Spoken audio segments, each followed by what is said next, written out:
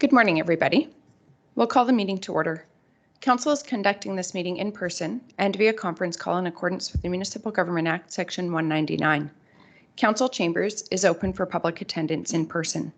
However, councillors and members of the public may still join meetings remotely using our current teleconference process. If you have submitted a comment request, the chair will call on you at the appropriate time. The chair may also ask for comments and concerns from the public relating to a particular topic. And at this time, phone lines will be unmuted.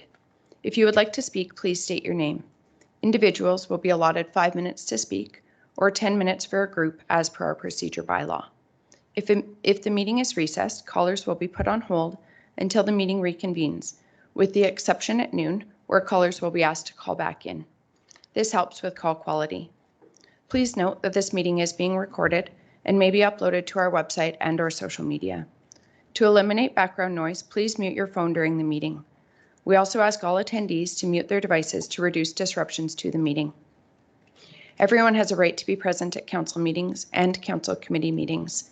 Any attendees that are considered disruptive to the progression of this meeting may be removed at the discretion of the chair as per the Municipal Government Act, Section 198. We thank you for your cooperation and understanding. We have an agenda before us. Does anybody have any additions or changes? Councillor Kester. I'd like to add a topic, councillor appointment to Wheatland Housing Management Board.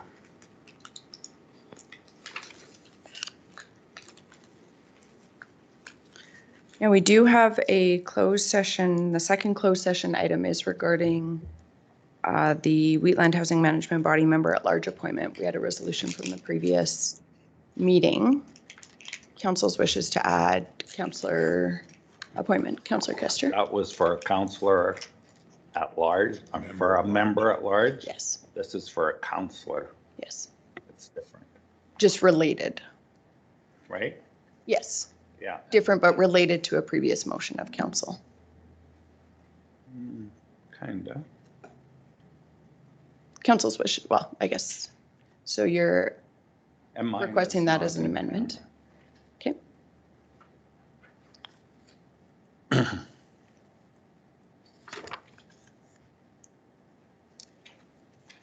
We can add that under 2.419.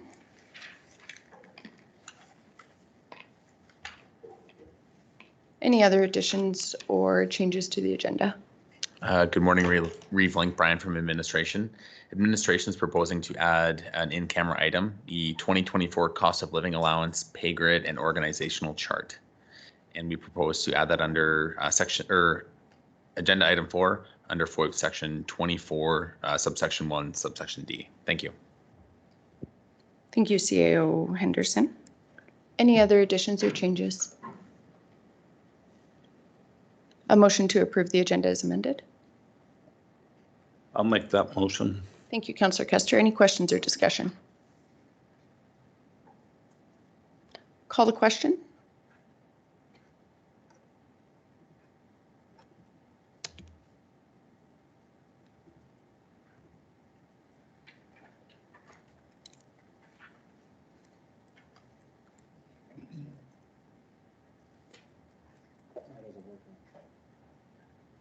Sometimes if you hit refresh in the top left.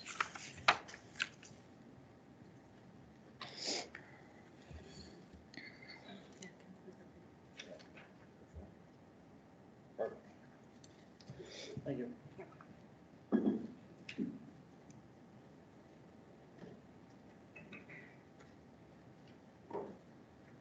Motion is carried. We have the minutes from the regular council meeting, or sorry, the organizational meeting from October 17th. Any errors or omissions?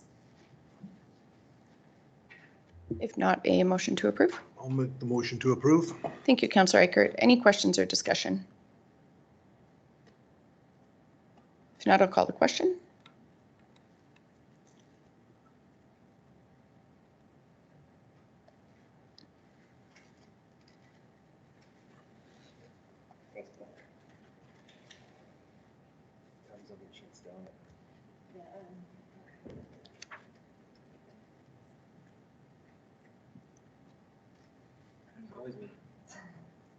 Yeah, we've all had turns.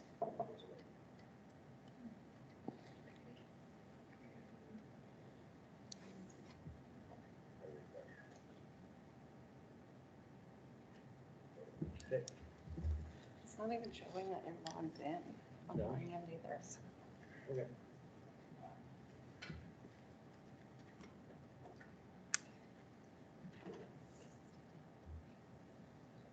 Motion is carried. We'll move to the regular council meeting minutes from October 17th, 2023. Any errors or omissions? If not, a motion to approve is presented. I'll move. Thank you, Councillor Laprise. Any questions or discussion? I'll call the question.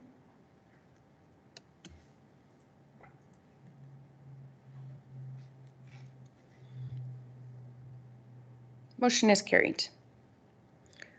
We'll move to the minutes from the public hearing for bylaw 2023-22 from October 17th. Any errors or omissions? If not, a motion to approve. Also move. Deputy Reeve Clausen this. We'll go Deputy Reeve Clausen this time. Any questions or discussion? Call the question.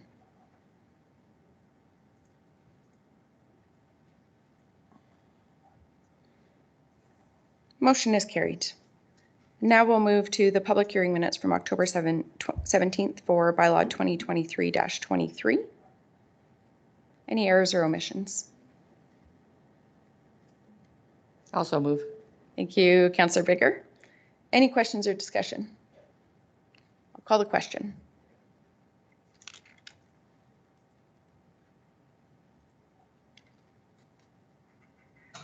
Motion is carried. We also have the minutes from the Public Presentation Committee meeting from November 14th. Any errors or omissions in those?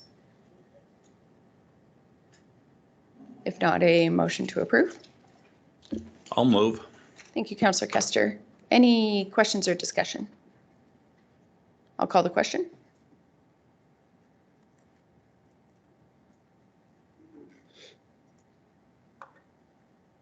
Motion is carried. And finally, the Committee of the Whole meeting minutes from November 14th. Any errors or omissions in those? If not, a motion to approve is presented. Also move. Oh, sorry. We'll go to Councillor Laprise. She had her microphone on. Any questions or discussion? Motion is carried. Or sorry, I'll call the question. Should probably vote first.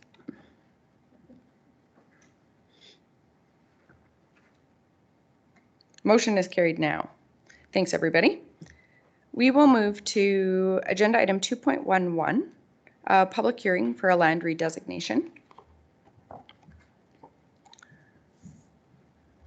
We will recess from our regular council meeting, and as per recommended by administration, a motion to open the public hearing.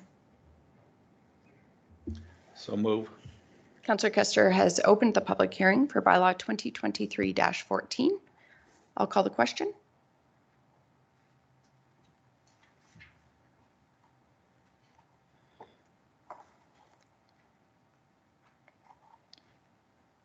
Motion is carried. Good morning, everyone. As per section 193 of the procedure bylaw 2023-03, the public hearing will be conducted in the following order. Staff report by administration, presentation by the applicant, presentations by the public in support of the application, presentations by the public in opposition of the proposal, rebuttal presentation by the applicant limited only to the comments read or heard in opposition to the proposal, and final questions of administration. Then we will have a council motion to close the public hearing. The applicant will have a maximum of 20 minutes to present. Any individuals supporting or opposing the proposal will have up to 5 minutes to speak, and any groups of individuals will have up to 10 minutes to speak. The applicant will then have a maximum of 10 minutes to present their rebuttal. If there are any questions relating to the process, please refer to our procedure bylaw. Could administration please verify that notice of the public hearing was circulated in accordance with the Municipal Government Act? Yes. Thank you. And are there any written submissions that were not in the public package? Yes, there's been 6 that have been submitted. Could we please have the written submissions presented to start, to be distributed to council, the applicant, and those present?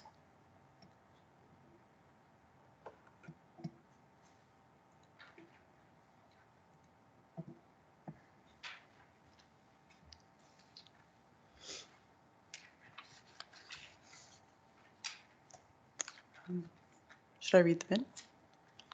I'm trying to recall last time, did we read them in or just, we did read them in? Last time we read them. Yeah, I think we'll maintain the practice of reading them in. Thank you. Okay. We are homeowners living in the community of Speargrass Golf Course. We built our home in 2004, 2005, and moved in permanently on July 1st, 2009. We are in receipt of your letter dated October 30th, 2023, outlining the reason for our public hearing, which will be held on November 21st, 2023 at 9 a.m. Unfortunately, we are not able to attend the public hearing. Nevertheless, we want to express our full and total support for the redesignation plan of Speargrass Golf Course as presented by Warren Bowes, Mans Inc., and outlined in your letter. As you are aware, Mans Inc. / Cal Mans purchased the golf course several years ago. Since then, he has made numerous property improvements, including land, buildings, equipment, as well as providing employment for many people. The golf course attracts golfers and interested future residents from the surrounding areas, including Calgary. Mr. Mans is an accomplished and astute business person. He and his corporation deserve our full support and the full support of Wheatland County for their continued development endeavors. His future plans for Speargrass support a growing and sustainable community. Sincerely, Dennis and Linda Alberts.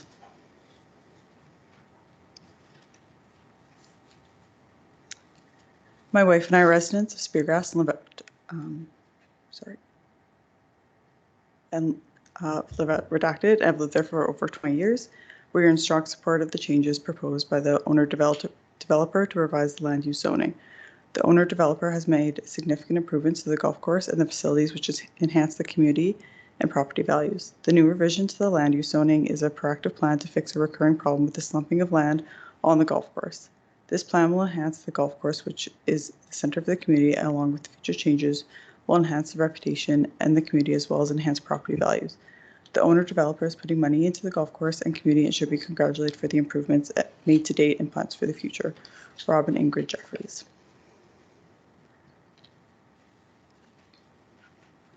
Dear Wheatland County Councillors, 15 years ago, my husband and I moved from the city and purchased a home on the Speargrass Golf Course because we thought it would be a good investment to build our new home in a golfing community. We are not golfers, but we fell in love with the beauty of the Wyndham Park area, and we were thrilled to build our dream home on the banks of the Bow. Many changes have happened over the years, and 6 months ago, we were informed through Wheatland County notices, as well as from Warren Bowes, who works for Speargrass Golf Course, that they have to relocate the 18th hole up top. Warren came to our Speargrass general meeting in the spring and explained to the residents what changes the Speargrass Golf Course were going to make and why they were making them. Residents in turn asked him questions, and from my recollection, not only did he answer them, but everyone in attendance understood the importance of why the 18th hole has to be relocated. We can all visually see the land collapsing. To our knowledge, this is the second time that the 18th hole has experienced difficulties. Matter of fact, a friend of ours who is a geologist told us there is a natural geological fault line that runs east to west along the ridge, which is causing the slumping. As many of you are aware, in 2010, the original owner of the Speargrass Golf Course, James Goodbrand, passed away. Since James' passing, the golf course was run by the family and then by a management company before being sold 2 years ago. As non-golfing residents, we have seen many positive changes under the new ownership of the Speargrass Golf Course. 1, improvements to the restaurant and menu. 2, a sprung building was erected replacing the dilapidated tent. 3, vacant lots are now being maintained. 4, a new clubhouse will start being built in 2024. These changes are important to us, even though we do not golf, for the future resale value of our home. Without the Speargrass Golf Course, our property values will plummet, especially since the highway has been relocated and our community is now isolated. As former business people, we know that the owner of the Speargrass Golf Course cannot keep trying to save the 18th hole by rebuilding it. This is very costly and just doesn't make economic sense. My husband and I live on the back ridge, and visually we will be able to see the changes from our back window and deck. We fully support the changes and the relocation of the 18th hole to up top that the owner of Speargrass Golf Course has to make. As homeowners, it is preferable to see the relocation of the 18th hole rather than what the alternative could be, which is the loss of the golf course and thus the value of our property. Cordially, Shelley and Kevin McKieran.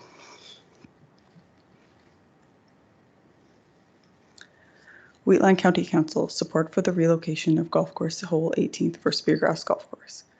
I trust this letter finds you well. My husband and I are devoted residents of Speargrass community for the last 17 years, residing at Redacted, and a longstanding member of the golf course.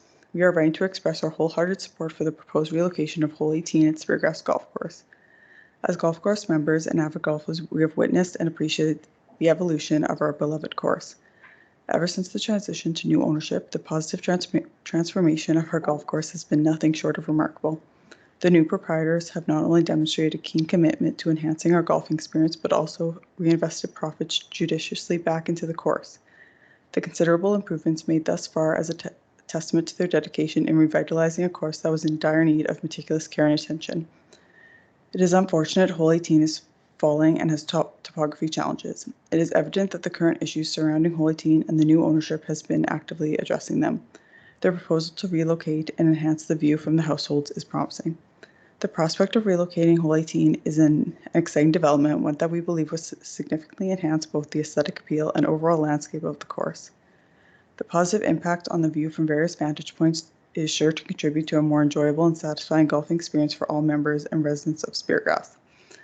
Furthermore, we are particularly enthusiastic about the opportunity for Speargrass Golf Course to maintain a complete 18-hole layout. This not only aligns with the traditional and preferred structure of golf courses, but also adds to the overall prestige and allure of our community's landscape. We wholeheartedly trust in the expertise of the Speargrass Golf Course ownership to execute this relocation with careful consideration for the environmental impact and the best interests of the members. The commitment to continually improve and refine our golfing haven is a testament to the dedication. In conclusion, my husband and I offer our unwavering support for the proposed relocation of hole 18 at Speargrass Golf Course. We are confident that the decision will contribute positively to the overall experience of both the current and future members, enhancing the reputation of our esteemed golf course. Thank you for your time and consideration. We look forward to witnessing the positive transformation that this endeavor will bring to Speargrass Golf Course. Sincerely, Glenn Olixon and Tara Sabir.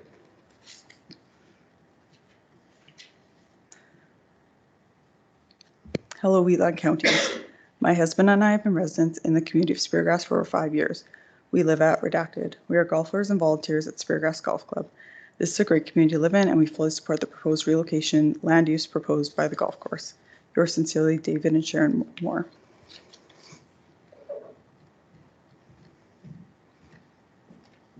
Wheatland County. My husband and I are residents here at Speargrass and have lived here for 10 years.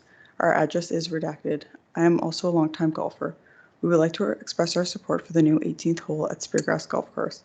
I know the present 18th hole is beautiful, but one of these times it will be unfixable, and a golf course is no good with only 17 holes, and I believe the property value would fall greatly. The new hole will also have a great view. I also believe and trust in the expertise of the Speargrass Golf Course ownership to execute this relocation with careful consideration for the environmental impact and best interest of its members. My husband and I give our support to the proposed relocation of hole 18 at Speargrass Golf Course. Thank you. Yours truly, David and Iona Work.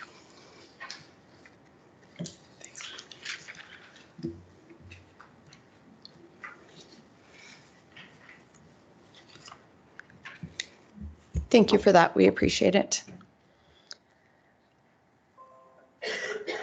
We'll now have the staff report regarding the proposal.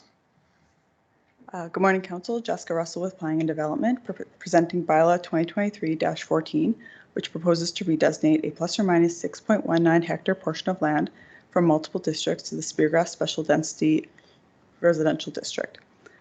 Bylaw 2023-14 was read for the first time at the October 3rd, 2023 regular meeting. The lands are located on the westernmost edge of Speargrass Boulevard within the Speargrass community. The application proposes to redesignate the lands to facilitate a future boundary adjustment to allow for the reconfiguration of the Speargrass Golf Course and the construction of a driving range and practice facility.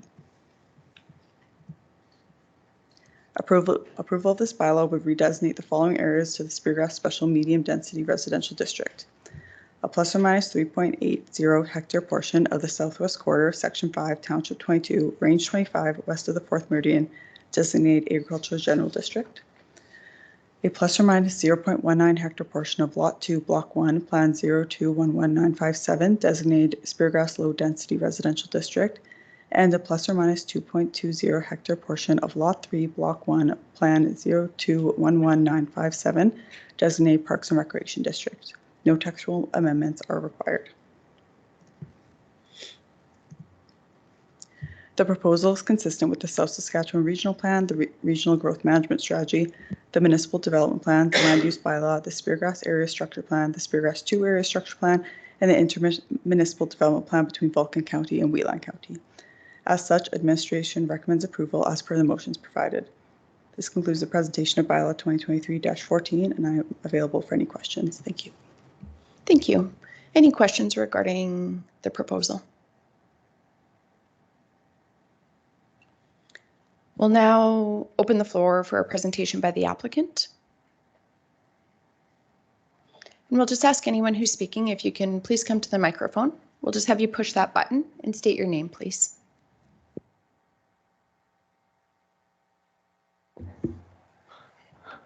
Good morning. My name is Warren Bays. I am the representative for Speargrass Golf Course. I work for Speargrass Golf Course and Mans Incorporated as development and project manager. I am also the applicant to the land redesignation before you today. I don't think we have too much to add to the discussion today. I think everything that's presented from Wheatland staff is accurate, and we're satisfied with it at this point. Unfortunately, we're notified of this meeting yesterday morning, so we're a little bit scrambled on that. But I think the notice to us is lost in the mail, or somebody along the line didn't present it into my hands. So no matter, we're satisfied with the process to this point. I just simply am in attendance today to provide some clarification, should there be any, by council and or the general public, or any questions to be answered. So if you would like to call on me at any point, that would be great.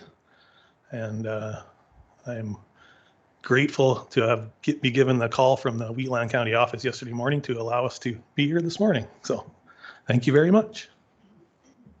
Thank you.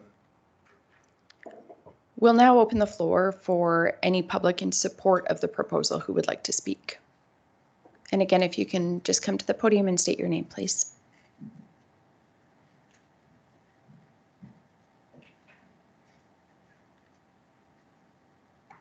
Good morning.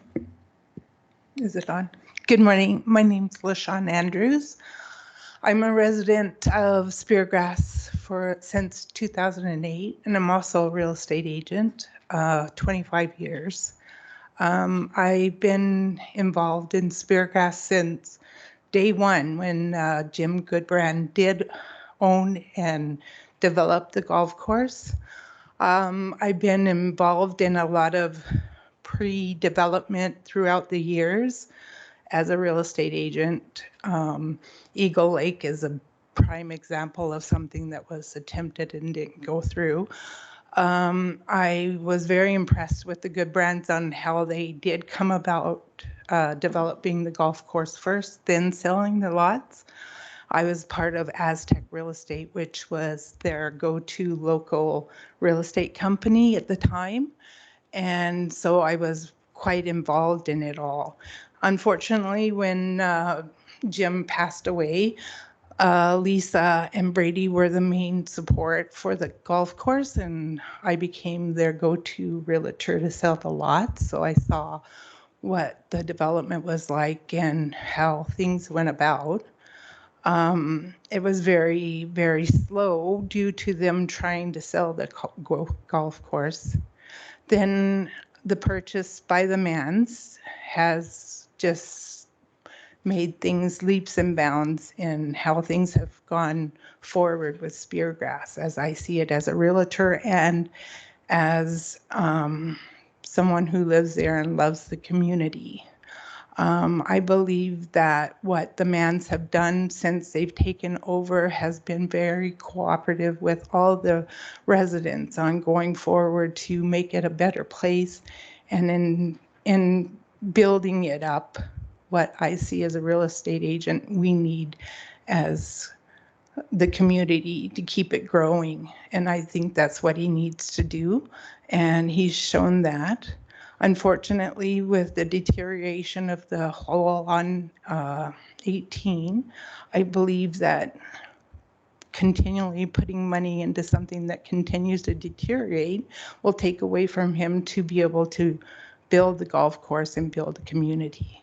So I thought I would come here. And I too did not receive a letter. So once I'm finished with this meeting, I'm going to see what's going on with my mailing address, because I was notified by a few of other community asking me how I felt about it. So I just learned of it by Friday. And thank you for listening. Thank you for your presentation. Anyone else who would like to speak in support of the application?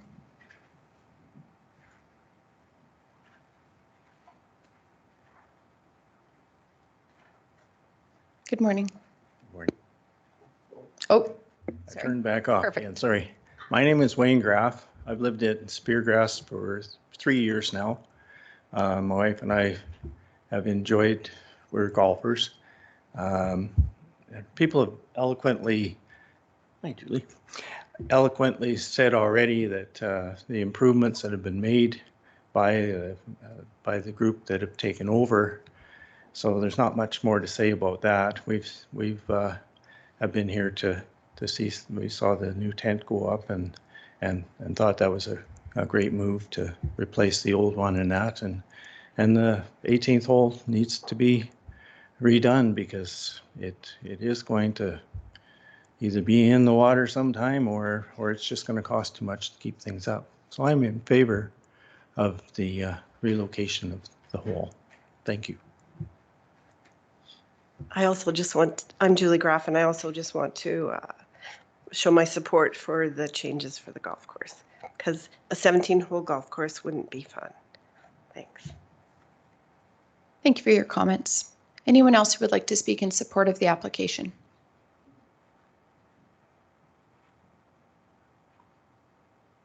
Is there anyone else who would like to speak in support of the application? Is there anyone online who would like to speak in support of the application? We'll now turn to anyone who is opposed to the proposal who would like to speak.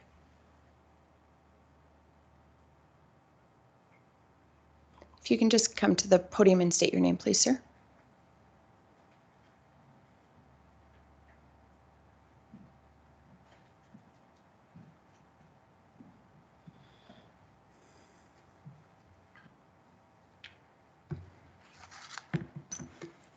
Good morning. I want to express our thanks to council for giving us the opportunity to speak here today on this matter. I'm Greg Tarnowski. This is my wife, Maureen, and we are residents of Speargrass, actually living on the ridge that is the area that's the subject of this meeting today. This is the first time I've ever been involved in this kind of a thing, so I had to do a bit of research on the Wheatland County website to understand what this whole redesignation process was about. And I found a useful piece of information called the land use planning process on your website. And I just want to read a couple of quick paragraphs from that to show why we feel we're grateful that we're able to express our views, but also to show it's enshrined in public policy specific to Wheatland County. So it starts out with land use planning is a process of accommodating growth and development within the existing landscape. In a municipality such as Wheatland County, this process involves careful balancing the rights of individuals to develop their lands with the rights of residents and other stakeholders who may be impacted by proposed changes to their community. Additionally, a county is obligated to consider different aspects of this, including aesthetics, equity, sustainability, environment, economy, and all that sort of thing. So again, the balancing of the different interests and needs. And it goes on further to say that changes to the development landscape must be made carefully, however, as existing residents have a keen interest in their communities. Land and property are often the largest investments people make. And on that land, they build homes, families, and businesses. Essentially, their lives and livelihoods. As such, people have an emotional attachment to their neighborhoods and are sensitive to dramatic changes. In response to this, the land use planning process has evolved to allow potential changes to be considered in a manner that includes community members and impacted stakeholders. And then it quotes various acts and statutes defining how that process works. If anybody wants to read the full document, you can refer to their website. I have one more little quote I want to pull out of this, and that's where it talks about specifically about land use redesignation. And it says that there's generally two reasons why you'd ask for a redesignation. One is for non-listed use, so a purpose that's not currently listed in the district that you are referring to, or a subdivision. Obviously, this one's the redesignation for a non-listed use. And so it goes on to say, as both of these scenarios have the potential to have major impact on the surrounding area, land use redesignation are considered by council at a public hearing, which is why we're here today, and it's strictly regulated. Further on in this, it talks about pre-application review and application submission. Prospective applicants are encouraged to do their due diligence prior to submitting a redesignation application. And it talks about what the process is in terms of filling forms. Further on in that paragraph, it talks about applicants are encouraged to begin the process of engagement with the adjacent landowners in the stage of this process. If this pre-application engagement process took place, we were not aware of it. The first time we heard about it was when we were returning from Ontario, the middle of May, and we saw the first application submitted, and we got a letter in our mail that was dated 2 years old, and it was very, very lacking on details. So I guess my question is, did the applicants engage with the surrounding landowners before applying, making the initial application? That's my question. If they did, that's good, but we certainly didn't receive any information or notice other than that first thing that dropped in our mailbox in May.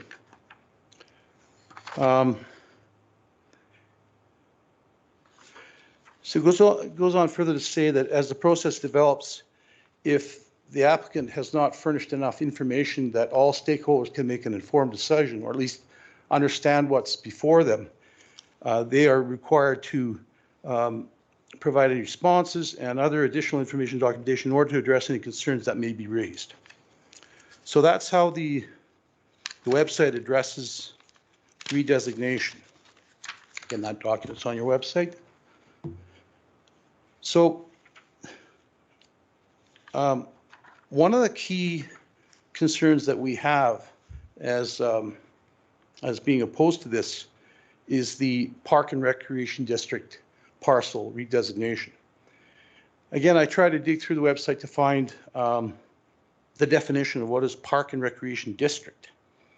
And just for those of you that don't know, that's that piece that is right south, west, and east of the Ridge properties. And it's a fairly long parcel of land. This is what I got off the website. What is a Park and Recreation District?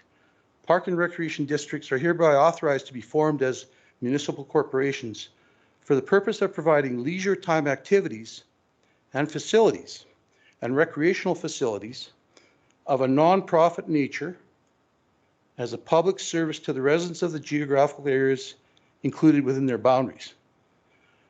Again, the purpose of a Park and Recreation District is providing leisure time activities and facilities and recreational facilities of a non-profit nature. So my question to you here is, does this disqualify this particular piece of land from being redesignated because it's being redesignated for a golf course, which is a for-profit enterprise? Maybe I'm misinterpreting it, but I'm just putting that out there because it seems to me that this application before us is for the benefit of the golf course.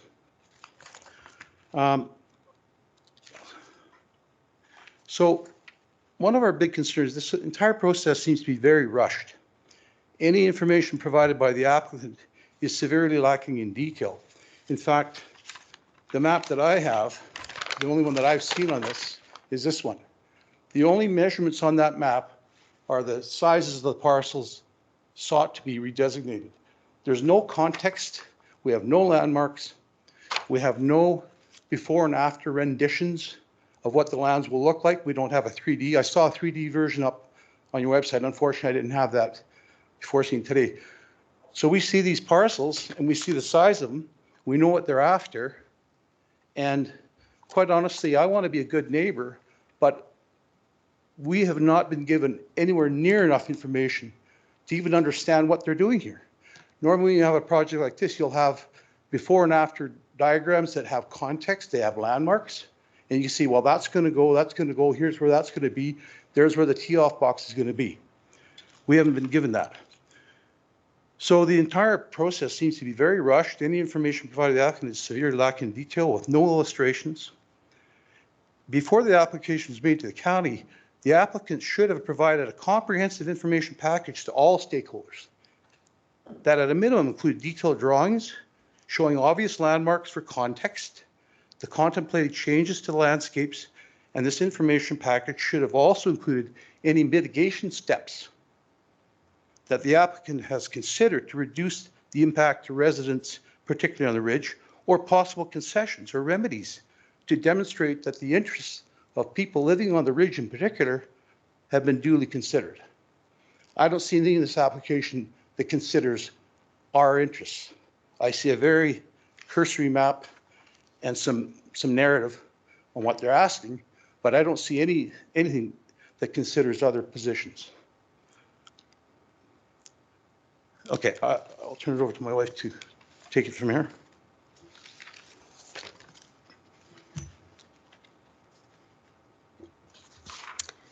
My concerns are primarily with the top of the ridge and the effect of that.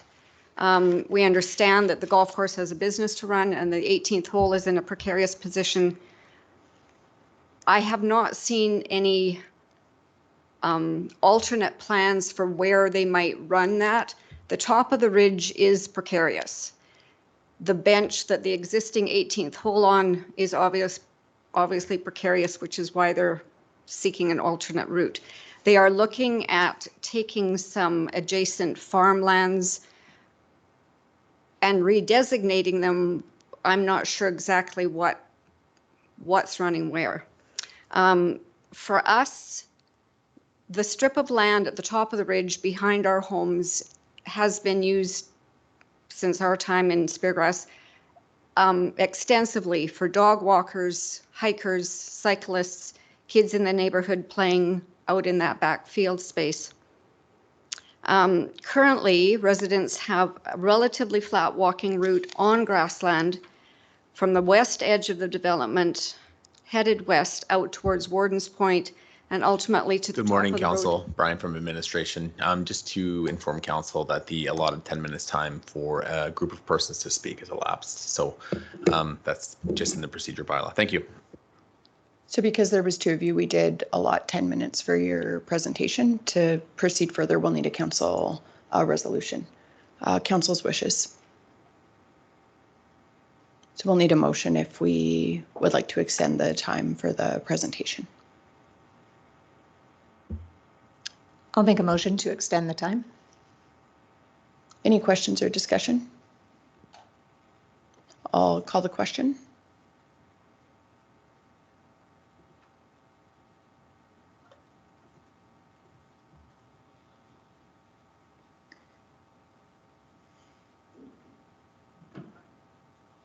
Motion is carried, and I'll just ask if you can focus on things that have not already been presented or presented in a written submission. Thank you. Thank you.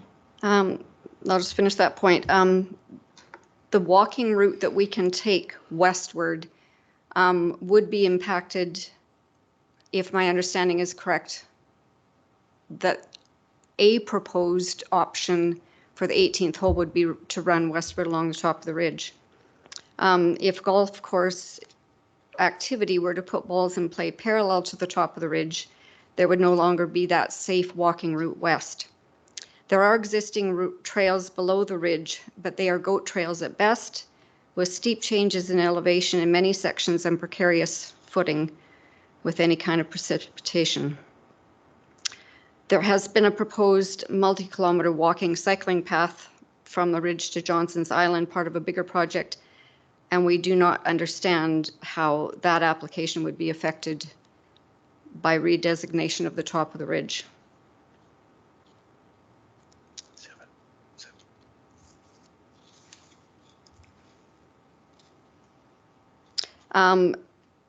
Obviously, there needs to be an environmental impact assessment done before that would be something that the golf course could continue on. But again, that the ridge is a precarious landmark, and we are concerned about the integrity of the ridge.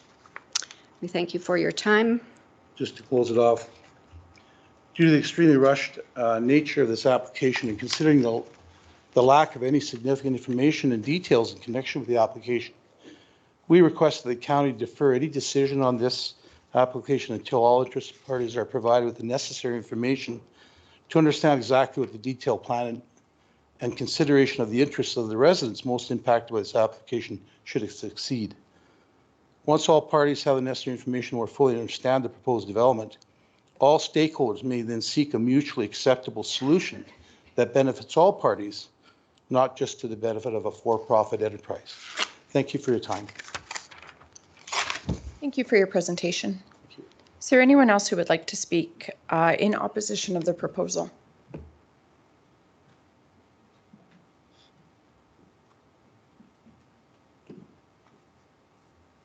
Hello. Sorry, I wasn't planning on speaking today, but just felt I should. If you can please state your name for the record. It's Rick Armstrong, and I live on the ridge adjacent to the lands in question. I'm not opposed entirely to the golf course redevelopment, but I feel that the process has been rushed. I also feel that we've been given not enough information. It's, to me, you know, we've been promised by Mans even that they would share drawings, what they're going to do, let us know that we're not, you know, our houses are not in play or backing onto tee boxes and whatnot. They tell us they're going to do this, then it doesn't come. So for that reason, I think I have to be opposed until we can get more information on the development and how it affects the houses that are backing onto that area. Thank you. Thank you for your comments.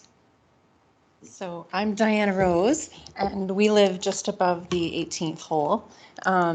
And I agree, I'm not really fully opposed to moving the 18th hole or restructuring things so that it improves the golf course. We are not golfers. However, we do have children and pets that we have in the backyard. We have some disabilities in our house too, so it's important to us that we have flat access and really carefully thought out access to walking paths. And that is, we look out our window all day long and see people walking their dogs, walking their kids, and they're using that ridge for recreation. So I do feel too that there needs to be maybe just a little bit more information describing exactly how it benefits everybody, not just those who are golfers and who believe that it will improve the community as a golfing community, because we agree with that. But we also want to represent our interests as well as community members who aren't golfers, who are there because of the beautiful view and the recreation and that that space that connects us down to Johnson's Island and the park down there. So yeah, thank you. Thank you for your comments. Is there anyone else in opposition to the proposal that would like to speak? And is there anyone online opposed to the application who would like to speak?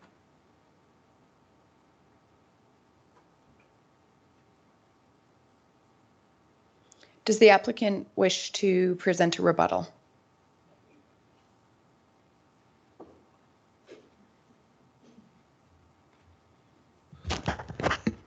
Okay. I guess the position on the matter with as far as the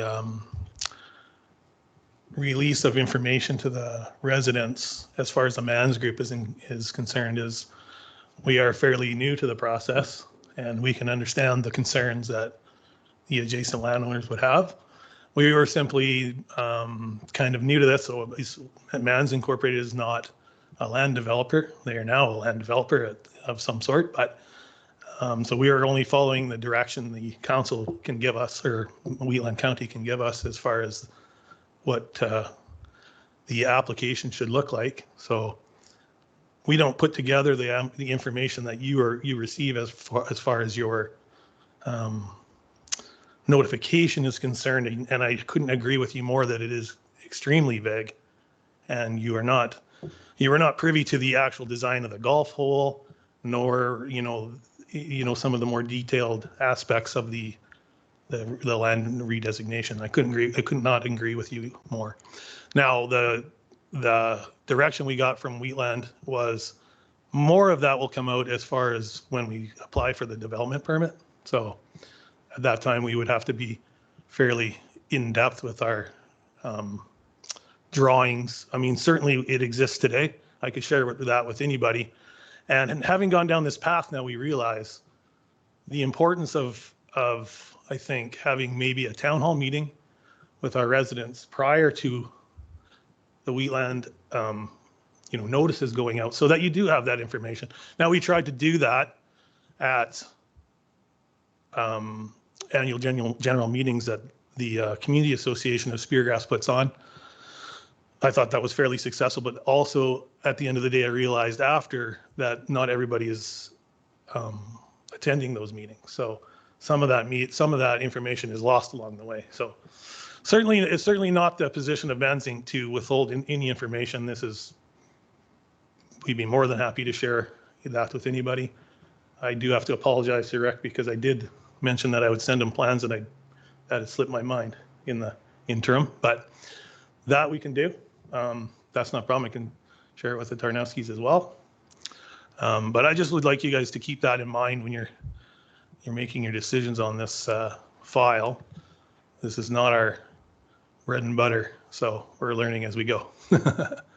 So as far as the recreational lands, yeah, I also agree that the loss of parks and recreation land is somewhat of a blow to you as a resident.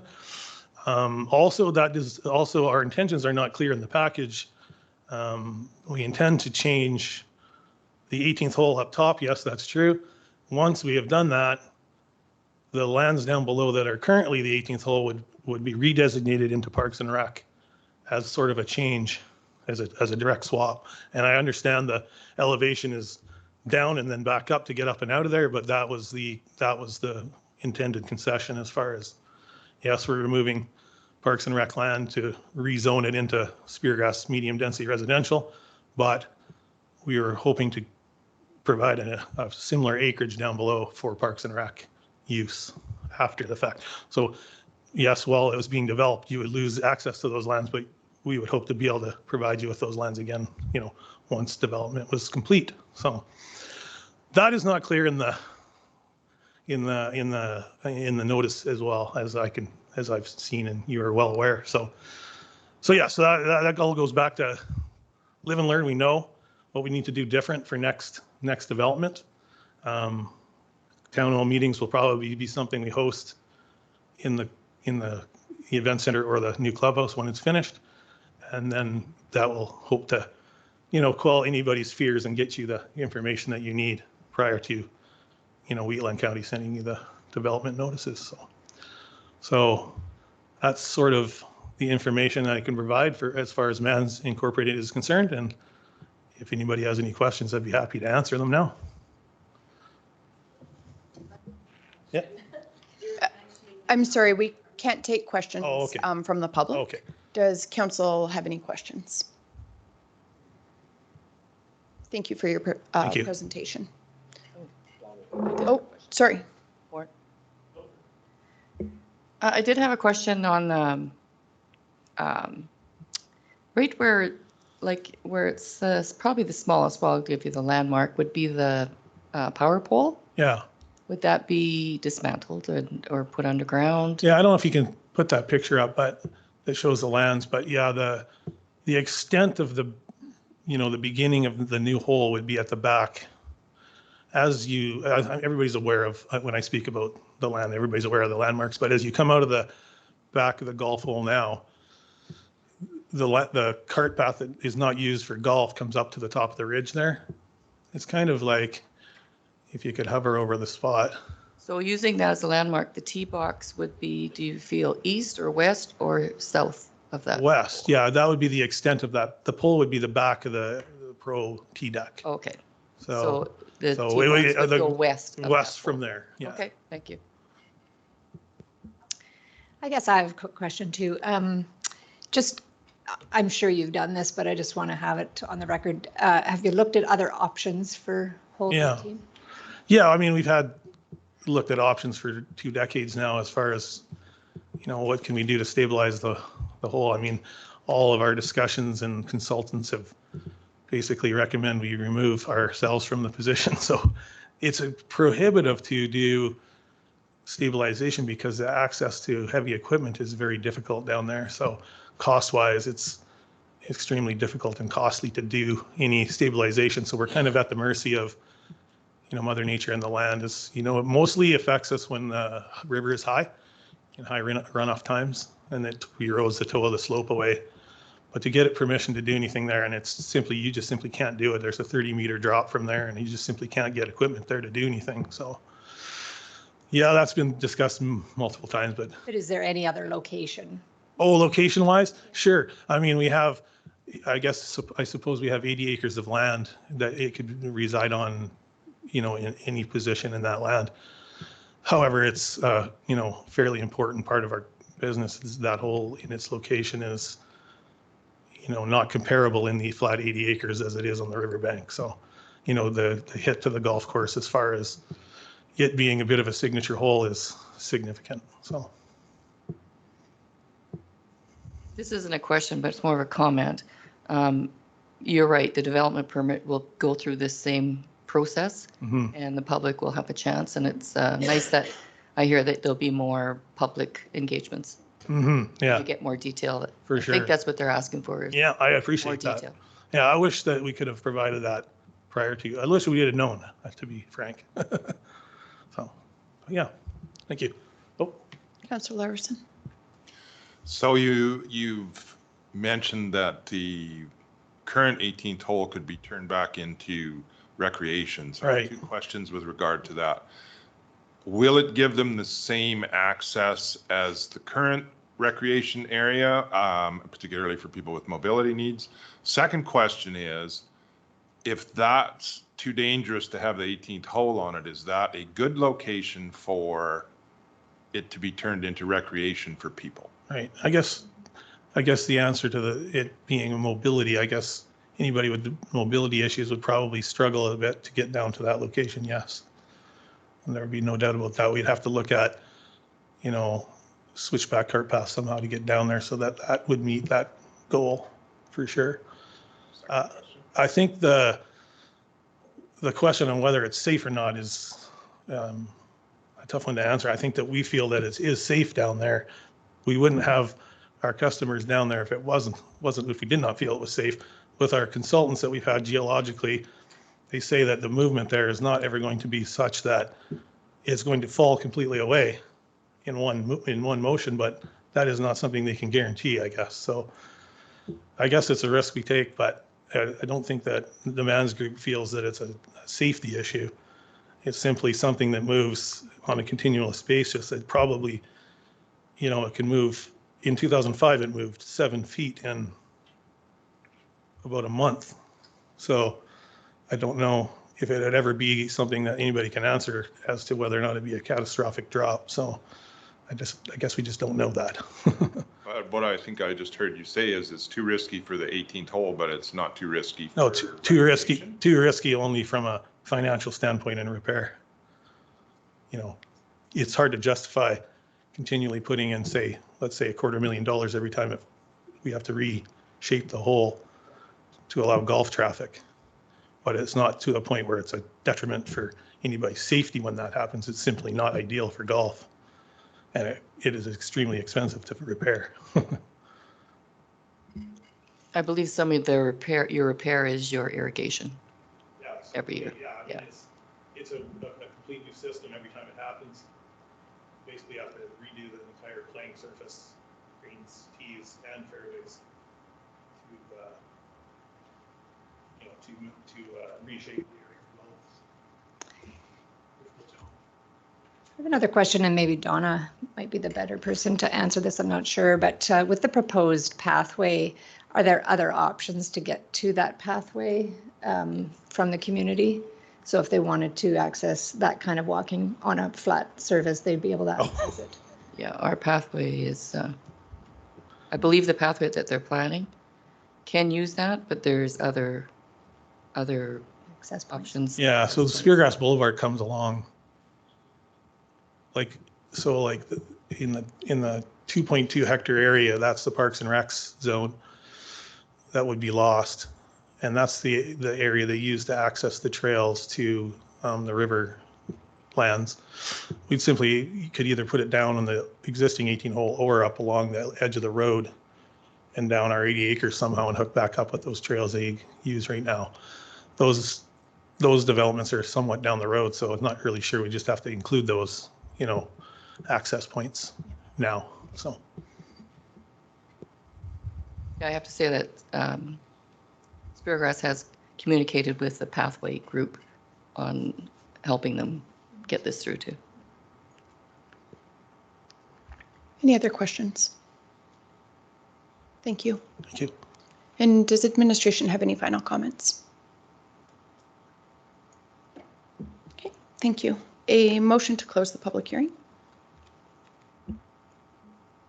Also move. I'll call the question.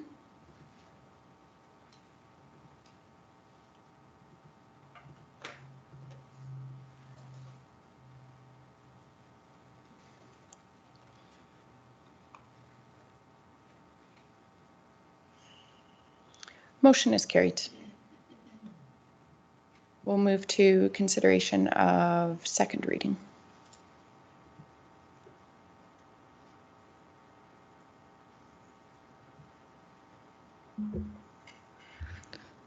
I'll move that council move second reading of bylaw 2023-14. This being a bylaw for the purpose of amending land use bylaw 2016-01 to redesignate portions of the subject lands from Agriculture General District, Speargrass Low Density Residential District, and Parks and Recreation District to Speargrass Special Medium Density Residential District, as shown on the attached Schedule A, forming part of this bylaw. Thank you, Councillor Bigger. I'll open the floor for debate. Deputy Reeve Clausen. Thank you for everybody that presented. Struggle to understand the impact of this. Looking at the information that I have in front of me, it's hard to visualize what it's going to look like. I haven't played Speargrass. I've never stepped foot on the course, so I have zero knowledge. So I have a hard time seeing what the impact's going to be. I was even here trying to pull up maps of the golf course online to see how it even looked. I can't even visualize it. So it's really hard for me to make a decision on this. I'm not saying no and I'm not saying yes. I just say I don't feel I have the information to make a really good decision on this.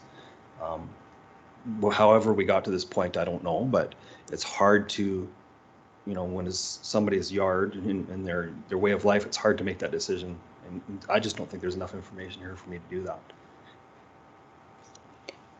Deputy Reeve Clausen, can you specify what further information you require? There's no overlay of the course, no future what the hole 18 is going to look like. I have no idea. I've looked through everything I've got here. Maybe I'm missing something, but I see land use change. I totally understand that and the impact of that, but I don't know how it's actually going to look.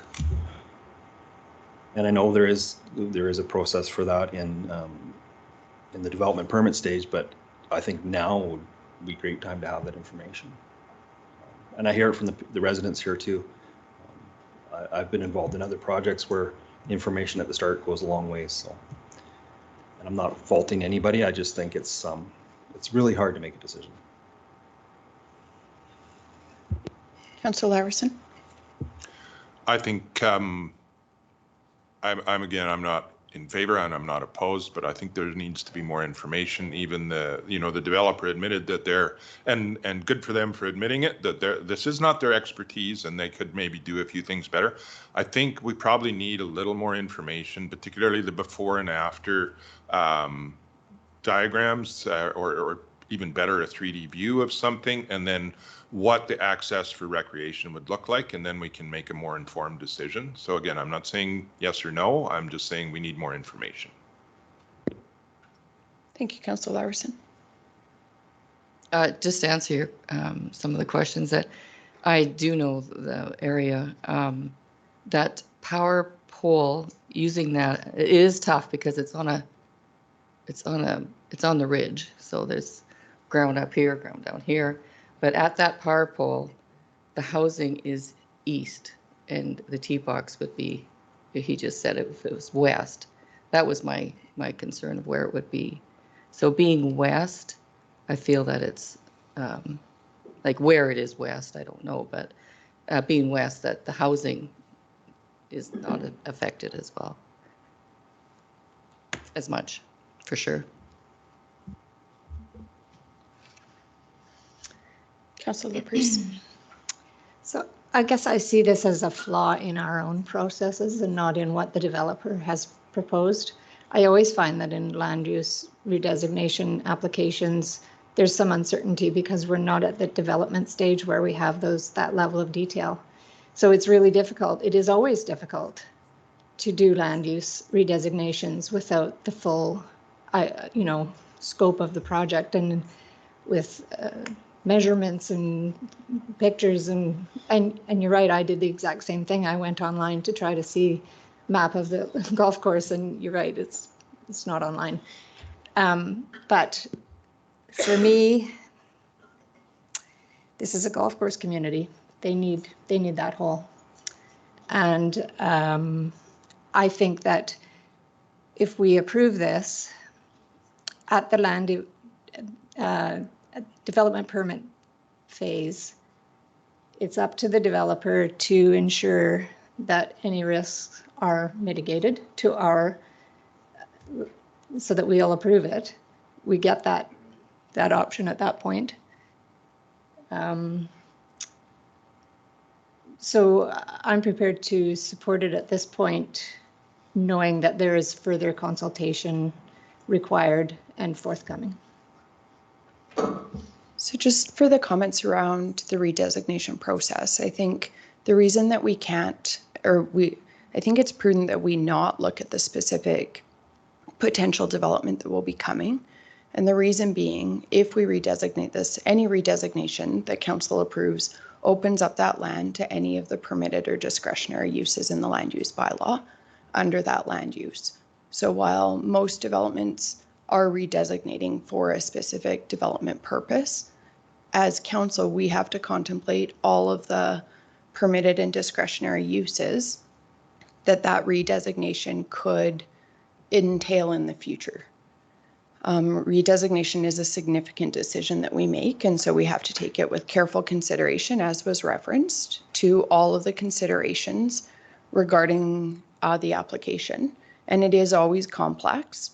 I think our process is quite strong, and we can have future discussions, or maybe even staff can speak to the process that was walked through, whether it's in general or with this specific application. But from my understanding, there is typically a pre-planning meeting where our administration walks an applicant through all of the steps that will be required.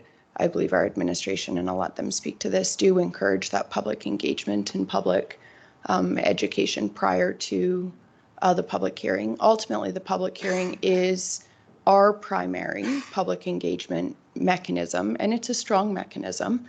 If there's issues with circulation, I'm glad to hear that there's going to be some inquiry into that. There was substantial addressing changes by Canada Post, and I know some folks are still experiencing impacts from that, and some of that's held up with land titles. We do have a mechanism at the county to do an address change directly with us, just to account for some of those challenges with land titles delays. But I think I 100% respect the comments around not being able to necessarily see all of the realities of the potential development that will come after the redesignation. But I just think we have to be careful, and just because of that opening up to any use within that district. And yeah, I don't need to reiterate that, but we do have mapping showing all of the redesignation. Page 63 and 65, I think, show it, of the package, show it most clearly from my perspective when I was reviewing, and the potential impacts. I guess I would turn it over to administration if there's comments or clarifications for us. Through the Reeve to council, for clarification, I'd like to start with the notifications, and that this application was received in early April and deemed complete and went out in circulation at the end of April. So it was a 7-month process. Most redesignation applications are 4 to 6 months. Our notification is a 2-page with information on legal and then a map with information for residents to contact the file manager, so that, or they can, sometimes bigger files will have a plan under review, a link where they can access all the documents. But they can contact the file manager directly to get all the information that they seek on the application, any detail and maps. They're allowed to come in, we can go through the file so they can see all the documents. So, and there is a site plan in here that we can put up to show where the 18th hole, but at redesignation, we wouldn't show all of the details of the minutia of the hole alignment. We would only show the lands and what's being redesignated to accommodate the relocation of that hole, and you would see that in the development permit application as indicated with all the appropriate studies. So as far as meeting the legislative requirements, it does. The applicant does meet with staff early on and told how to do the engagement. That is up to the applicant on how they handle the engagement.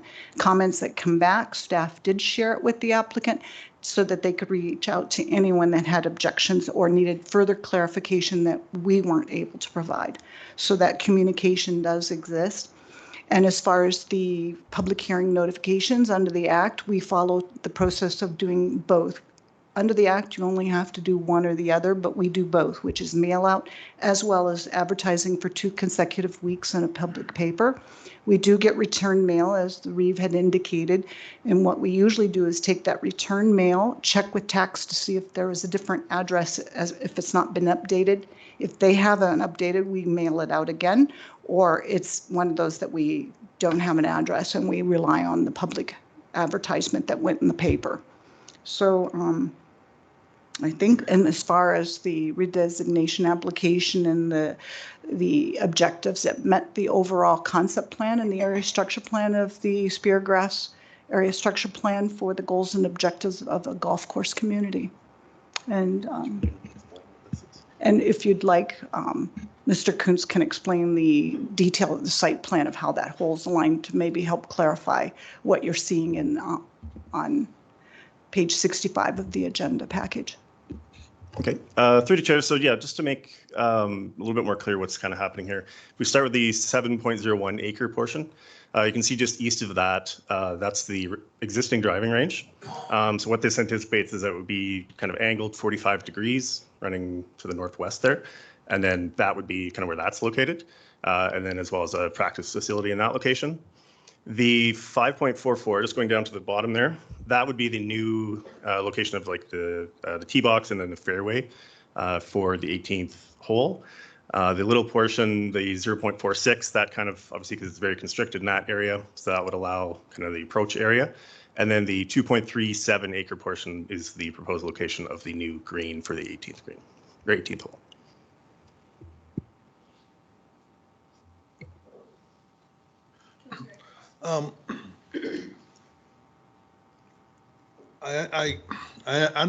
I think my job here is, and I've been trying to figure out what it.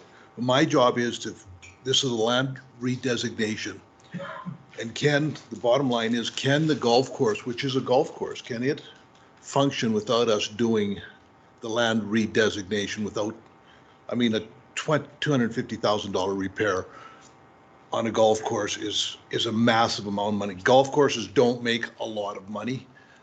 So my mindset is, the way I'm looking at it is, if we don't do this land redesignation, I don't know what it looks like in the end, but if we don't do the land redesignation, the golf course is going to have 17 holes, and that is not a viable thing. So all I am doing here is just, when I vote for this, it is because I'm just allowing them the right designations in order to continue the fact that, in order to place another, to allow them the area to put another golf hole. So that's the way I'm looking at it. I think a lot of the questions are going to be answered at the DP stage. I believe that, like, once that is out there, and I think this is a learning experience for everybody. That being a golf course runner or running a golf course and becoming a developer all of a sudden is a huge learning curve. So, yeah, I'm good with this, and I will be voting for it. Deputy Reeve Clausen. Thank you for the information. It's getting clearer for me now. So am I to take it the existing 18th hole is the one that's down by the river? Through the chair, that's correct, yes. Perfect.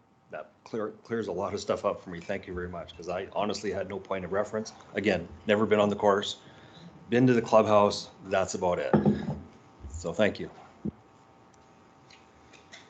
So I just wanted to add to my comments, just that, so by redesignating this, it gives the opportunity for this to become either community building and facility, which is not likely, home-based business type 2, a sign, or a golf course. So the only Also the permitted. and the permitted being a housing, essential public service, recreational vehicle, or sign. So I think the only reasonable use of this land under the permitted and discretionary uses of this would be just the golf course development. So I don't think we're opening up ourselves to anything more than that. Is what.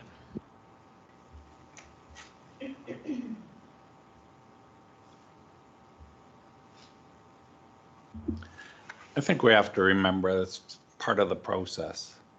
If they were to put a total package together, and the cost and the testing and everything else that comes with the development stage, and they have no idea if the land use stage is going to go, it's an extremely costly process.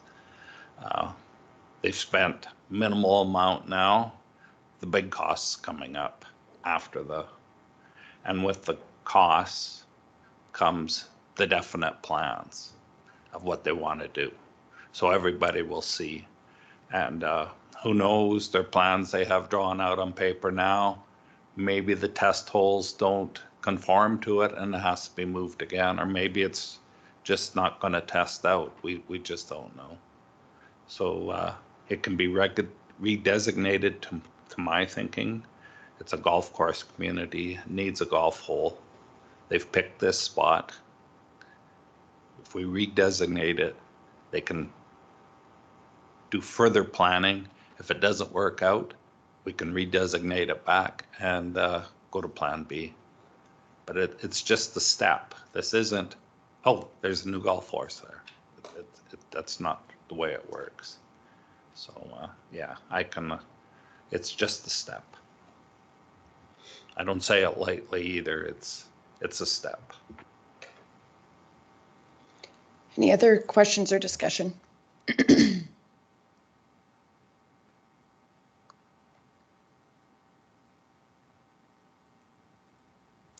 There's no further questions. I will call the question on second reading.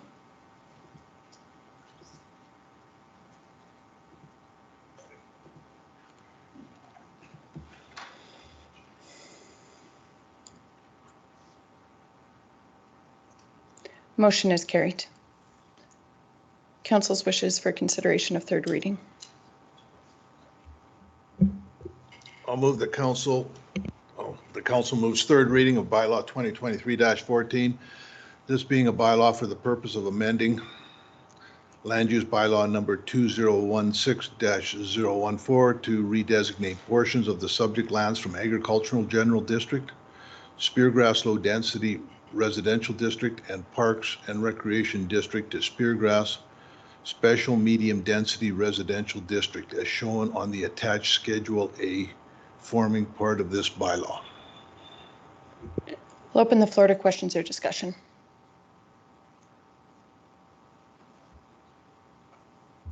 After the good discussion we had here, I have a clearer path forward. I understand a little better. Just need a little bit of visual for me, and I'm happy to support this now. Any other questions or discussion? I'll call the question.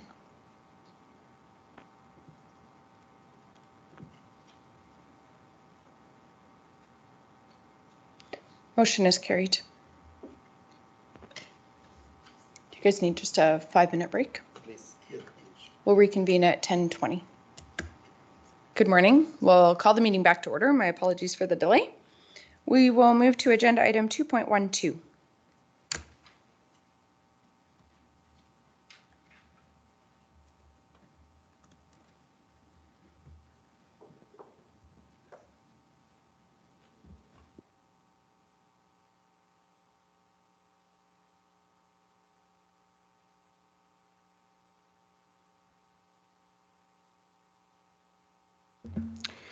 Good morning, Council.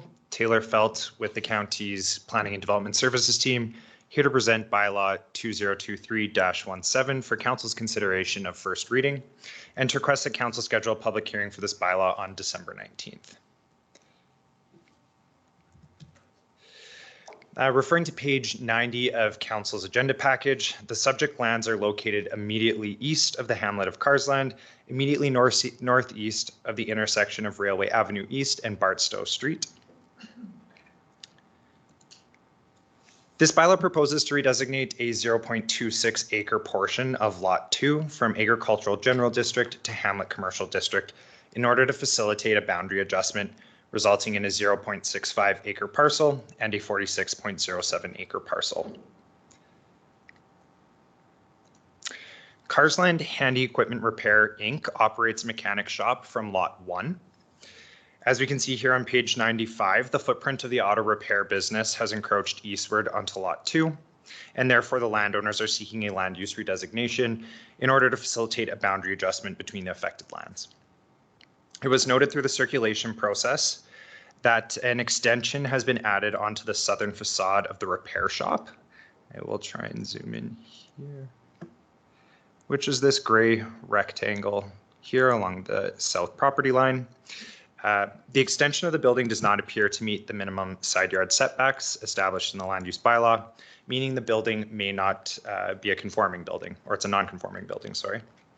In order to bring the building into compliance with the land use bylaw, the addition will either need to be removed or the landowner will need to submit a development permit with a variance request, at which time a fire inspection will also need to be completed as per fire services request.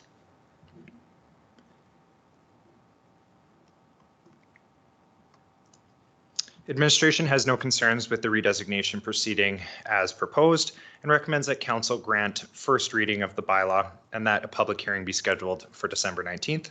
That concludes my presentation, and I'd be happy to take any questions. Thank you. Any questions? Council's wishes.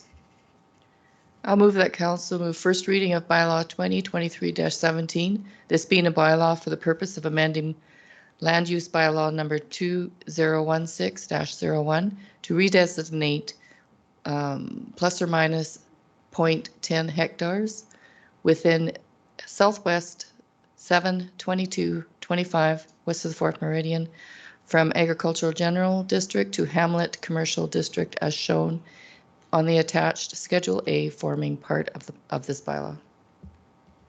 Thank you, Councillor Bigger. Any questions or discussion? Call the question.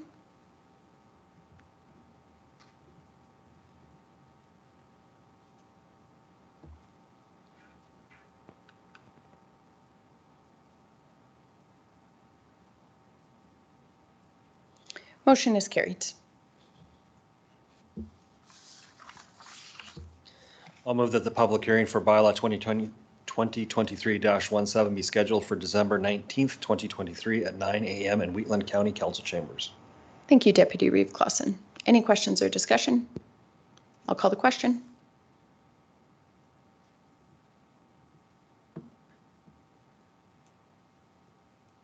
Motion is carried. We'll move to agenda item 2.13.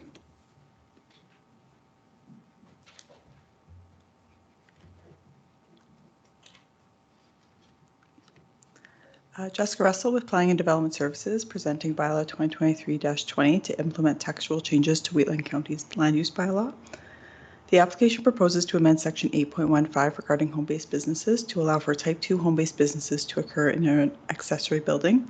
The purpose of this amendment is to align the regulations for type 2 home-based businesses with the definition in section 2 of the land use bylaw, which allows an accessory building to be used.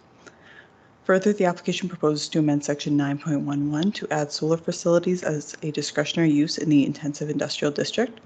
Solar facilities are currently allowed in 5 other land use districts, however, are not included in the intensive industrial district, which allows for the highest intensity land uses in the land use bylaw. The purpose of this amendment is to add a land use that aligns with the intent of the intensive industrial district. The proposal is consistent with the South Saskatchewan Regional Plan, the Regional Growth Management Strategy, the Municipal Development Plan, and the Land Use Bylaw.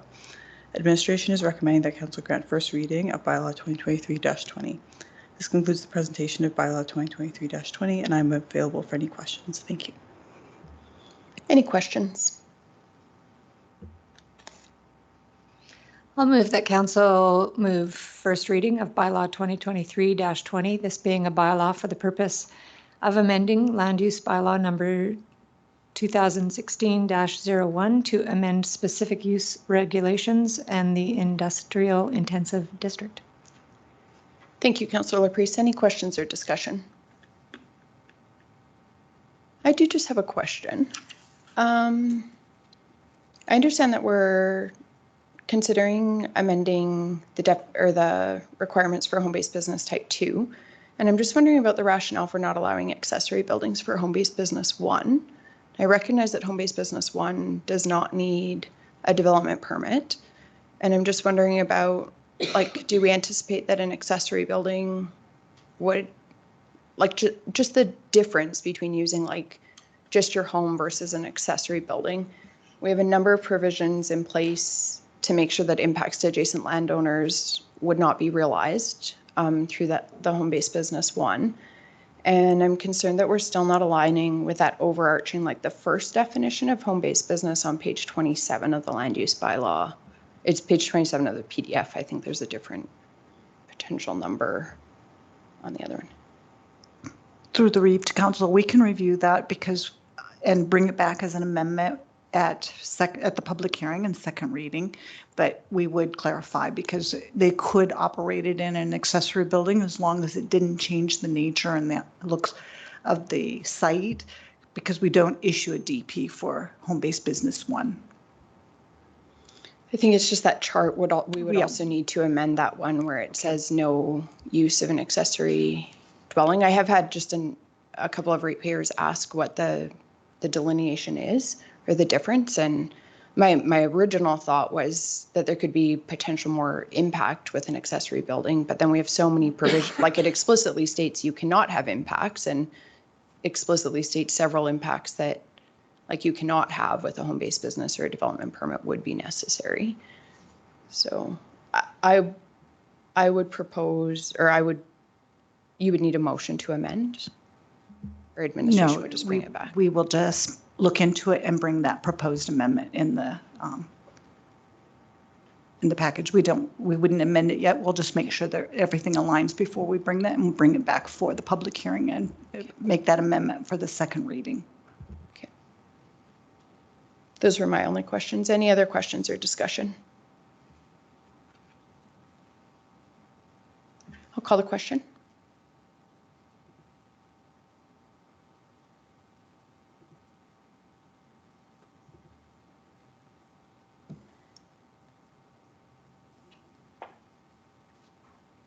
Motion is carried. A motion to schedule a public hearing. I'll move that a public hearing of bylaw 2023-20 be scheduled for December 19th, 2023 at 9 a.m. in Wheatland County Council chambers.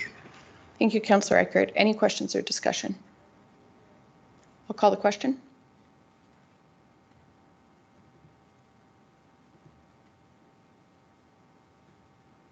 Motion is carried.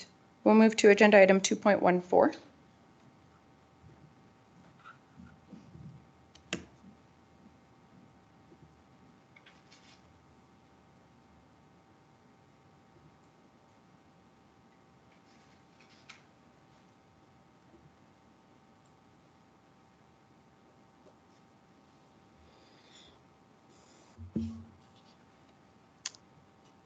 Taylor Feltz with the county's Planning Development Services team here again to present bylaw 2023-24 for council's consideration of first reading and to request that council schedule a public hearing for this bylaw on December 19th.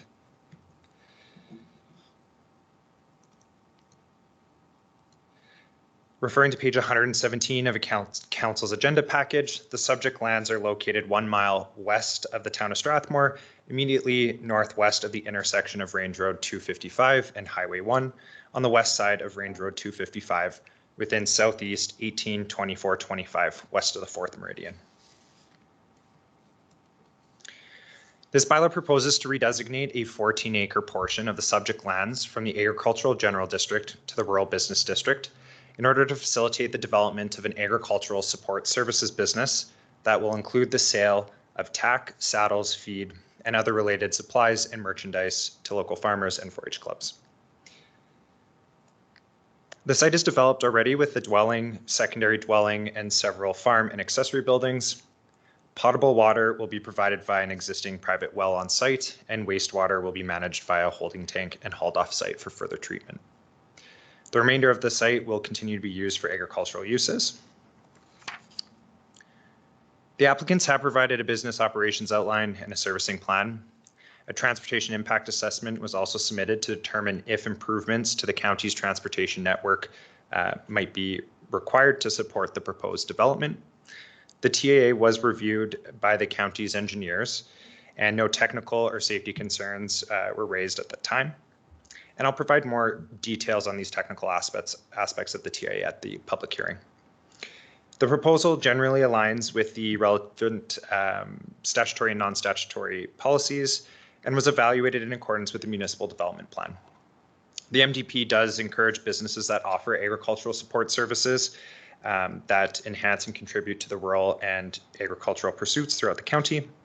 The proposal also aligns with the MDP's commercial development policies and criteria for single lot commercial development. Stakeholders and landowners within a 1 mile radius of the site were notified of the application, and no objections were received by the county. Alberta Transportation did note that the intersection of Highway 1 and Range Road 255 will be closed in the future. However, that there's no current timeline for when that will occur. Administration has no concerns with the redesignation proceeding as proposed and recommends that council grant first reading of the bylaw and schedule a public hearing for December 19th. I've brought the motions back up here on page 111. That concludes my presentation. I'd be happy to take any questions. Thank you. Council's wishes. I'll move that council moves first reading of bylaw 2023-24, this hearing being a bylaw that for the purpose of amending land use bylaw number 2016-014 to redesignate plus or minus 5.67 hectares within southeast 182425 west of the 4th from agricultural general district to rural business district as shown on the attached Schedule A forming part of this bylaw. Thank you, Councillor Eichert. Any questions or discussion? Deputy Reeve Clausen. Just a question. Was the town circulated on this, or is it the wrong side of the road? Through the Reeve to council, no, the town of Strathmore wasn't circulated yet, just past that threshold. Okay, thank you. Any other questions or discussion? I'll call the question.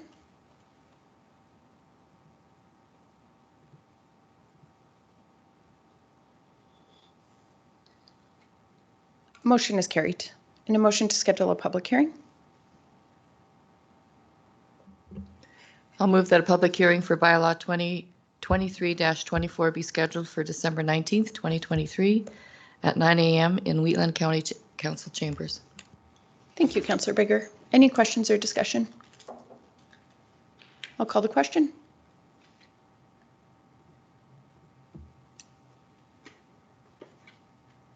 Motion is carried. We'll move to agenda item 2.41. We have Councillor Kester's report. Any questions or discussion on that?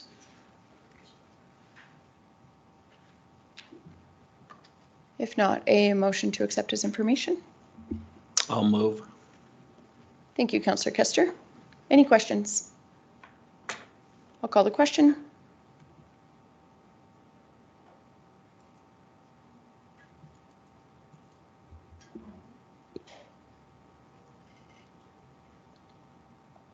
Motion is carried. We'll move to agenda item 2.42, RMA resolution for new provincial funding model for municipal dissolutions.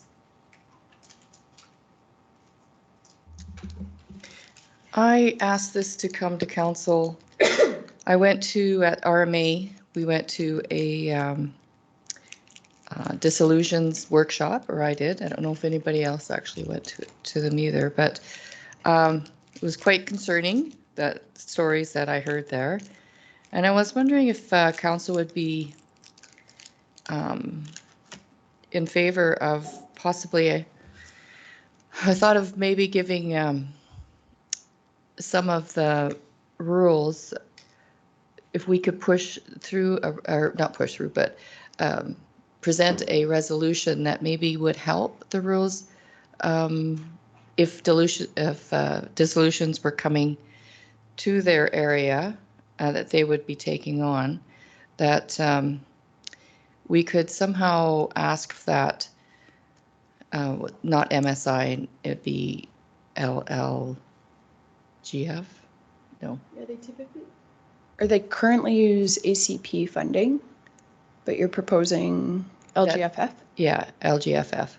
That, you know, like a time frame of possibly 5, 8, 10 years, whatever would be decided, that it follow the dissolution for a period of time, so that, and it would be given in a lump sum and then designated for infrastructure, or for whatever, for infrastructure for needs of that hamlet or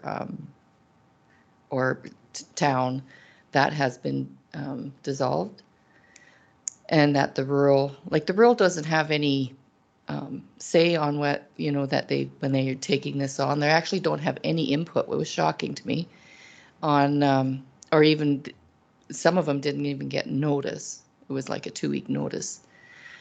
So I just thought maybe a resolution put together by the admin might be able to help this go forward, to help some of the rules. Some of the stories I heard, I didn't write down the numbers. You were at the presentation, maybe you have some numbers, but the cost was unbelievable to some of these rural municipalities. And I just thought that maybe it would help in accepting what has to be happened and not take on the burden through the county taxpayers. And yeah, I'm just looking for support or some feedback, what your thoughts were. Council's thoughts? Any questions or discussion? It makes sense to me. I didn't go to the presentation.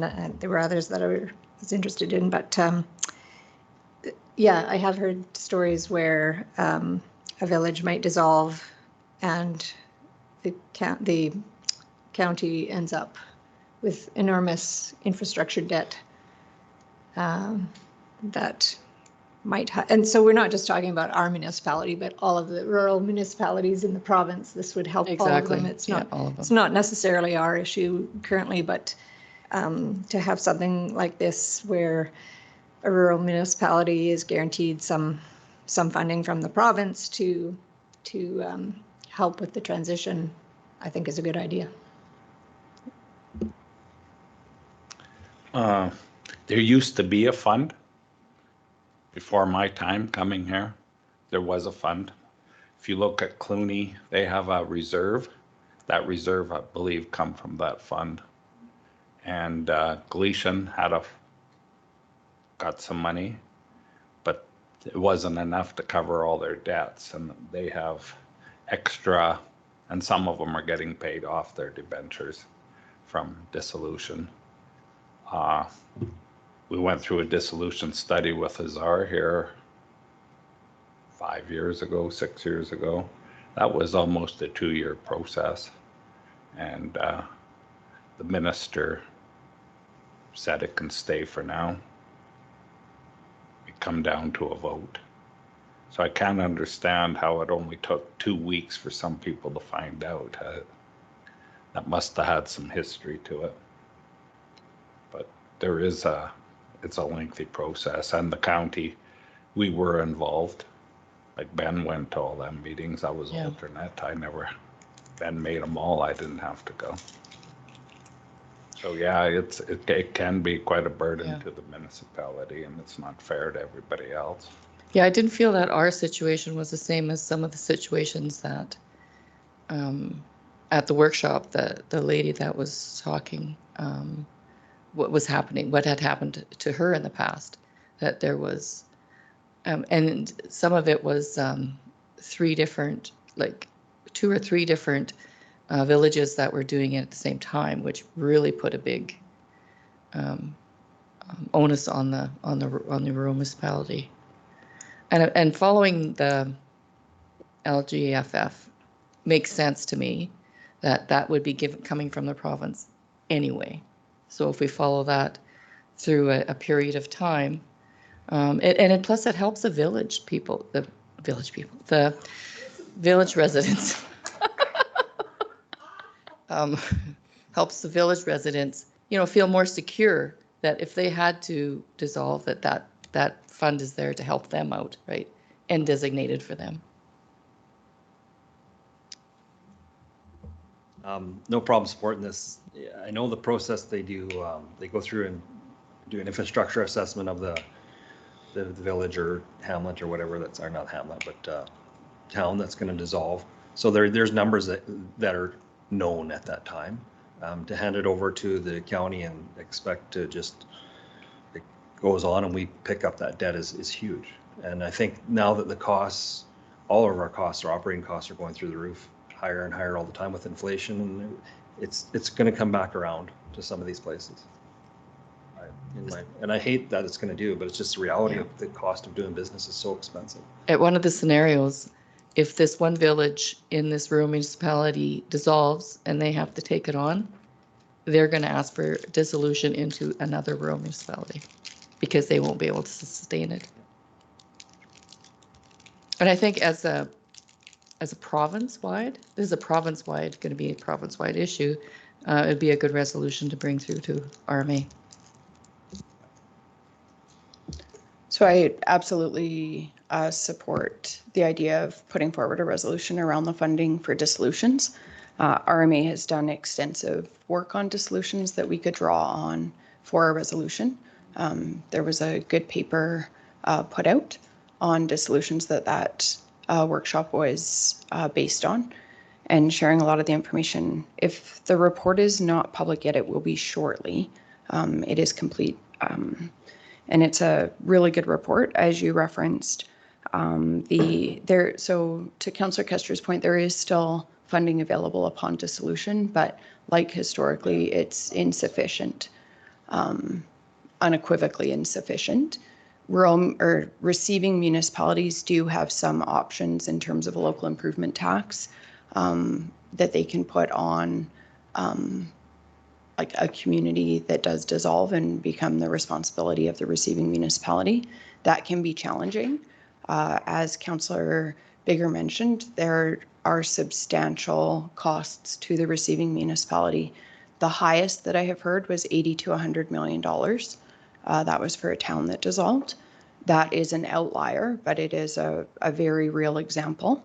But on average, there are significant costs. We had a dissolution study for a village that would have been dissolving into a rural municipality not far from us, and the capital liability was $10 million and only 100 residents in the village. So even to contemplate doing a local improvement tax to meet those capital liability requirements would have been very challenging.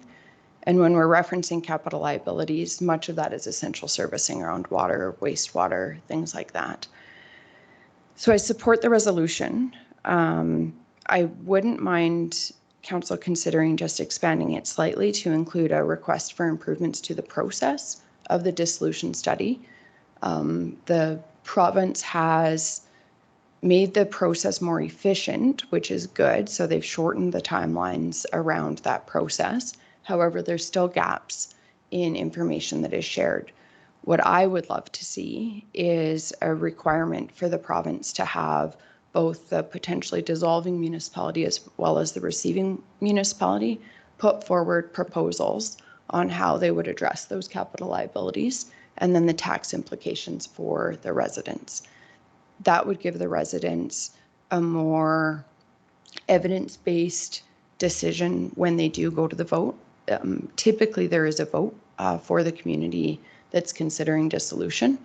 And then the minister, I believe there's a provision, I would have to confirm this, I believe there's a provision where the minister doesn't necessarily have to respect the vote.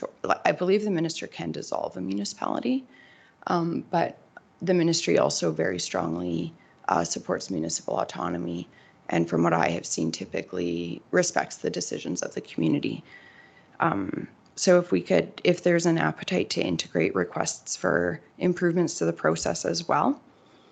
My only concern with specifying that the existing LGFF follow the municipality is that would also be inadequate in many cases, even combined with the local improvement tax. But perhaps if we could request that in addition to additional funding to address, and we could create some language maybe around critical essential infrastructure, like just those, because you may receive a municipality where you're, instantly hit with significant, critical, almost emergency upgrades that would be needed. That sometimes is what triggers a dissolution review is, the discovery that there's critical water infrastructure that needs upgrading and there's either not debt limit or reserves to address that. And but that scenario could also apply to the receiving municipality where you wouldn't have reserve or debt limit to address those depending on the scale of the liability.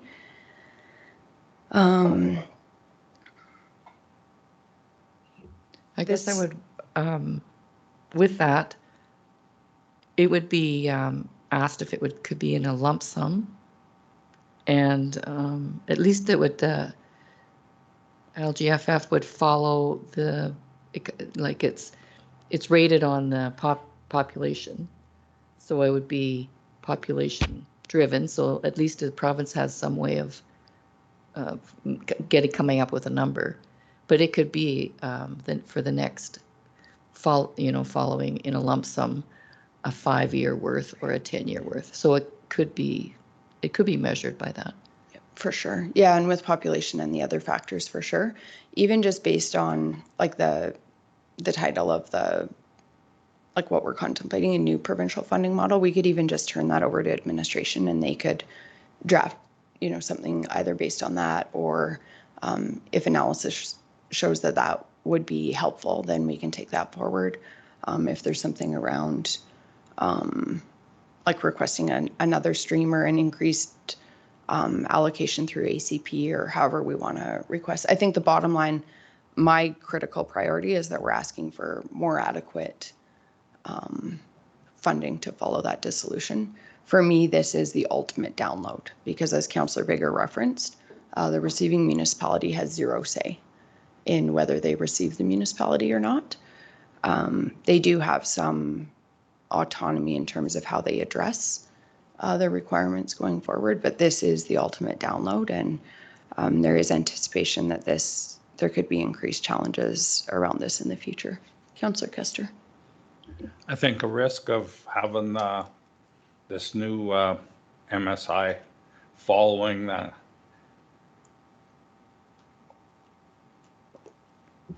If the village had that money and they would fix their problems, they wouldn't have to dissolve. So their problems are bigger than the MSI or whatever fund's coming after. So that's the problem. That's why they're dissolving. They can't keep ahead of it. So just to follow the MSI when they dissolve, it'll never catch up. So there has to be additional funding to it. Yeah. So I would just as soon not tie it to that at this point. Just develop the resolution. And then when the resolution comes back and we see the options, then we could tie it to it. But I would be leery of tying it to it now because there's just not enough money there. I guess what made me think of it though was that a lot of the villages can't, it comes in little portions, so they're trying to save up for their project. Exactly. Where if you got it in a lump sum, at least some of that project, maybe not all of it is paid, but at least some of it, and some of it can go towards it. And then the rural can, come up with the rest. Yeah, I definitely think there is a case to be made for that. It's kind of twofold, like that would help address for sure. And there can be efficiencies upon dissolution where, and we heard that in the workshop from the receiving municipal administrator, that there were efficiencies found in terms of not needing to increase the labor force of the receiving municipality, but still being able to address the needs of the municipality. At times, service levels have changed, but some municipalities do work with a dissolving municipality to determine, what services they would like to see maintained and what they're willing to pay for that, and that those types of discussions do happen. I appreciate this being brought forward just because of the scale of the issue across the province, and there is some indication that it could escalate in the future. So fully support the idea. I think if we had a motion directing administration to draft the resolution and bring it back for our consideration, it gives us lots of time between now and spring convention to discuss and to refine the ask. Keep in mind at times a more broad ask, like around a general funding formula, can be easier for RMA to advocate for versus a specific, but RMA is really good at working, and our administration does a phenomenal job of drafting resolutions as well. So they could work in coordination with the advocacy folks at RMA to draft the strongest resolution possible. Well, I'd like to make a motion that administration put forward or draft a resolution for RMA on the dissolution of municipalities through and bring a new provincial funding model forward to be considered. Is that good enough?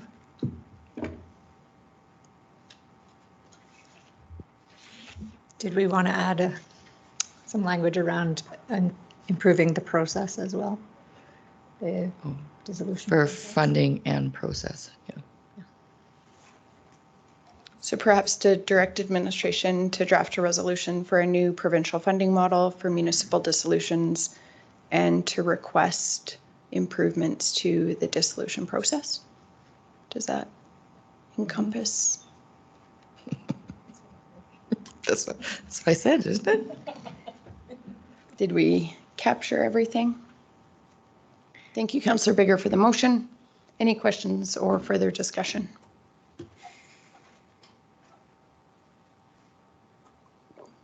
Call the question.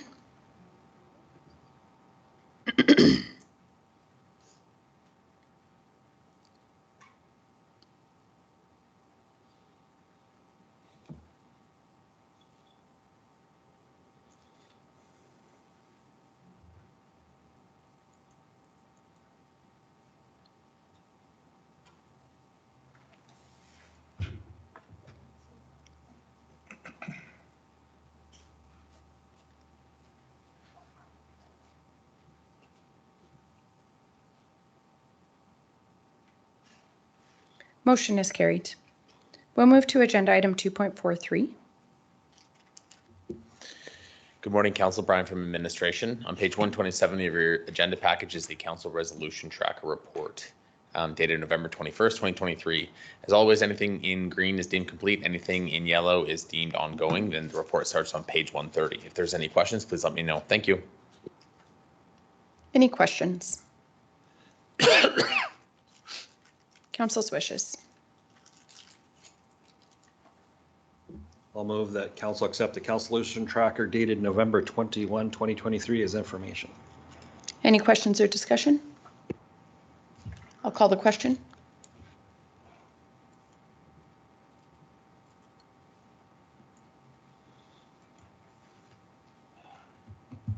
Motion is carried. We'll move to agenda item 2.44. Yes, good morning, Council. Brian from Administration again. On page 138 of your agenda package is the 2023 Council Compensation Review Report. So the committee was struck as per the terms of reference, which is also was approved by Council, and under 5.1, there's a process that outlines the Council compensation review that happens once every 2 years by a group of 3 ratepayers. So this year, we did prepare a report. We did a report last year as well, or 2 years ago, sorry. And that report starts on page 141. So the committee met twice, once on October 30th and once on November 6th, and that's reflected in the minutes in the package as well. So minutes were done up from both meetings and they were approved by the committee as well. All information of the report and the questions that were asked are in the report. Council did have a question about subcommittee work that was brought forward at a council meeting in 2021 or 2022, I believe, and that was also presented to the committee.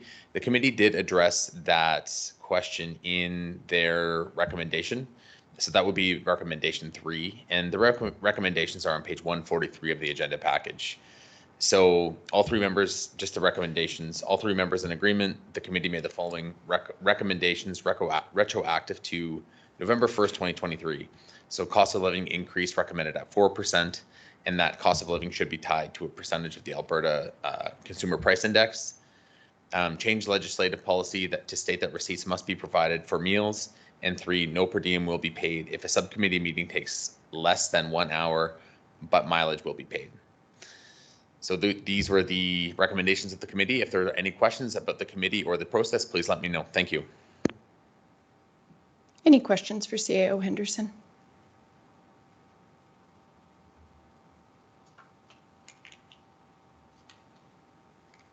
What constitutes a subcommittee? I just want this clear in my mind.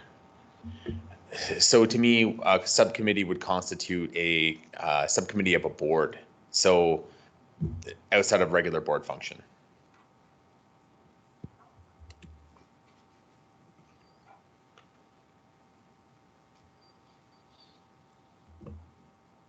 Not really a question for you, but just looking at the subcommittee thing, doesn't really change anything, pardon me, because I don't believe we bill any less than an hour. Is there anything in our policy that we can bill less than an hour? There's no real clarification on that, I don't think. We don't currently speak to a minimum length of time. For me, I wouldn't mind seeing some improvements to the legislative policy around remuneration, just for clarity. Just going to pull it up. Our current policy under per diem speaks to per diem rates will be paid for attendance at approved committee meetings. And I think it might be more clear if we change that to boards or committees. And then if there would be a way to clarify that committees of boards that we're appointed to, I think like the language subcommittee that CAO Henderson is referencing, but there'll have to be a clear definition that makes it very clear that subcommittee references. So I'll give you an example. We have the Agriculture Service Board is a committee of council, right? Like a committee established by council. Yes, that's correct. And then we would have other, I think, well, Municipal Planning Commission is separate. But there could be committees at times struck by council that would be a committee. But for the most part, we're appointed to boards, external boards. I meant to actually review our organizational meeting and see, just for clarity of language, but I think we could clarify that language, that we're appointed to the board.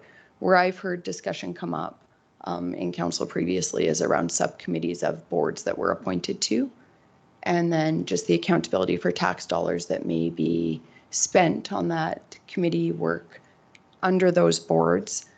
And I have previously heard some discussion around just some concerns around the amount of tax dollars at times that are being invested in that. And there's a little, from my read of the policy, there is some lack of clarity around the language of that.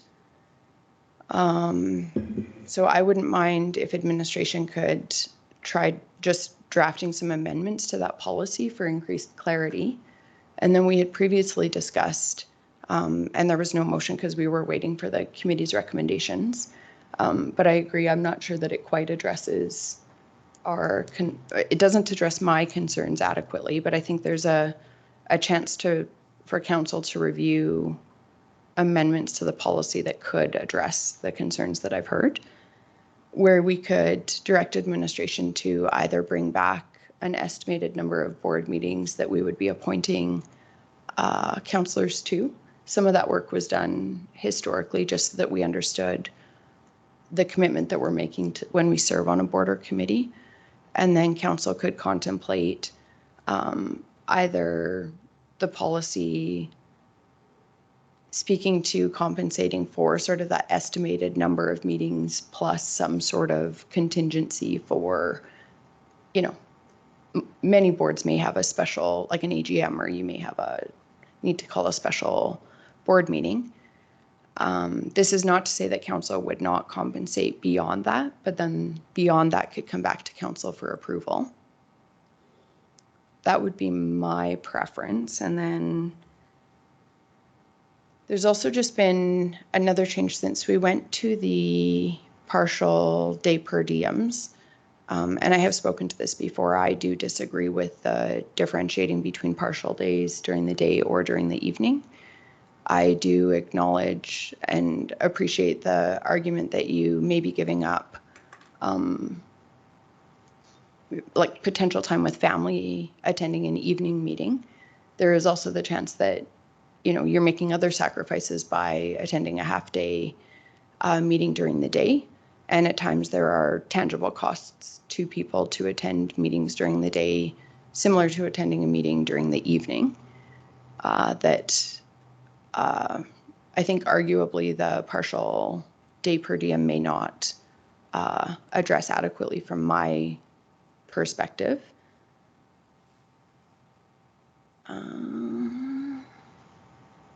And then the other thing, when we initially had changed to the partial per diem, we were compensating council meetings as full day meetings. One of the challenges that I'm personally encountering is we do at times have council meetings that I have in my calendar scheduled for a full day, and we're very efficient and we're able to complete them for a partial day, but we don't go into those meetings knowing that. So many MPC, we can clearly anticipate that's going to be a half-day meeting and can plan accordingly. If we either had councillors who are paying for caregiving or for replacement in daytime jobs, our council positions are not considered full-time. And so there are those of us who have other employment commitments that we need to accommodate for meetings. One concern that I would bring forward is that may not address that. So when we had first moved to this, I believe council meetings were considered full day meetings, even if they happened to end early, because we were allocating a full day. If we are going to pay half days for those, it might be good if they were scheduled as half days, if that could be a consideration. If there'd been an opportunity, I would have put these thoughts to the remuneration committee, but there wasn't that opportunity, so I'm bringing them forward today. And I'll open the floor to any other thoughts or ideas.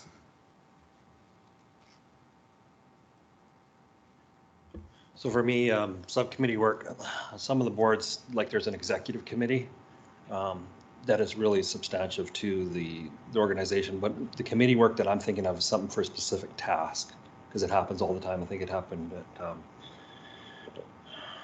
Chamber of Commerce would have things like that, and it takes a lot of your time.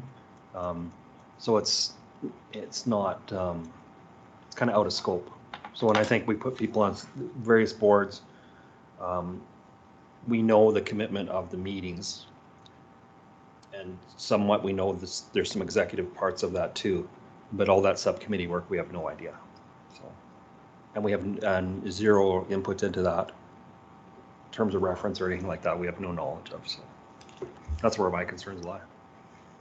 And yes, the evening and daytime never really, after looking at it now, to me, it's the cost is the cost. I have to have somebody work irregardless, or I work at home, or after the hours. So to me, it should be the same number. Thanks. So I've sat on and I'm sitting on a bunch of boards that have subcommittees, and like you said, they're sort of task driven or whatever, policy committee, HR committee. The chamber does have a lot of committees for special events and social media communication type people. Without us participating on those, I don't think the boards would function very well. I think we are needed in those positions. And whether that's just a matter of letting council know that you're going to have 6 or whatever committee meetings a year in addition to the board meetings. I don't have a problem with that, but I just don't think, I think we should all understand that those committees are important too. And that without us participating, it would be a detriment to the boards we sit on. That's my comment. Councillor Kester. I agree with Councillor Laprise. Take, for example, the housing. Since we started this building project, there's a building committee meeting meets weekly. And if it wasn't for that committee, there would be more board meetings for sure. They would probably increase threefold. There'd be board meetings every week. So yeah, it takes out pressure off that way. And currently, if this meeting was to end here in 45 minutes, I put on my timesheet a partial day. I would never put down a full day for that. I know sometimes I get corrected and it did last a little bit longer, but I don't want to be a standout from the rest of the council, but if it was a half a day, that's what it is. It's a half a day. Thank you, Councillor Kester. So for clarity, and I greatly appreciate the comments around the committee work, and there's absolutely times where the committee work creates efficiencies on a board. A quick example I can think of is a personnel or an HR management committee. If 2 or 3 board members can conduct a performance review, bring that back to the board for approval, that's more efficient than the entire board meeting separately. Or like you stated, an executive committee, Marigold Library is a good example. There's a relatively small executive that meets monthly, and then the large board of 40+ members meets quarterly. Very efficient in terms of time and stewarding resources to have that executive direct the more day-to-day operations, if you will, or day-to-day governance, if you will, month-to-month governance. I think where the challenge is, and where I'm bringing this forward based on feedback from ratepayers, where there are concerns about accountability for some of that subcommittee work. So in no way would I want to limit that option or that possibility.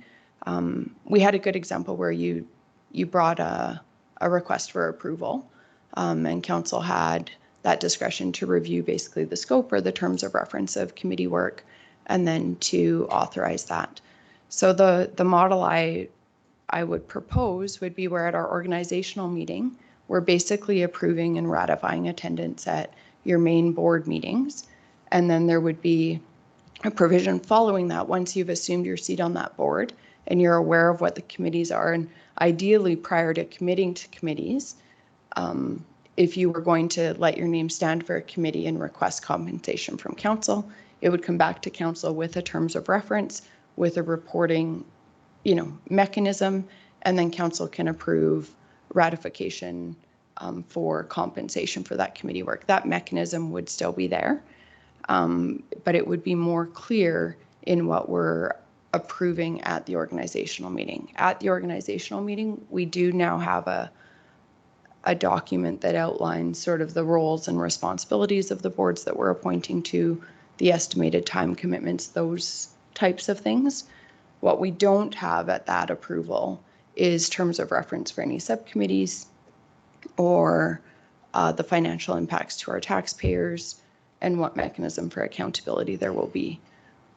So what I would be proposing is that at the organizational meeting, we would appoint to the board or committee, clarify the language and the policy around that at a subsequent council meeting. And it could arise because the chamber is a good example. There have been committees, and I'd push back respectfully on not necessarily out of scope, but not included in that initial approval.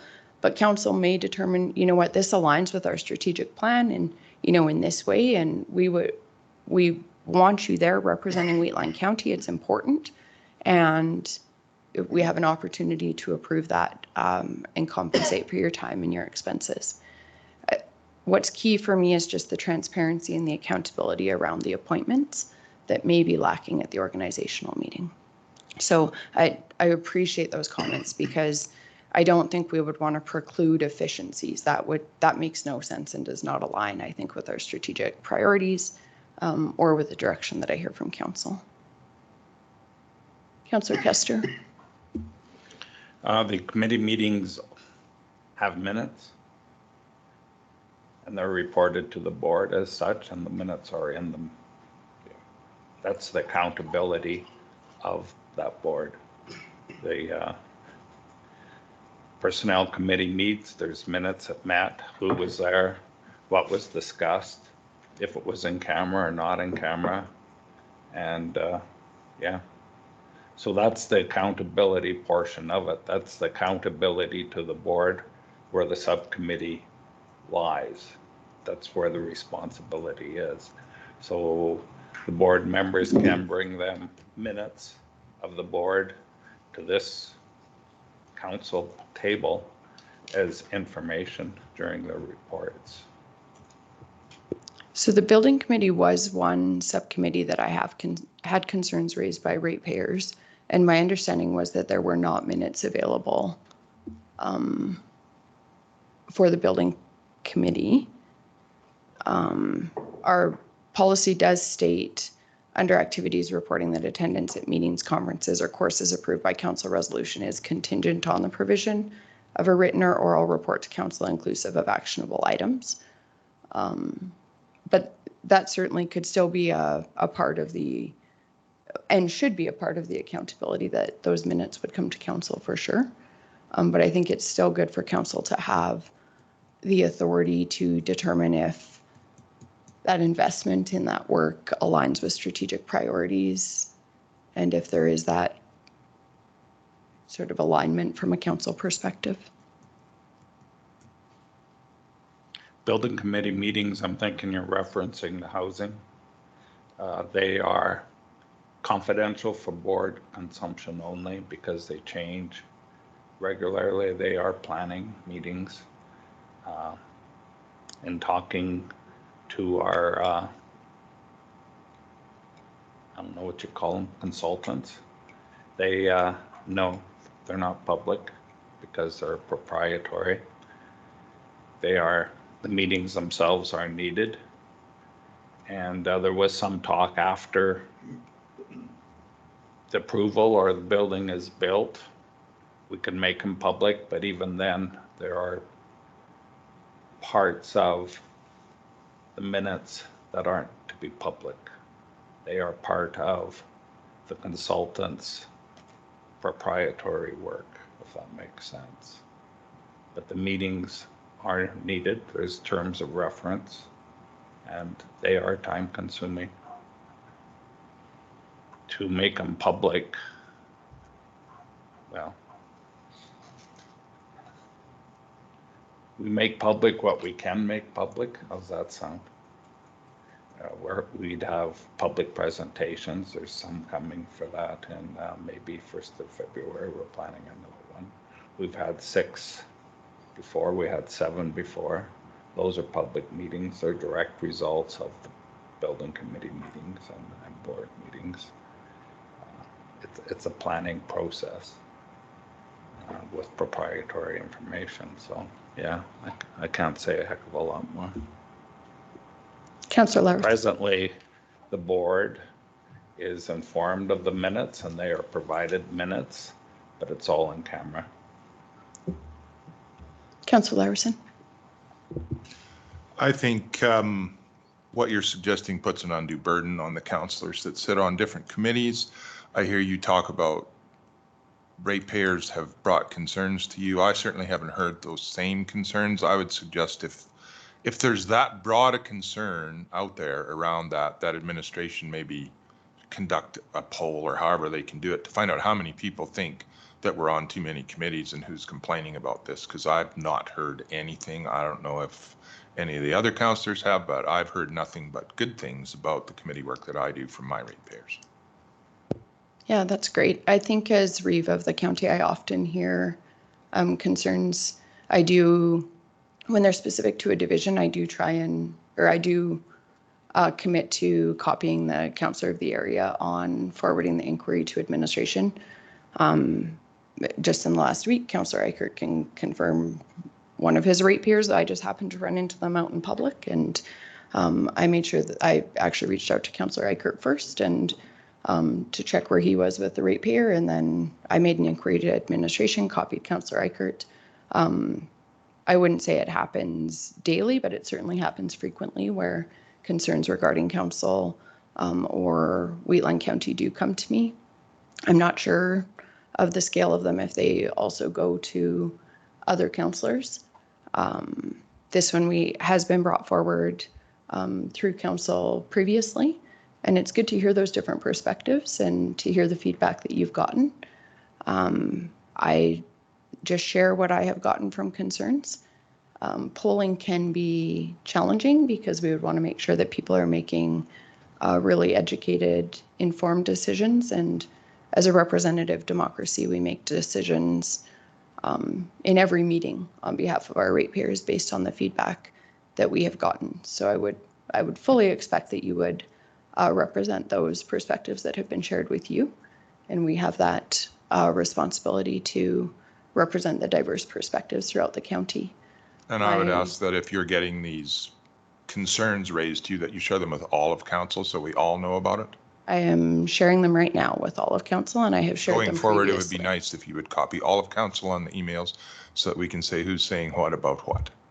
I haven't emailed anybody regarding these responses or these concerns. I've brought them to council previously.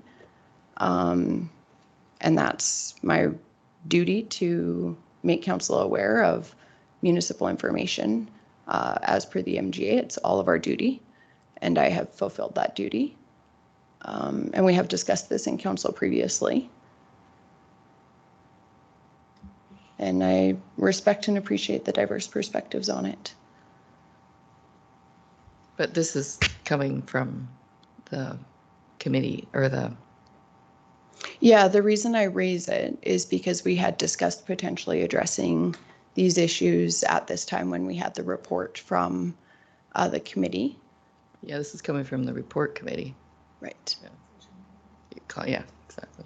And I did specifically reference the building committee just based on your comments, Councillor Kester. It's not exclusive to the building committee. I have sat on committees previously for different boards that I sit on. At times that's a very minimal commitment and responsibility, and it hasn't cost the county any additional money because we've been able to schedule the committee meetings concurrently with board meetings, or I haven't expensed for them or that type of thing. But at times they're there are financial consequences for our ratepayers, and I think it's important that we do have that transparency. The reason I'm putting forward the proposal is it would be challenging at the organizational meeting to know the scale of what that responsibility would be. But typically once you're on a board, you can reach out to, the general manager, the CAO, executive director, whatever the senior administrator is that leads the organization, get some basic information and bring that to council for, council does approve our appointment to boards already. That's already a council responsibility. And thankfully, administration has done the background work for context for us to make those appointments. We do review those appointments, and we have tried to, I think, be responsible in terms of the appointments that we make. We have, through the years, eliminated appointments that we had previously had councillors serving on. My recollection is that discussions and decisions were made from a fiscal responsibility perspective and weighing that return on investment. And sometimes it's return on investment, sometimes it's necessary or council deems it essential to be at the table for having Wheatland County represented at different things, or that whether it's a rural perspective or a Wheatland specific perspective specifically.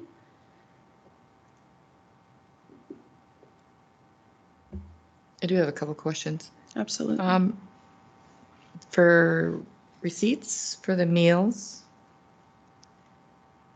so far it's $60 per day. So would you just need receipts up to the 60? Is that number going to stay? Or like? I don't think there was any recommendation to change.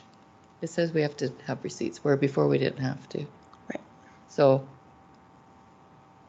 the dollar amount for that day is still the same.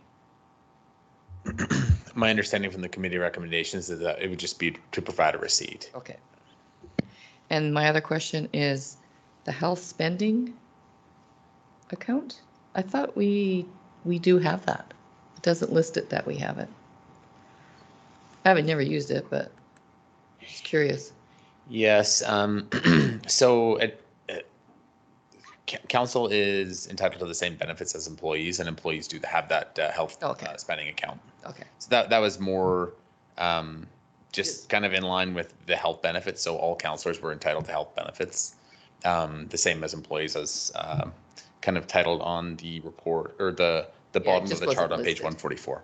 It just wasn't listed, that's all. So I was curious. Okay. Thank you. So some of the, my thoughts on the subcommittee work, some of the stuff that I've seen on these boards, and I always ask for terms of reference now when it comes up, because I want to know exactly how long it's going to be, how long is the strike, what is the task that you're doing, because some of the stuff I've seen when it comes forward is actually administrative work, and listening to how many times we've been trained about don't go into operations, don't go in. And when you step back and look at it, go, well, actually a lot of this stuff it's not the work that we should be doing anyways. It should be administration coming forward with decisions too, and then actually goes back to the board. Some other boards I've been on meet for the sake of meeting sometimes, and it's literally a really quick run through. And I know one, we kicked it to every 2 months because it's just, there's not a lot going on it's just more operations oriented, which is again, not what we're there for. We're there for governance. So that's what I'm trying to put that lens on. The boards are going to be there regardless if we're there or not. And we just need to make sure that we're there for governance. That's what we're there for. So I thought about this. I've get people ask me what I do, and I say, please look at my expense account. If you have any questions, phone me. What I'd actually like to see is our expense accounts put on with our reports every month. Our council report and our expense account should come and it gets approved by council. Then it's clear. If you got any questions, you ask them. It's not up for staff to point out errors. We'll do it.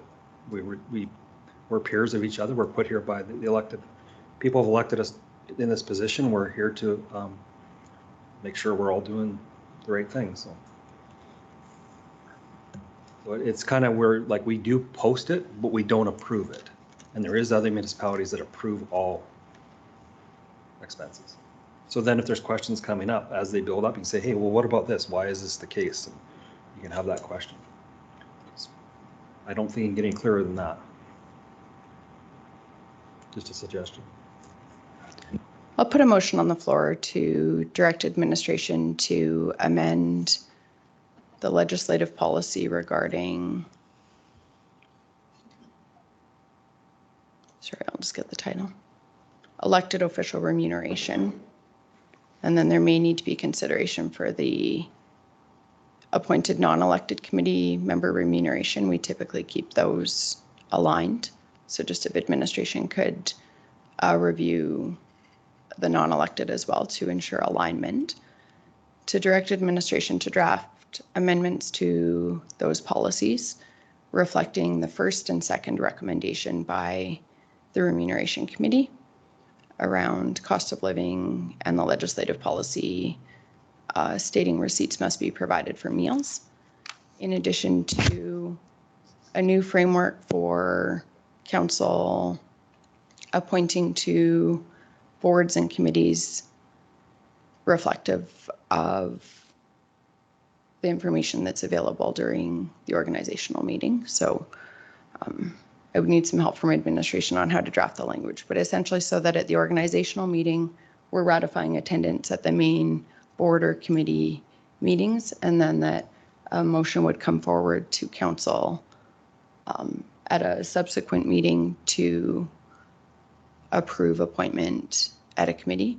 We would always have the option to sit on a committee without council approval. Well, I'm just trying to think about that, because if it's a council appointment, administration could bring some recommendation forward around that.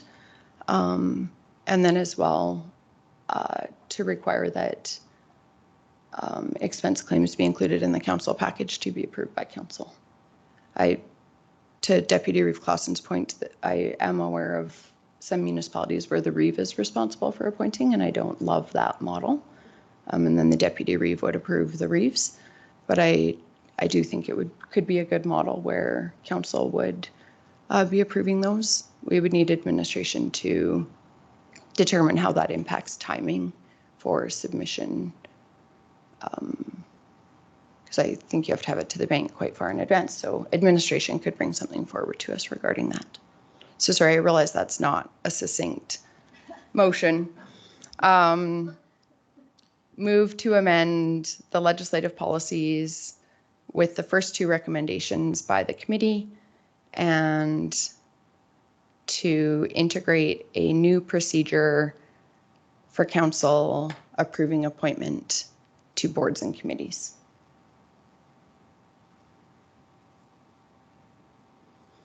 And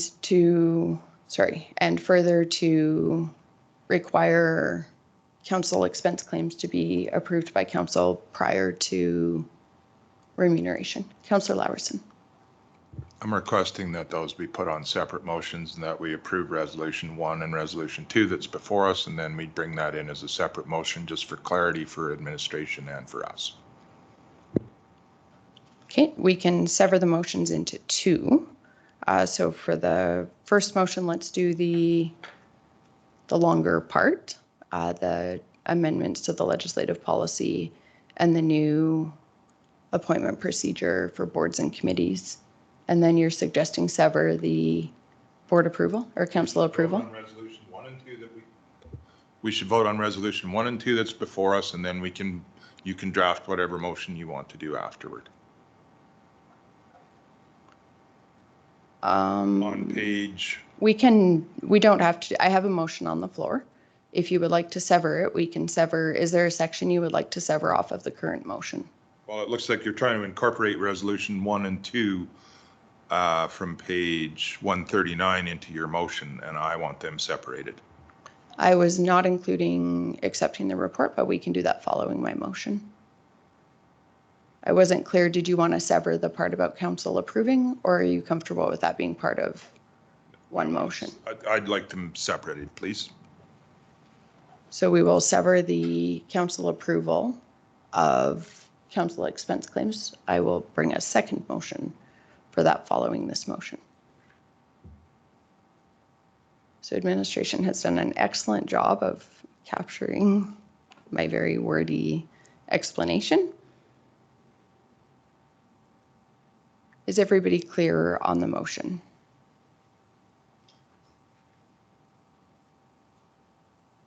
Any questions or discussion?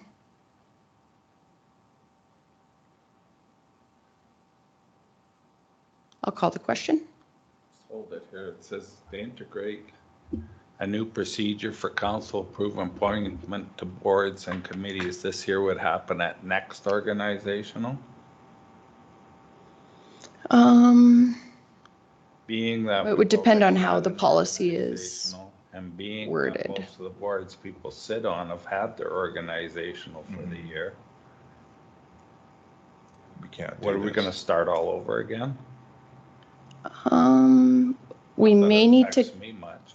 yeah, we could get administrative recommendation when we're contemplating the revised policy. We could look at how that could be integrated in.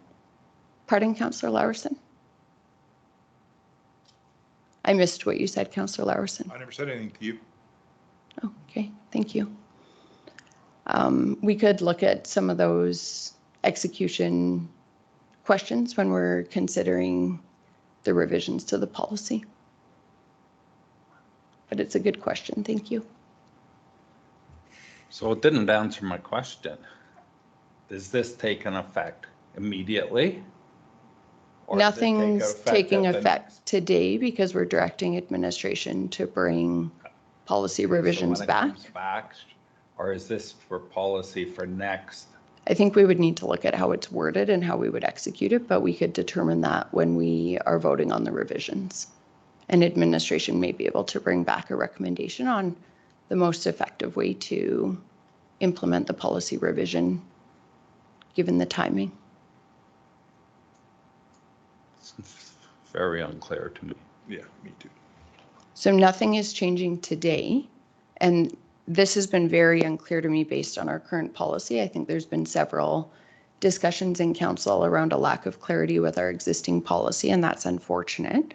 This is an opportunity to create some clarity.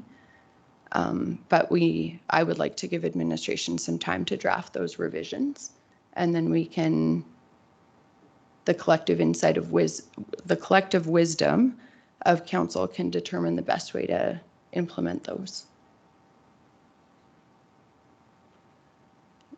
Is there any other questions or discussion? I'll just ask that there not be any side conversations. Sorry, guys. So I have a question. Certainly. So FCSS has a conference every year. Do you need approval for conferences? That can be another thing that administration could clarify. I'm just pulling up the policy. I believe what we have been doing is bringing that to council.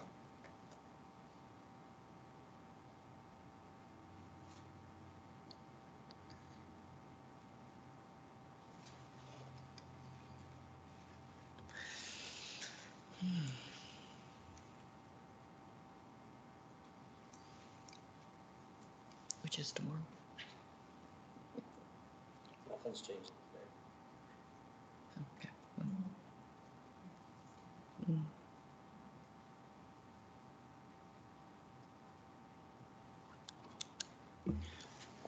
My thoughts on this, we had a report, there's some things that were, in my mind, at least, we needed some more clarity. We're just giving the administration direction to come back with something.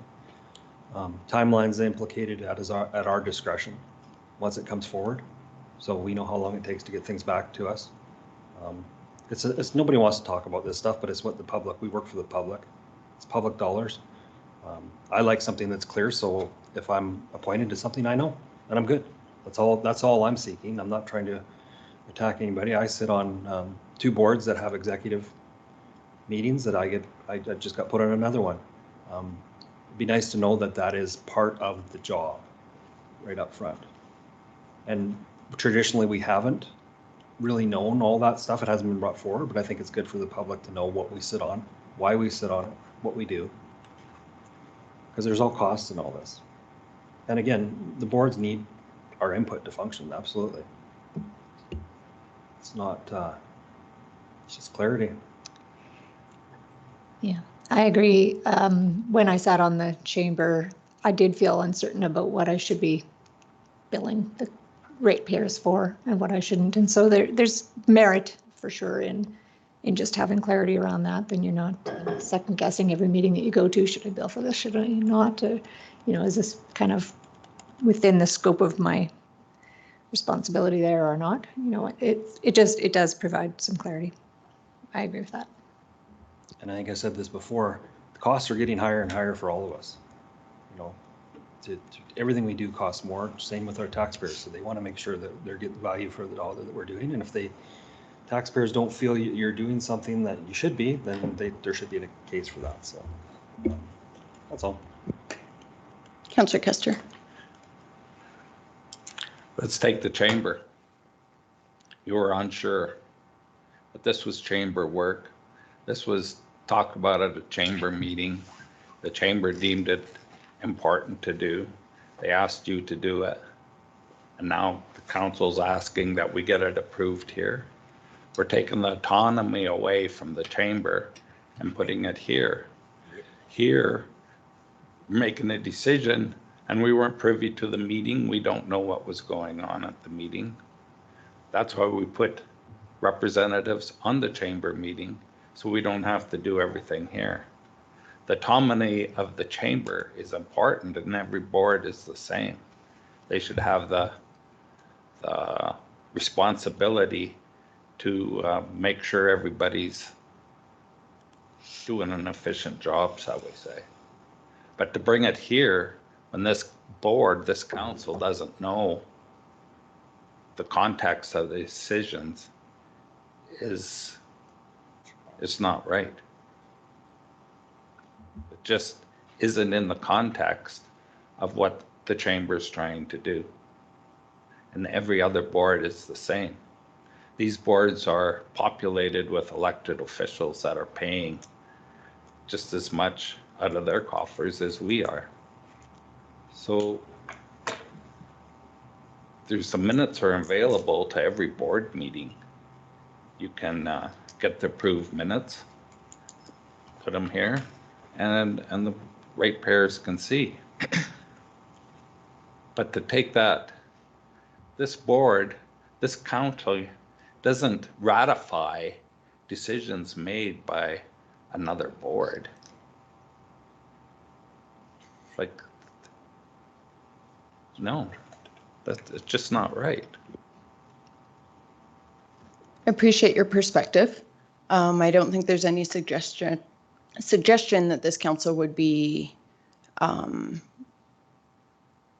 ratifying or having a say as a council directly to any boards that we appoint members to.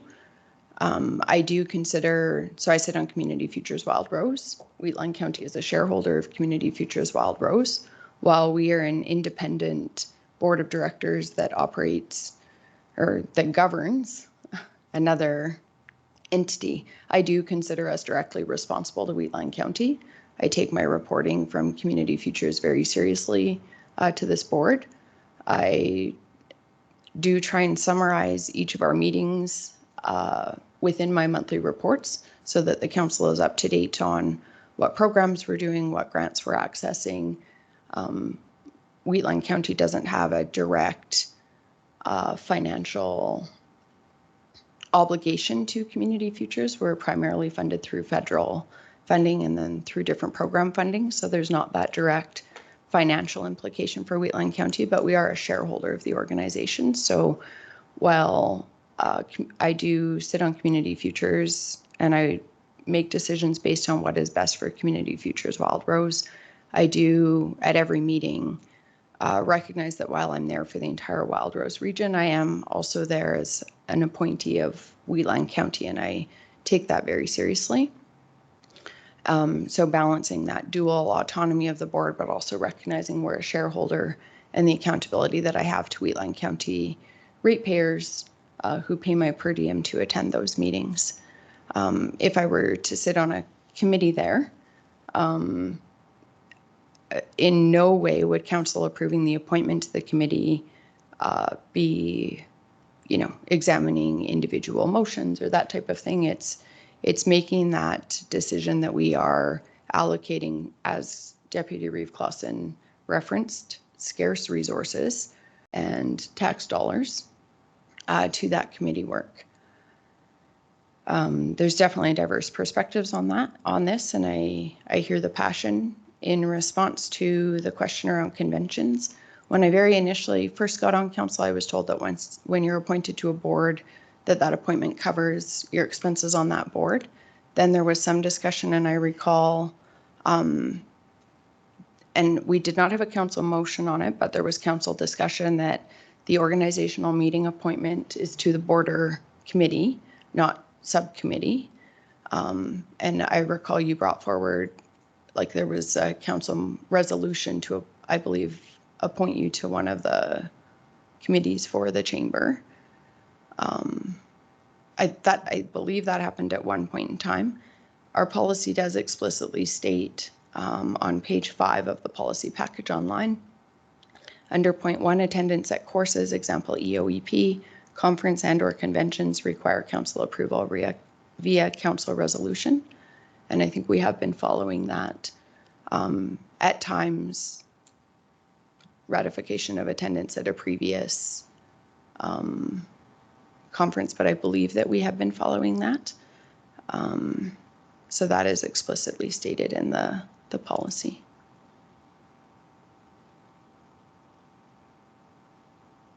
Any further questions or discussion? Yes, Councillor Laverson. So if we're going to talk about this, how about the Ag Service Board, where we have 7 councillors sitting on the Ag Service Board? That's a cost to our ratepayers, and only 2 of those councillors have ever actually put the seed in the ground. We have one that's connected to farming and involved in the business to a degree. Why do we need 7 councillors on there and only 2 farming ratepayers on that board? I think that's a fair question. Yeah, excellent question, Councillor Laverson. Your approach is interesting, and your knowledge of each councillor's background may be accurate or may not. That would be a question for review when we review the Agriculture Service Board terms of reference, which I believe we reviewed at our organizational meeting last month.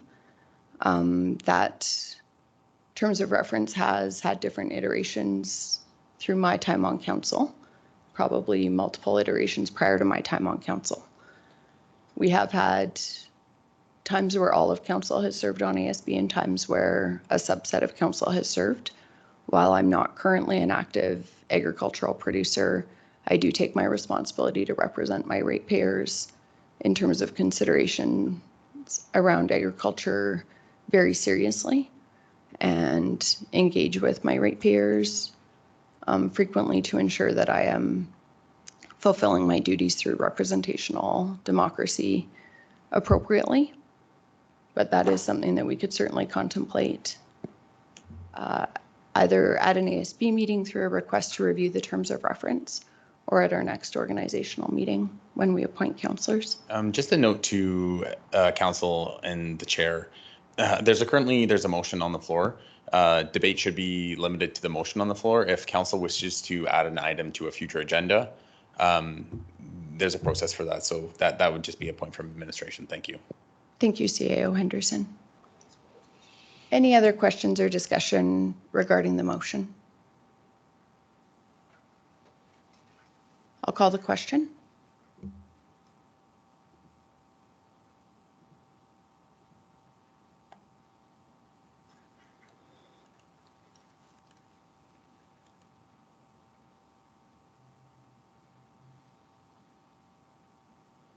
Motion is carried.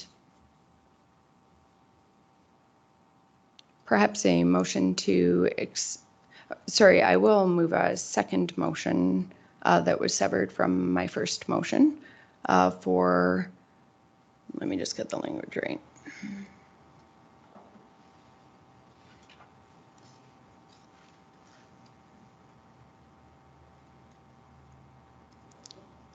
I will move that administration revise the elected official remuneration policy under timesheets and expense reports for councillors to bring timesheets and expense reports, or to submit timesheets and expense reports to be included in a council package for council approval prior to remuneration. Any questions or discussion? I really like this idea. I presented it, but for, you know, even when you're talking about conferences and stuff, if it gets missed, it'll kind of just we'll remind ourselves like, hey, you know, we should have done this or we should have done that. I don't think it's not meant to be punitive at all. It's meant to just check and balance. That's all I'm looking for. So I'll support that. So I actually think, I'm not sure that I do support this. I think it is important to report on the committees that we sit at. I think it would be, I would more support a motion having to ensure that all committee minutes or reports or something is provided to council in our session to say, I attended this meeting. And even if it's a closed session meeting, you can say we discussed something in broad terms, I think. But I think the accountability can be through reporting and not necessarily a line by line examination of expenses. Yeah, I'm gonna not support this one. Yep, totally fair comments. I like the idea. I'd love to be able to put a copy of my report or my expenses and my monthly counselor report. I'd like to be able to attach it to my counselor report. Whether or not it needs to be okayed before that, like, I just want people to know that I'm not really, to be perfectly honest, I'm really not concerned about what people around this table think. I think it's just a good idea for me if I can get that out there to anybody, because the information's there. I'm just proposing, like, I just like to see it in the so that if somebody's reading or following along on the council deal, that they say, oh, Councillor Eckert, he's got his reports, and then it follows up behind it and says, oh yeah, he spent X amount of hours here, X amount of hours there, he traveled X amount of miles here and there. So I like the idea. I'm not sure if it needs to be vetted, so to speak. Just so that if I had the information, so that I could just attach it to the report, my report, I'd be happy with that. So I'm not sure whether I agree with Councillor Laprise that us vetting each other's deal, that gets a little bit persnickety. But I would love to be able to attach it to my report. Councillor Kester. I agree with Councillor Laprise, as long as in general terms. If you put down and went to the council meeting today, for me, that's sufficient, because there's council meetings, there's recordings of it. Why regurgitate it? If you're in take a personnel committee and that's in camera, just a short note, it was in camera, we're doing personnel, fine, I can go. And as long as it's kept in vague terms, because minutes are available for every board meeting we go to.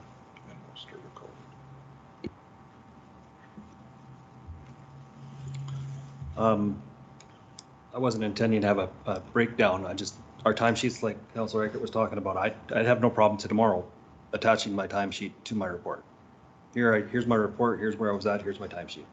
In the council package, it's out in front and center. That's all I'm looking for. So it's on the website, people can find it, they can do that. But it's just there, it's out front, it's nothing, and then that's all I'm looking for. So you're saying Councillor Kester, if you can, Councillor Kester, if you can put your microphone on, please. You're saying our timesheets now that we fill out, just attach it to? I have no. That's what I'm looking at. Yeah. So my rationale for having it come to council prior to remuneration is we do approve all expenses either through budget or through budget and then policy, where I think council expenses are a unique consideration, or I think it's inappropriate to have administration ensuring alignment with our policy. I'm just envisioning either our administration's, like our CAO or their executive assistant, having to come to council if there was a misalignment. You're essentially going to your bosses questioning. I just think it puts our administration in a hypothetical, potential, challenging situation in the future. And it's not going to be a line by line. Like we don't review any of our decisions line by line. The information is there. We're responsible for reviewing in advance. It will take no more time than move to accept my report as presented and approve my timesheet and expense as presented. It could literally take no more time than we currently take.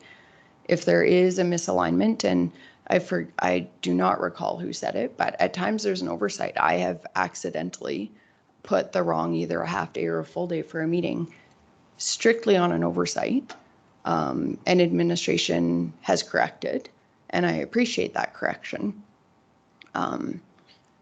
So it could be as simple as that we notice, and I think there's still a provision for administration when they're receiving it, where it's, a simple thing, you missed your mileage. Oh, no, that was a virtual meeting or whatever, right? But it gives that transparency. My rationale is transparency and accountability, and it eliminates the sort of awkward position that we could put administration in terms of approving individual timesheets and expense claims, and puts that onus on our council. Councillor Laprise. So I was just thinking that I would prefer that we attach our timesheets, but that if there are questions about maybe how much we're billing or something like that, that come from the ratepayers and not us as peers. So it's good to have them included in the report so that people are more, that it's not, harder to find. It's easy to find. You can all look there. But I don't want to be in a position of saying whether somebody is appropriate or not. I think that's for our ratepayers to decide. The challenge is, by a representational democracy, we are our ratepayers' voice. In terms of mechanism, I get what you're saying, and I'm just trying to think how, because essentially we are making decisions. We are our ratepayers' voice for every decision we make here. This is a challenging one because ultimately we are responsible to our ratepayers. But our ratepayers, with the exception of recall, really only have, a direct mechanism every 4 years in terms of an election. Yeah, I'll let my motion stand as it is. And I do respect the diversity of opinions and appreciate it. Any other questions or discussion? Just on a lighter side, the reports and the time sheets would be done at the same time, because you got to take them in at the same, or present them at the same time. Could that be done by administration? Just so. I just feel like cutting and pasting and trying to separate it from your whole big sheet. If that could be done by administration, that would help. It's just a small thing, but. I think they're suggesting your whole timesheet would be on there. Oh, I see. Like the whole file. Well, I see you're saying that a file has all 12 months. It has 12 months. Mm-hmm. So I don't know. It's just a small thing. Oh, I think administration could take the clip, the page of the worksheet, and just include that. Yeah, we wouldn't want it to be repetitive, or we don't want giant packages. Another question has been raised. I'll wait for that one. We have a motion on the floor. Okay. Any other questions or discussion on the council approval? I've just got I sort of like the way the path, I like the accountability. I just don't know how this works because of like time constraints and all that kind of stuff, right? Like, and I just don't know. So I'd be interested, like I'm actually thinking about voting for it because it's administration can come back and say, no, it's not going to work. The time constraints we're not going to do that. So, but I do like the accountability part. But yeah, no, so if it's for the administration to come back with an idea, then I'm probably will vote for it. Because then we still have another kick at the can here, so. So I hear what you're saying, and you're flagging a challenge. I'm contemplating amending my motion to, rather than approve, to accept for information. And that way there wouldn't be consequences for timing of payments. But if there was a concern, you could raise it when you're accepting it for information. Councillor Kester. We do our monthly reports as information. We can do our timesheets as information.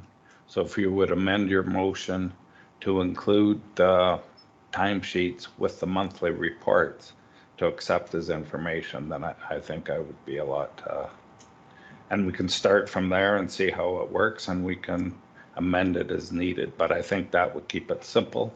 It is something we're already doing. We're just adding another sheet of paper. So when you do your monthly timesheet, I copy a sheet to Shannon. I'll wait for her to correct it because I usually do something wrong someplace. I think we all did that. Yeah. And we get the corrected one back. It can be pinned to our report, or maybe when they do the package, they can pin it too, and go from there. Don't make this more complicated than it has to be. So I would, and I'll look to administration if I'm not following our procedure bylaw, but I would amend my motion. So instead of for council approval, it can read to submit timesheets and expense claims to a council meeting for acceptance as information. And then we're meeting the transparency and accountability objectives without causing challenges with payment.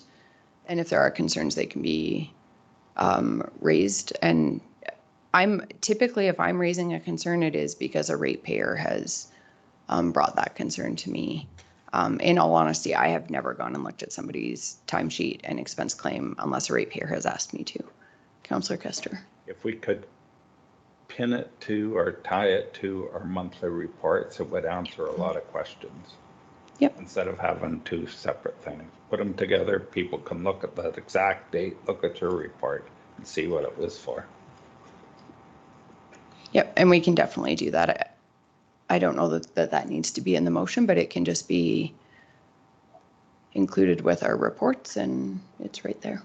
I'm totally fine with that. Any other questions or discussion? I'll call the question.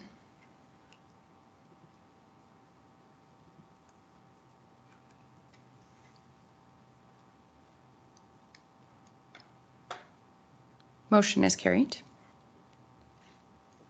And perhaps a motion to accept the compensation review report as information. I'll move that council accept the council compensation review report dated November 21st, 2023 as information. Thank you, Councillor Laprise. Any questions or discussion? I'll call a question.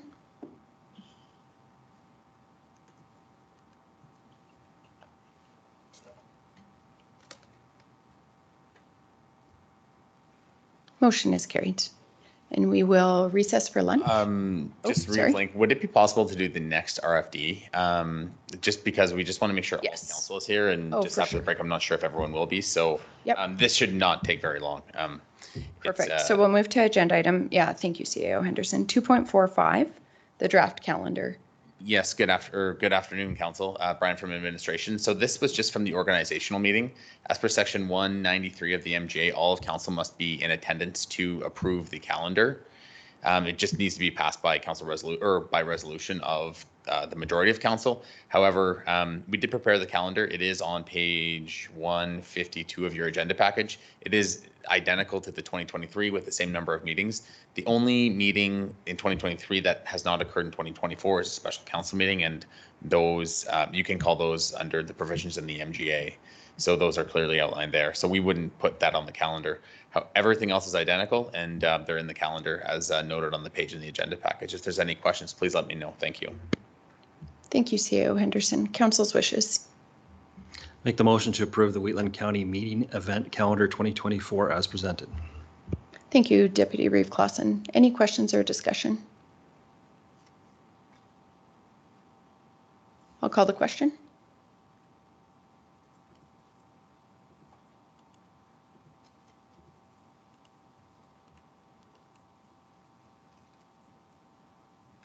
Motion is carried. Thanks, everybody. We will recess for lunch until 1 o'clock. Good afternoon, everybody. We'll call the meeting back to order and resume the agenda at agenda item 2.46. Good afternoon, Council. Brian from Administration. On page 154 of your agenda package is the 2024 open house scheduling for Division 4. At the organizational meeting, Council did approve 2 open house meeting dates to be scheduled within the county, and the first one is in tentatively scheduled to be in January. Administration has prepared the report. It's on page 154 of your agenda package. Administration is just looking for a date and time for the open house to be scheduled for Council, so Administration can start preparing for advertising and scheduling. If there's any questions, please let me know. Thank you. Council's wishes.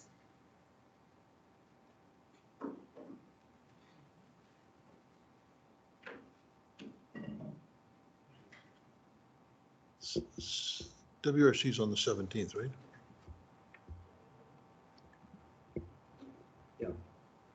So, yeah, and so any day but. Yeah. I'll move that we have the open house in Division 4 on Tuesday, January 16th, 2024. Is there any preferred time to start that open house as well? Probably 7 o'clock would be fine. MPC. Oh, no.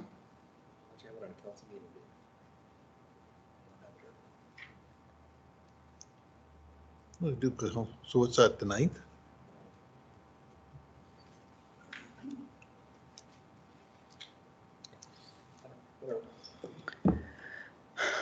I will likely be away at that time, but you guys can. How's the 9th look? I actually think I will be away like those 2 weeks potentially. My apologies. Yeah, we can cover. I will wait.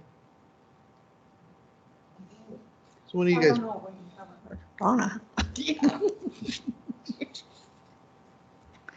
I don't know if we wanted to look a little later, like after the ASB convention on the 25th, I would be available if that might work. I don't know, Administration.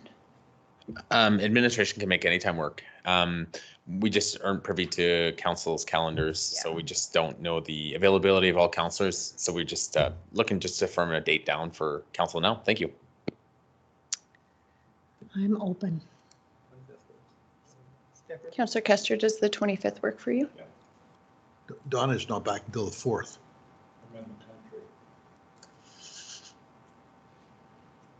We could do like February 6th after council. Do February 6th after council. We'll check. What does February 6th look like for everybody in the evening? I know it's a long day for Administration, but at least it's only one long day. February 6th works. Okay. February 6th, 7 o'clock. That's my motion. Any questions or discussion on the motion? I'll call the question.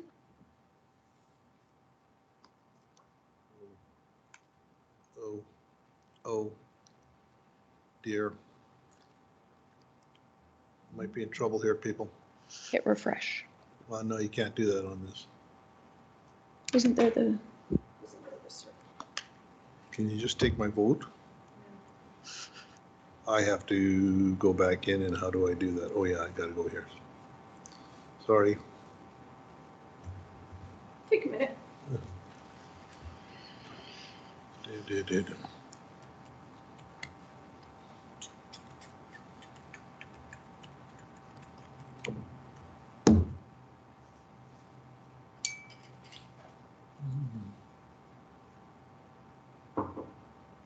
Come on, baby.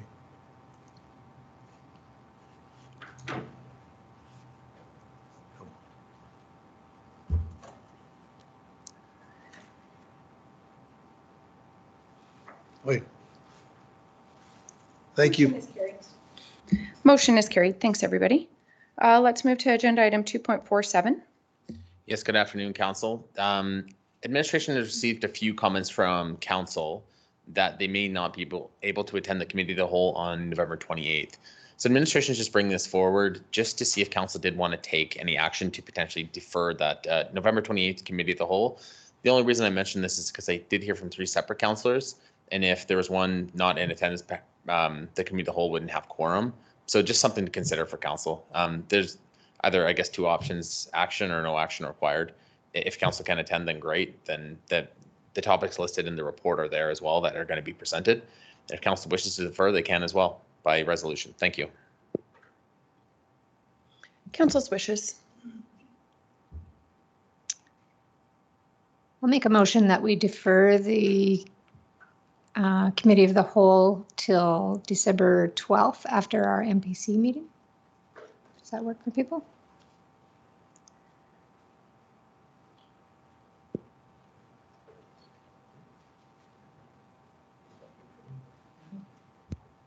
Good for me. There's a motion on the floor. Any further questions or discussion? I'll call the question.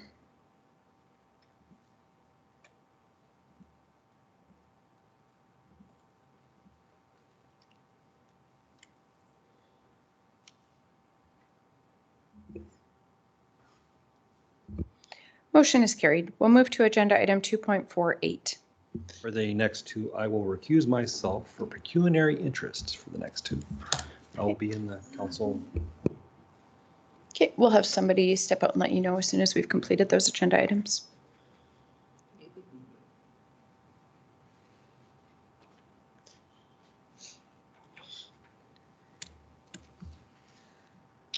Good afternoon, Council. Brian again from administration. So on page 160 of your agenda package is just the memorandum of understanding that was presented at the Public Presentation Committee on November 14th. So at the November 14th Public Presentation Committee, Council did request that administration bring this forward to a future Council meeting. And in the report, administration pulled forward the historical resolutions back from 2019 that did occur. We thought that might be good background context for councillors who didn't sit in the councillor seats at that time. So ones that did not serve prior to 2021, just to provide all of the historical context that was ratified by council motion. And we also did go back through the presentation and summarize the questions and answers during that presentation as well, just for council's consideration.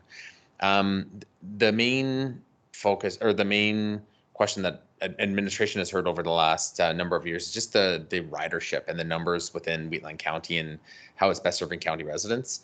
If council is looking to get more in statistical information from the Handy Bus Board, and they are considering signing the memorandum of understanding, it might be wise just to clearly communicate that information that council is seeking to help with their decision making. If there's any questions, please about the report, please let administration know. Thank you. Council's wishes.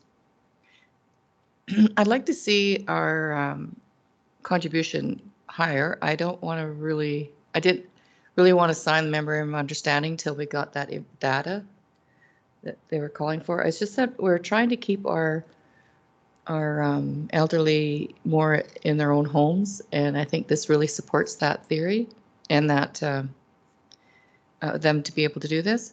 So I was hoping that we could come to a number for this year and give them the understanding that we are reviewing the MOU and waiting for some data in order to have the MOU go forward.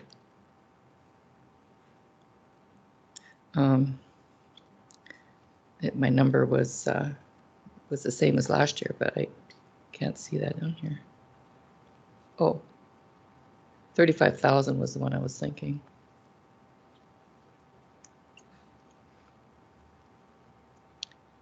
Like as a 1-year thing, no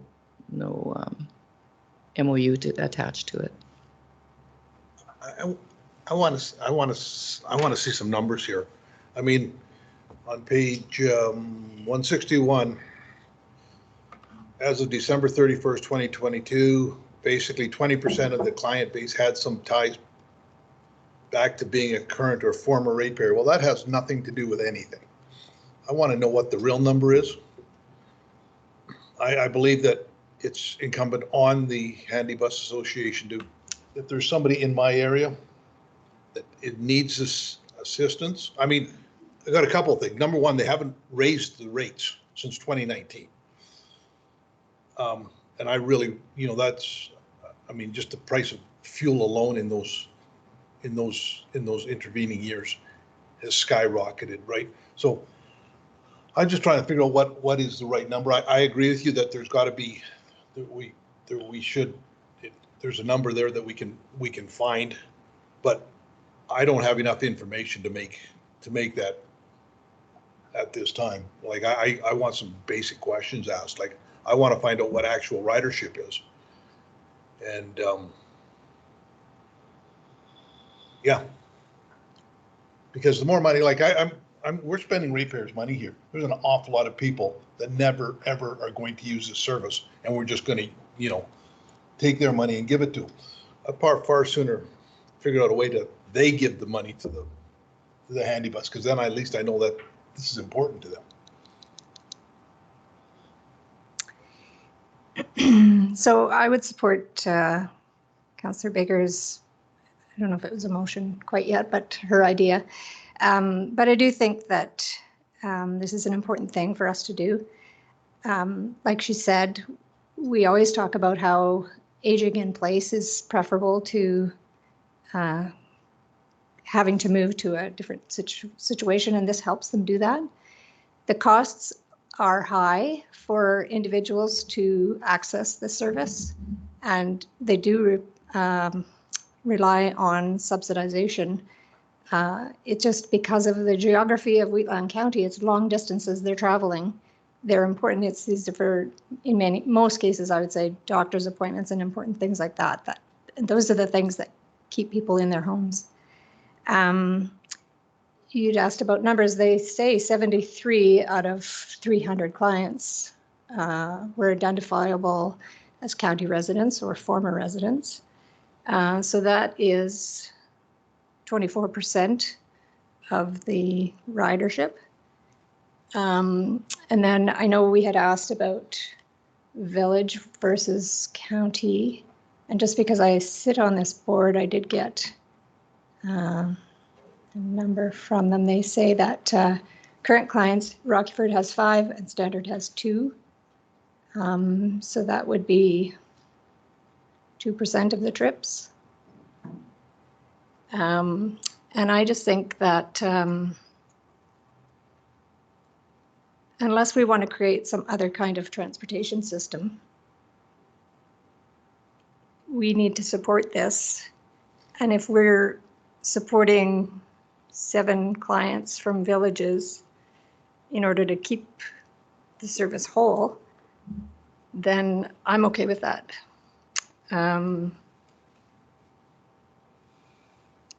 they would, they have indicated, oh, the other thing I wanted to talk about was the other question at the public presentation meeting was about the reserves. And they are dependent on, it's a capital intensive service they provide. They have 8 buses that they need to replace. And so if you replace them, starting with the oldest in the next, every 2 years, it's like, there's a lot of money that is required, and a lot of that can be covered by grants, but if there was something happening in between the grant periods, they need some money in the bank to be able to accommodate that.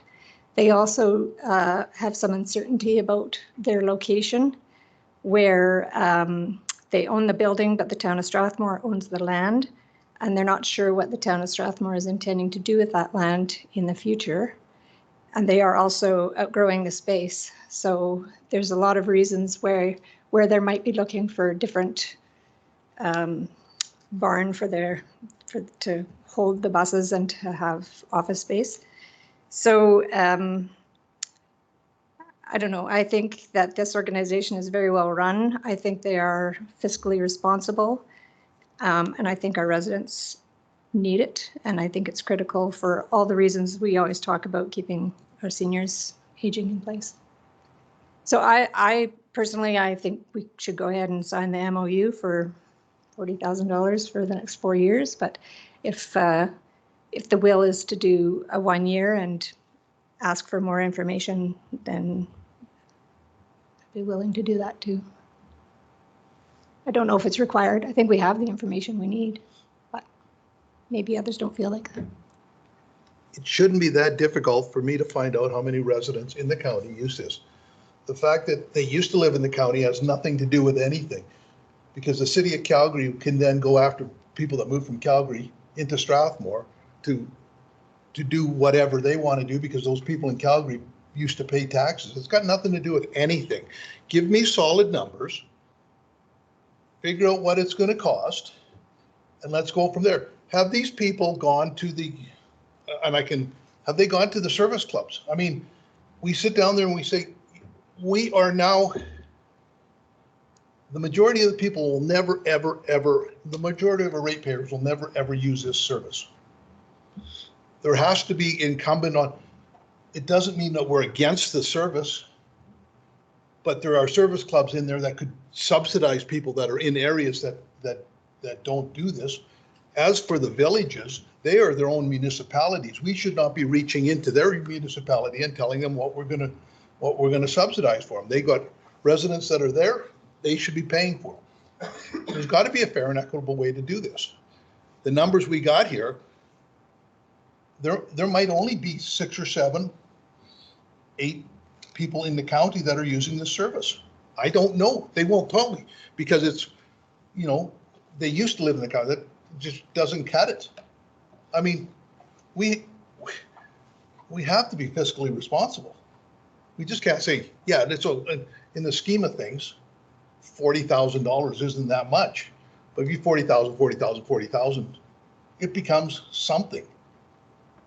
I just want to put this off until we got some real numbers on this to figure out maybe it's more than this. And if that's the case, then maybe it should be a higher MOU. But like the numbers I'm seeing, I think there's other, you know, they have to work harder.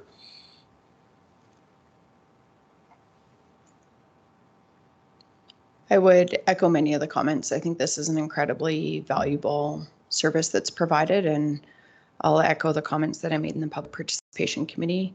A huge thanks to the volunteers that govern this organization. It is an incredibly efficient model for providing transportation services in a rural municipality.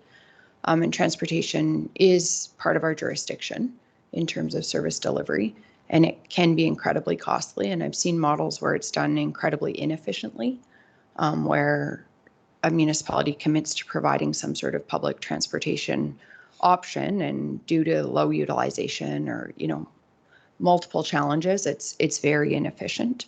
This model is incredibly efficient in terms of the service that it provides. I'm grateful for the further information that you brought, Councillor Laprise, and I thank you for your volunteer work on that board. It's commendable, and it is very much appreciated. I appreciate it incredibly, your work on that board for our community and the vulnerable people in our community. It is helpful knowing those numbers from the villages, but to Councillor Eichert's point, it would be helpful for me to have more concrete data on current Wheatland County residents that are utilizing the service. I do give some consideration to former Wheatland County residents. I respect your point about people do move, but we do have a unique situation too because we are a rural agricultural community. I think it would be hard to deny that there is a pattern or a trend where some of our elderly or some of our seniors do move to a more urban setting, whether it be one of the manors in one of the villages or into the lodge in Strathmore or to a smaller, condo style unit where there's maybe less maintenance or those types of things in the town of Strathmore or another urban setting. I know, multiple former ratepayers who have done that as they're transitioning the farm or a new generation is taking over operations, those types of things. So that is also important contextual information for me. There would also be ratepayers who, it's tricky when you get into that because how long did they live in Wheatland County? To me, there's a difference between, somebody that was a Wheatland County ratepayer for maybe 60 years and, was clearly a Wheatland County resident and now they're, they've transitioned to a more urban setting for whether it's access to services, but the fact is they are, depending on their living arrangements, transitioned to a town ratepayer at that point. So I appreciate the contextual information around who was previous residents of Wheatland County, but I would like it delineated to see who is current Wheatland County residents. I appreciate that you had that delineated information with the villages.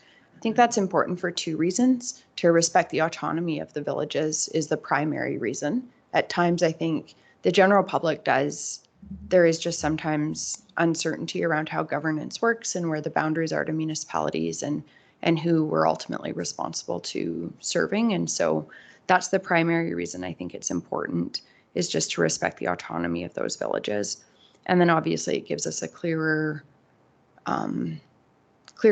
idea around the data for Wheatland County. I'm very open to Councillor Bigger's concept of a increased funding for this year, request the more delineated data for next year, and recognizing they don't have it now, so I wouldn't want consideration for our 2024 allocation to hinge on that data because it's going to take some time.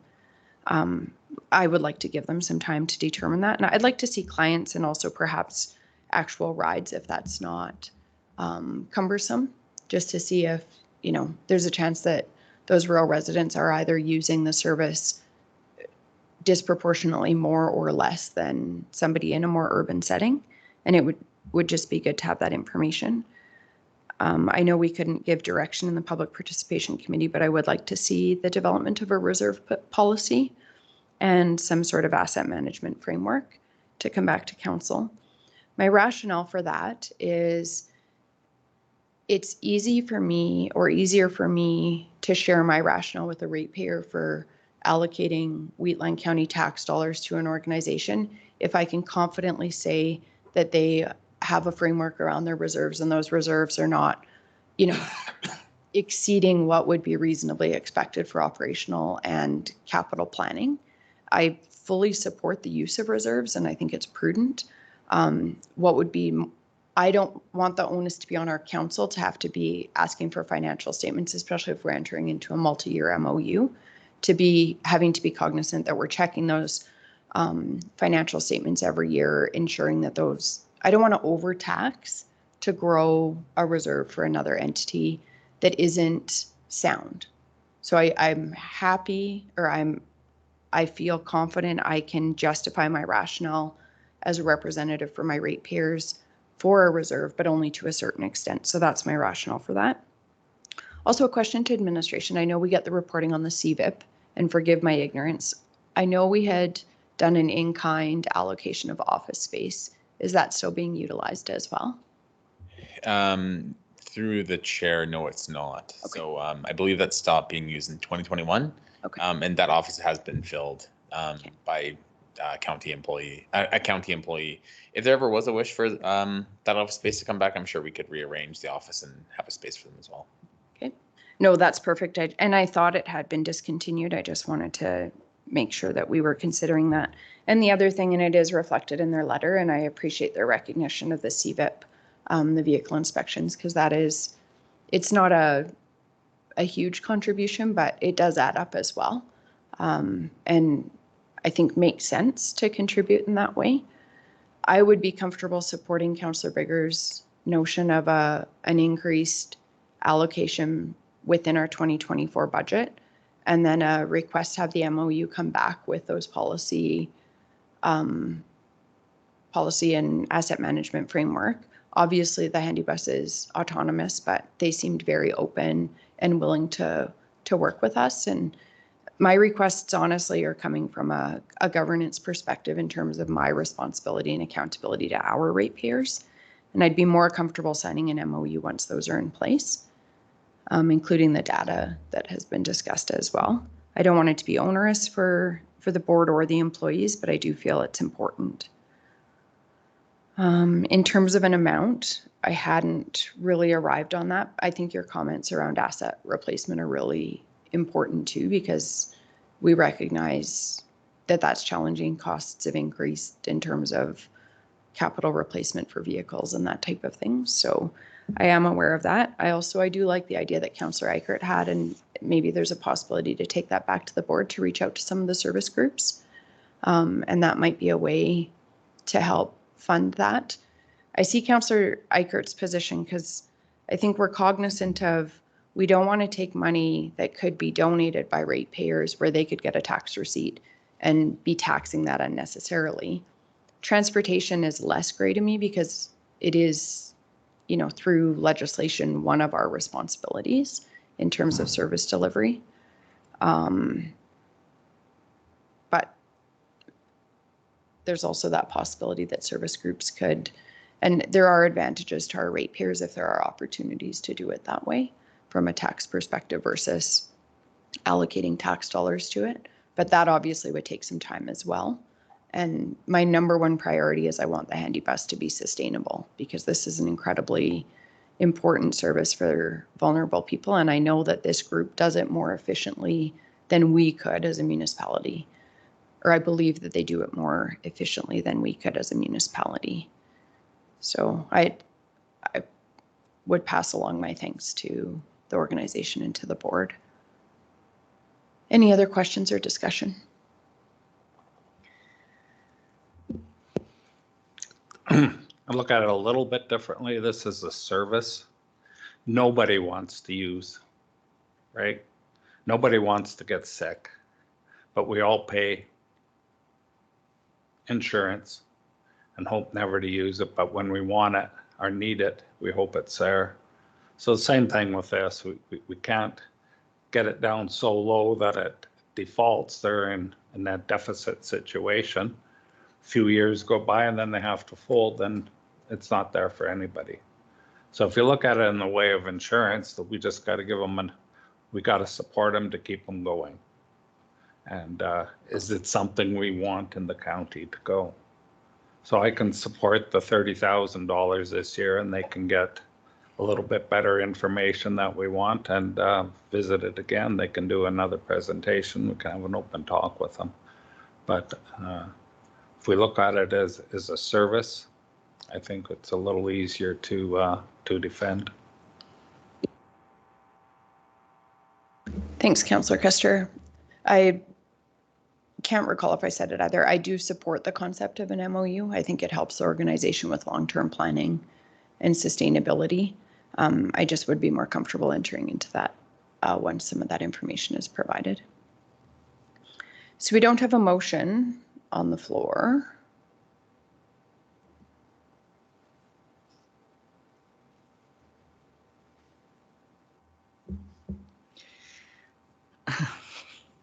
I'm so good at this.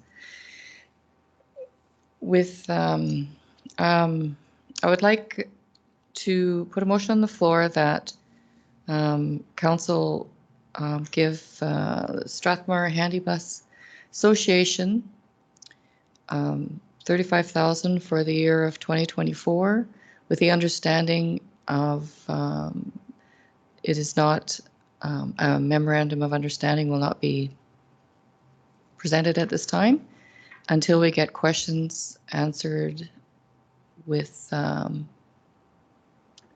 reserve policies, ridership data, and asset management for the following year. We'll just give administration a moment. Then I guess I just have a question. How will we communicate to the handy bus exactly what we're looking for? I mean, we're talking about ex-residents. Do we want to know, for those people who used to live in the county and now live in a village, how long they lived in the county? I mean, this is onerous. Some can be, like, are we satisfied to know that they lived in the county at some point, or are we looking for more than that? I think for me, what's critical, and I think they had noted too, it wasn't even necessarily that they had lived in the county, but that they were perhaps a ratepayer and owned land in the county. Yeah. I'm okay with that information the way it's presented. If we could just get a separate piece of information that is distinctly Wheatland County residents, like current Wheatland County resident clients. And then if it's not arduous, I'm assuming they use some sort of platform to track rides or like event, I don't have the right language, but like each ride. Mm-hmm. And just if we could know, you know, that there were, I don't want to be super wrong in the numbers. What was it? 73. If it's 73 Wheatland County residents that accounted for, I'm just gonna, 422 rides out of 2,000 or whatever, you know what I mean? Like, and I appreciated your comments around too, around the subsidization and length of trips and that type of thing as well. And I'm mindful of that in contemplating the support for the organization. So that'll be in a letter to them, exactly what we're looking for. I think that's probably the easiest way to communicate. So perhaps following this motion would be regarding the allocation. And then we could have a second motion to direct administration to draft a letter with our request for, and it's just a request for consideration of information that would be helpful for us in contemplating an MOU. So administration has drafted or has written up the resolution there.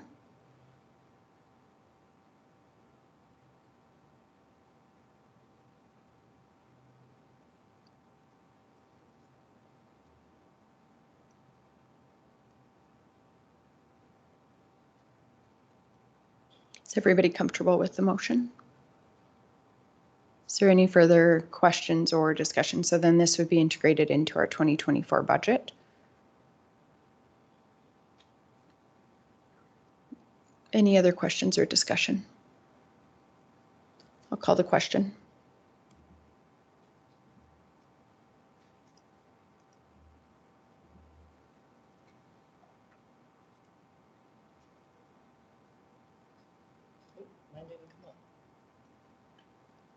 Try hitting just Maybe that. because you died, you have to refresh. Yeah.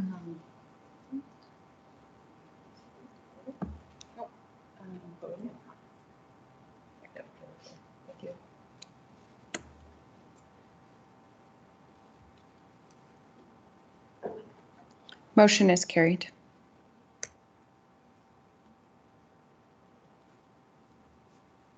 I'll move that we direct administration to draft a letter to the Strathmore Handy Bus Association requesting consideration of providing further information regarding a reserve policy, ridership data specific to Wheatland County current residents, and an asset management strategy.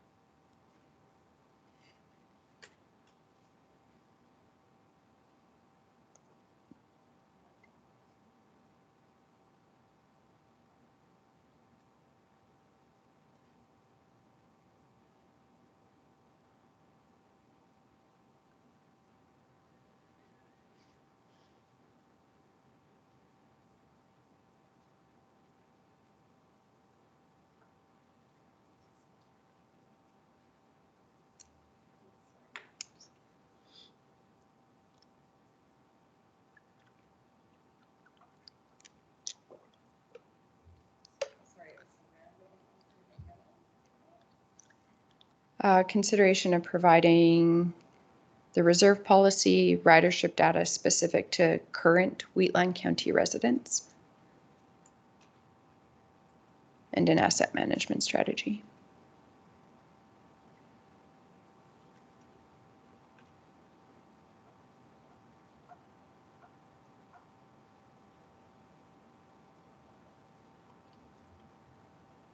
So administration has provided the motion. Is everybody clear? Any questions or discussion? I'll call the question.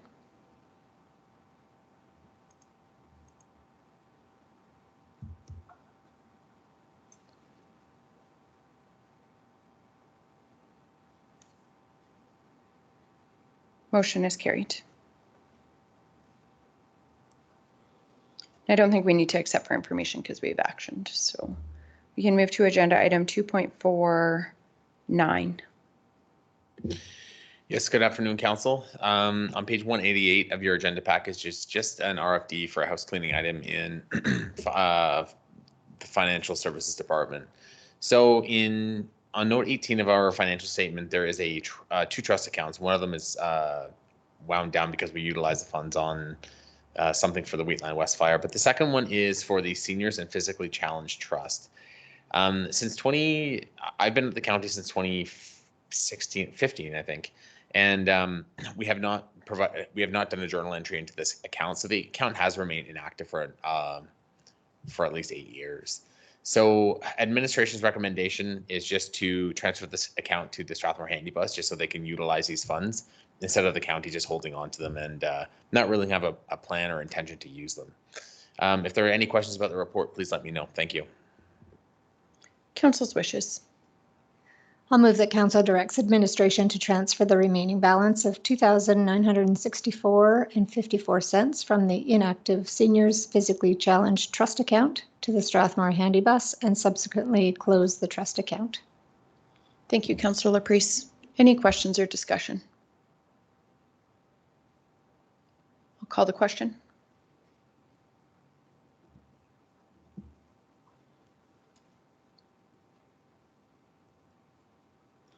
Motion is carried. Just wait for Deputy Reeve Clausen to rejoin us.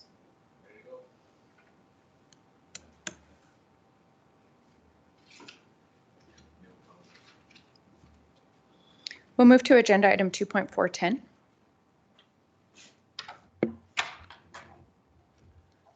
Good afternoon, Council. Joel from Financial Services here to talk through the Q3 financial statements, the unaudited, as of September 30th. I will just go through the report here to the first statement.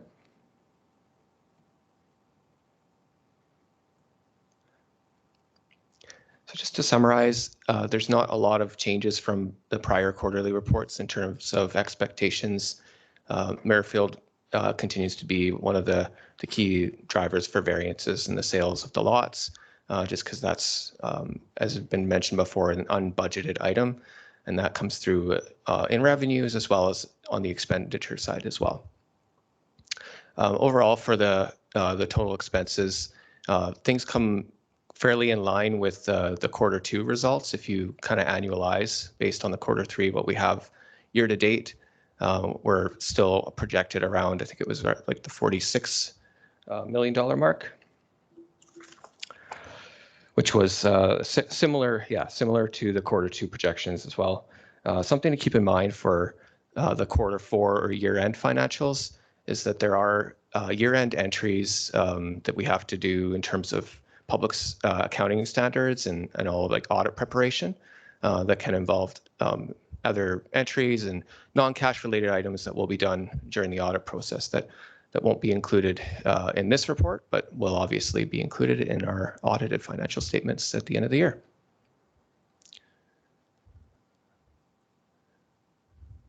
And the same applies to our statement of financial position. Again, we're at Q3 here, so generally speaking, our net financial assets are at their highest point around June or mid-year, and then they kind of, and that's due to just the nature of the taxation, most of the cash coming in around that period. and then it kind of ebbs and flows downwards towards December, and then goes back up towards next June. And just with, as in prior quarters, we've noted any significant variances or changes in these accounts.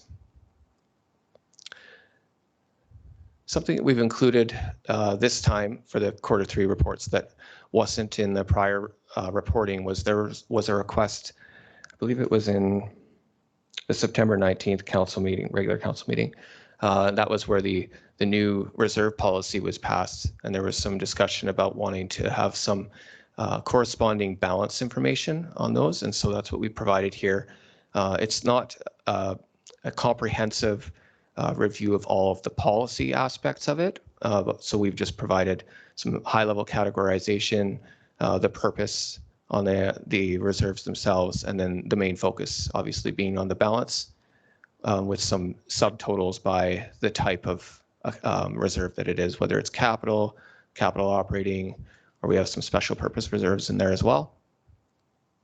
Again, with these, something to keep in mind is that we do a lot of funding entries at our audit time, where we pull reserve balances to offset capital expenditures, and that's just part of our public sector practice with the audit.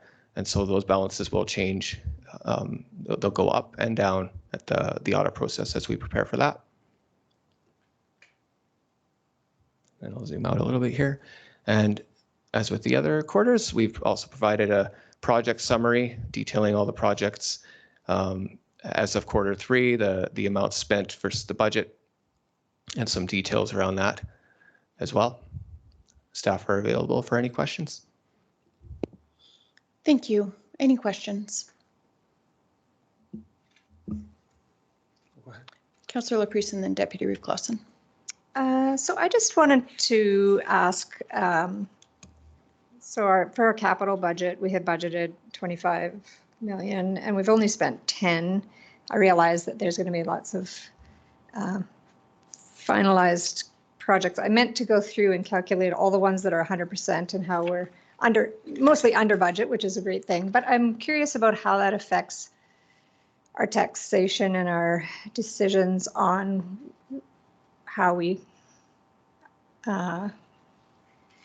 decide on our budget and our taxation. Like, so if we have a budget that's 10 million and we only spend 5, but we've taxed people expecting to spend 10, how does that eventually equal out, I guess, is what I'm wondering.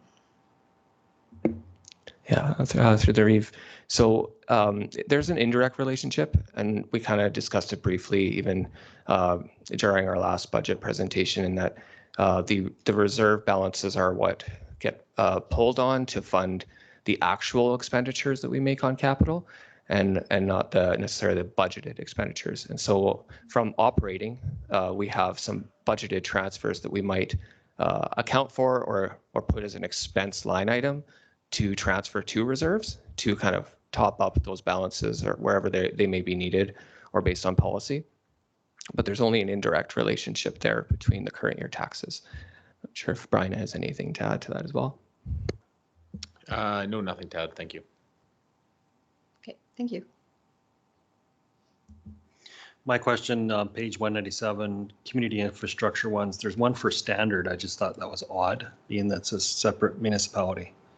Every other one is, I can understand because they're ours, but standard is its own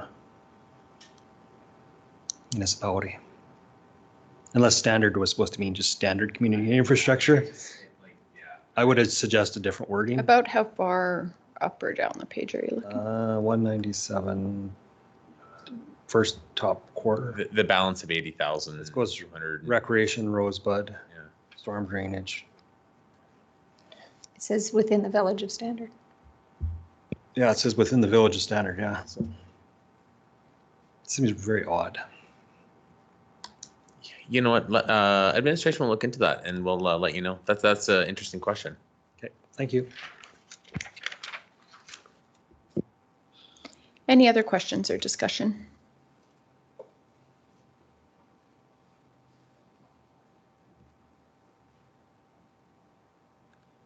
Council's wishes.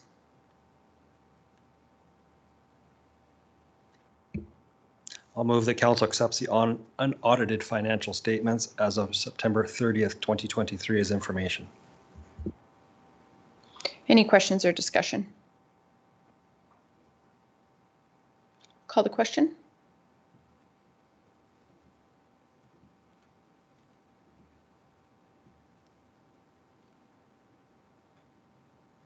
Motion is carried. We'll move to agenda item 2.411.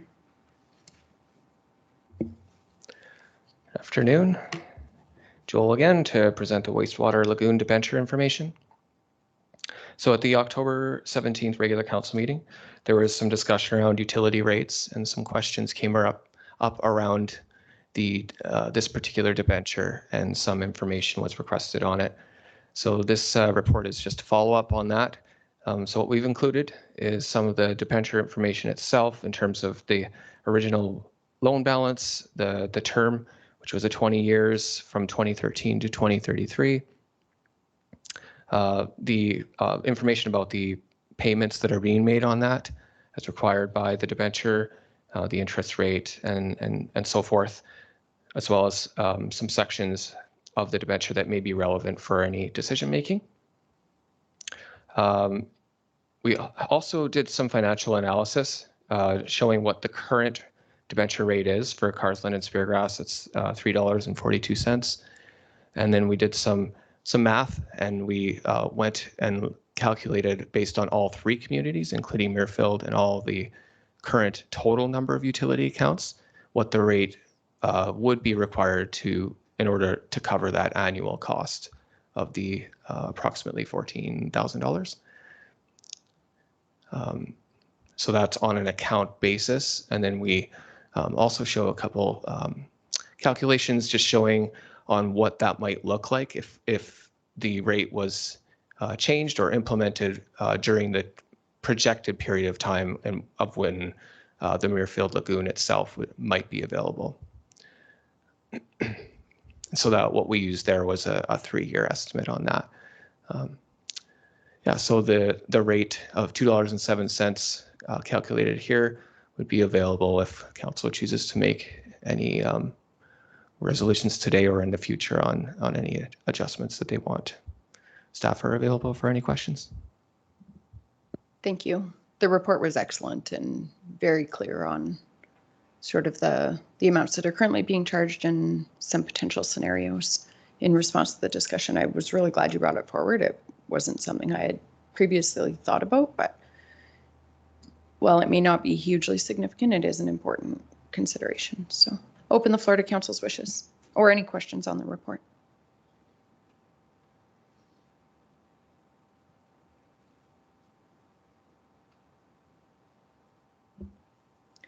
I'd like to make a motion that the debenture be split between Carsland, Speargrass, and Muirfield.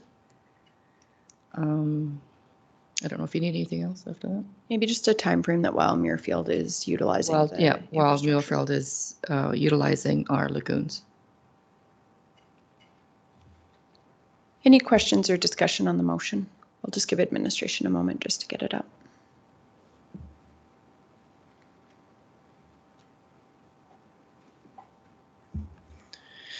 So this is for the construction of the lagoon. I could see operational costs, but for construction, I can't support that. Like I can understand if there's a cost involved, but yeah.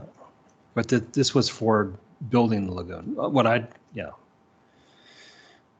I understand what you're trying to do, but so at some point, they're gonna have a fee too of some sort, depending on financing, to do the same, but it's paid for. So it's just the operational cost of it. It's not, if the water gets diverted tomorrow, you don't need to build anything bigger there.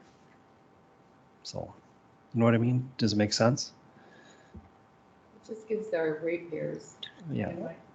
Gives the ratepayers in my area some kind of shared expense.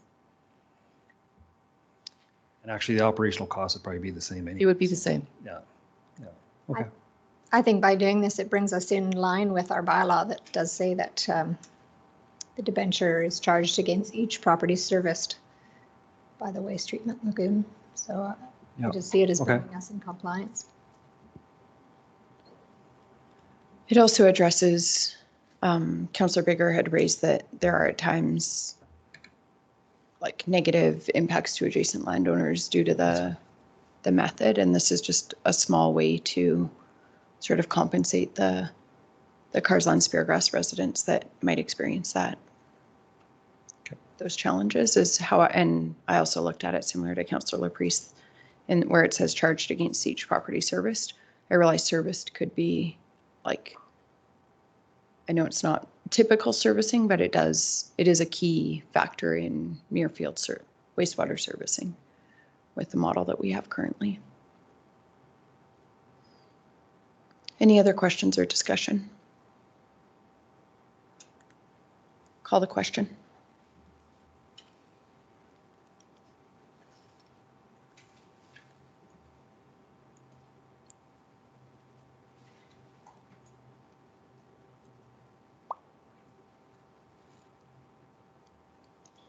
Motion is carried. We'll move to 2.412. Do you want the rest of it accepted as information? I think because we actioned it, we don't need to, but thank you. Before we go forward, there's something else that was discussed. So with the wastewater, so how do we come to the point where some communities get debentures and some don't? I'm thinking we've built some infrastructure in other hamlets recently that have had no debenture attached to it. We need to I set think something. we would need to add that to a future agenda. Yeah, that's something that's fair and equitable for all future, be it percentage wise or something, just so we're across the board is fair. So I can make a motion to such. Yeah, Or just provide a for- notice of motion that's at the next meeting or something. Whatever you prefer. Yeah, you can just direct administration to add that to a future agenda. Yeah, just how would I word that? Even to a committee of the whole for community of the whole for information and discussion. For set up a policy for debenture for infrastructure.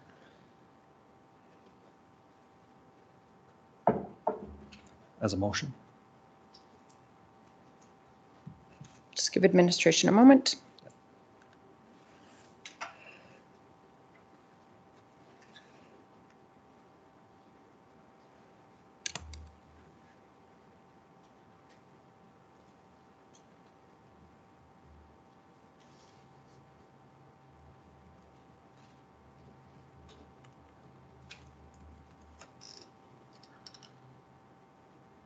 Perfect. Any questions on the motion? Any questions or discussion? I'll call the question.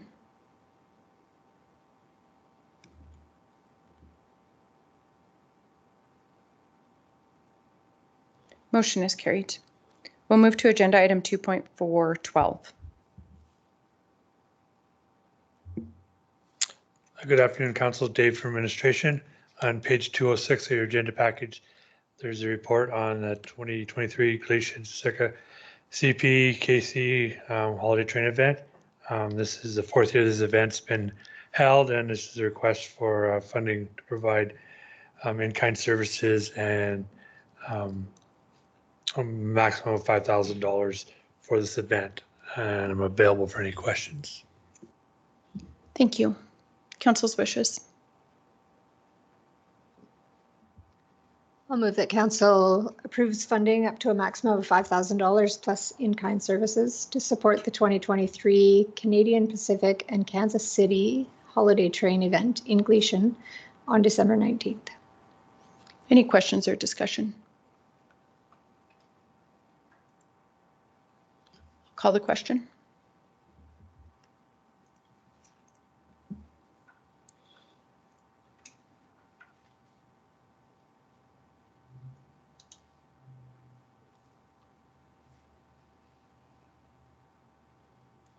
Motion is carried.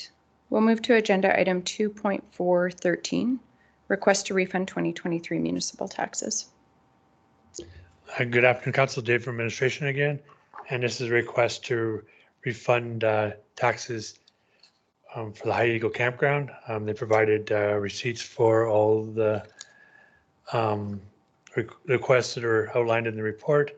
Administration is recommending a refund of $3,300 to cover the water pump upgrade and the ramp replacement costs.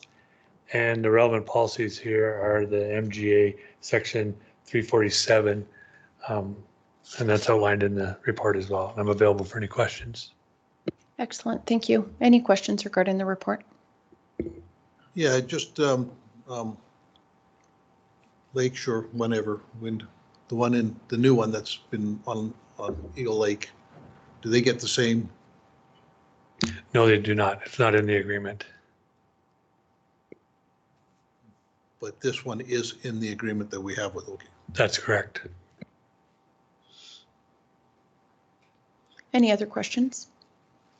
Council's wishes. I move the council approves a refund of the 2023 municipal non-residential taxes in the amount of $3,300 for roll 3598100 pursuant to section 347 sub 1 sub B of the Municipal Government Act. Any questions or discussion? Call the question.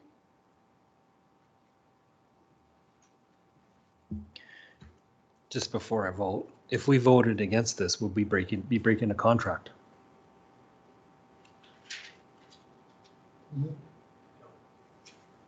Because council has discretion. Council has discretion in the MOU. So no.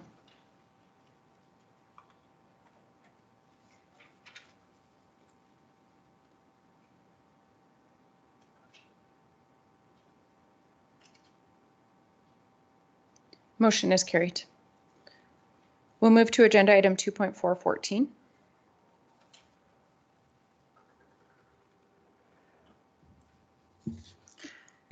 Good afternoon, Council. Sherry Bowers with Administration to report on a security deposits for new dwellings within hamlets and residential communities.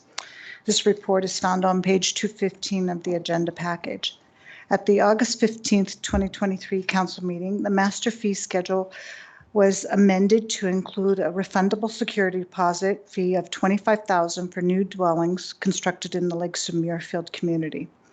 Council at that time considered including a refundable security deposit fee for new dwellings located in other areas of the county, but requested additional information regarding the infrastructure that may be impacted. As a result, Council passed a resolution directing administration to review infrastructure levels and the applicable amounts that could be considered in these areas. Administration reviewed the level of infrastructure within 6 communities in order to determine an applicable security deposit fee and determine the best method of establishing those fees. So what was determined was that we would charge per lineal meter of lot frontage to cover damage to the street, and then a flat rate for water and wastewater infrastructure.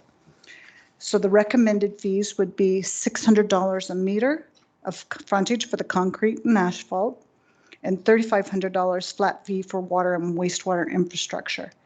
There's a table that is shown on the following page at 216 that shows the schedules that would be applicable, and this would vary depending on, because the lots are not, they vary in width, and that it shows you how we would calculate for each area the infrastructure required and the range that it would be in each development. Should council accept the recommended security amounts, these fees, which are shown in the master fee schedule bylaw that's coming up later, that could be accepted at that time. If council chooses not to include these security deposits for these communities, we can strike those fees prior to council adopting the bylaw.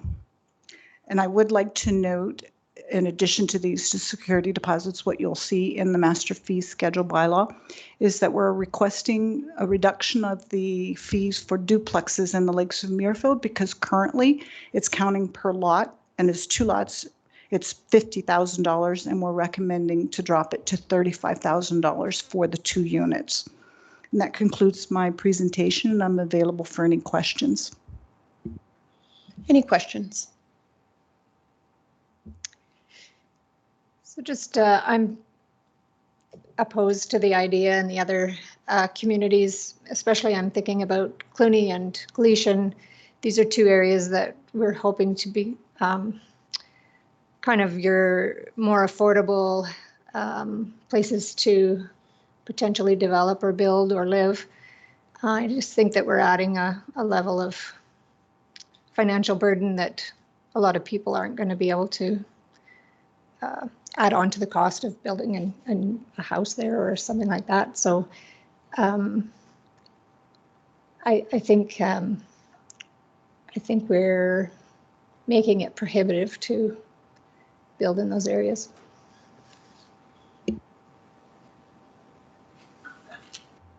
The problem with not charging everything across the board, whenever there's construction, especially on there's sidewalks and all that kind of stuff, it's expensive to repair those sidewalks, so you're just doing small pieces of it. There's got to be something, there's got to be money in there, because we can't be affording, like, if we don't have this, then we're subsidizing every build in the area, because I guarantee you that if you drive a gravel truck back it over a sidewalk, it's going to crack, and that has to be replaced. And it is a security deposit, so it's not like you have to, a lot of times you can just sort of get a bond for it. And it's a percentage of what it is. I mean, it seems to be onerous, but I mean, it doesn't take absolutely anything to do $12,000 worth of sidewalk repairs in front of a house. And unless we're going to just say, oh, well, the sidewalks were good, they're not good anymore, and you're going to live with them. So I don't think that's the way we want to run our county. So I'm good with them. This looks very good to me. Yeah, following Councillor Eichert, I feel the same way. It's a bond. If you don't do the damage, you get your money back. It's probably costing us administration-wise time to monitor this, but it is something that if the builder, and I'll say the builder, does something, they have the money to pay for their damages. And if they don't, they get their money back. It's very common in the industry, in municipalities. It's getting a little higher because of costs are going up, and then if we don't do that and they damage it, then the taxpayers are all subsidizing that, and I don't want that. So then my question, cost per meter is for this sidewalk repairs, is that how there's 2 different parts. There's a cost per meter of sidewalk basically, and then the flat rate. So then for Cluny, there's not always a sidewalk and there's not water. So there's just wastewater. Could we adjust the Cluny part of it to reflect? So through the Reeve to Council, for any infrastructure that's, for example, in Cluny, we could address the fact when we're going by rate, so we will look at each property, so it won't be a set fee, it's based on the meters. We would take into account that Cluny only has wastewater and work on only that portion be applicable, in the same way with Cheadle not having any of that infrastructure and just sidewalks and streets. I would like to note one of the things that have come up with these deposits that we're getting from the builders that we are looking and work with infrastructure is that similar to all our other securities that we take for development, there are stages that we release some of the funds, but retain a certain amount back for the remaining works that we're certain that the damage will no longer occur. And we are working on different levels of releasing some of that security, so as not to tie up their funds. Because if they submit a letter of credit rather than cash, it does tie up their security. So we are working so that we're not tying up their funds the entire time during their construction.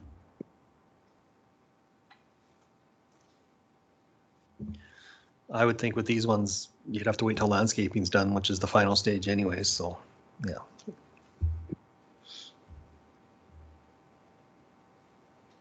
Any other questions or discussion? Do we have much trouble with builders? Through the Reeve to council, yes, we're having compliance issues, and which is preempted this. Other communities take a security deposit for development to protect their roads and infrastructure as well. So it's pretty well across. Yes, it's just a matter of the amounts, and our infrastructure is based on the cost in our area.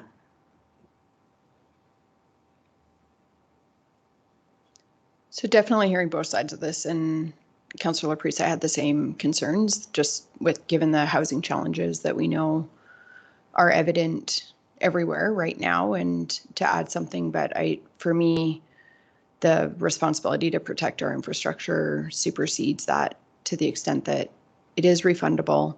To me, it incentivizes care and concern for that infrastructure. Some may be inevitable just due to the building process. I don't know. I like that it is variable, so it does represent a realistic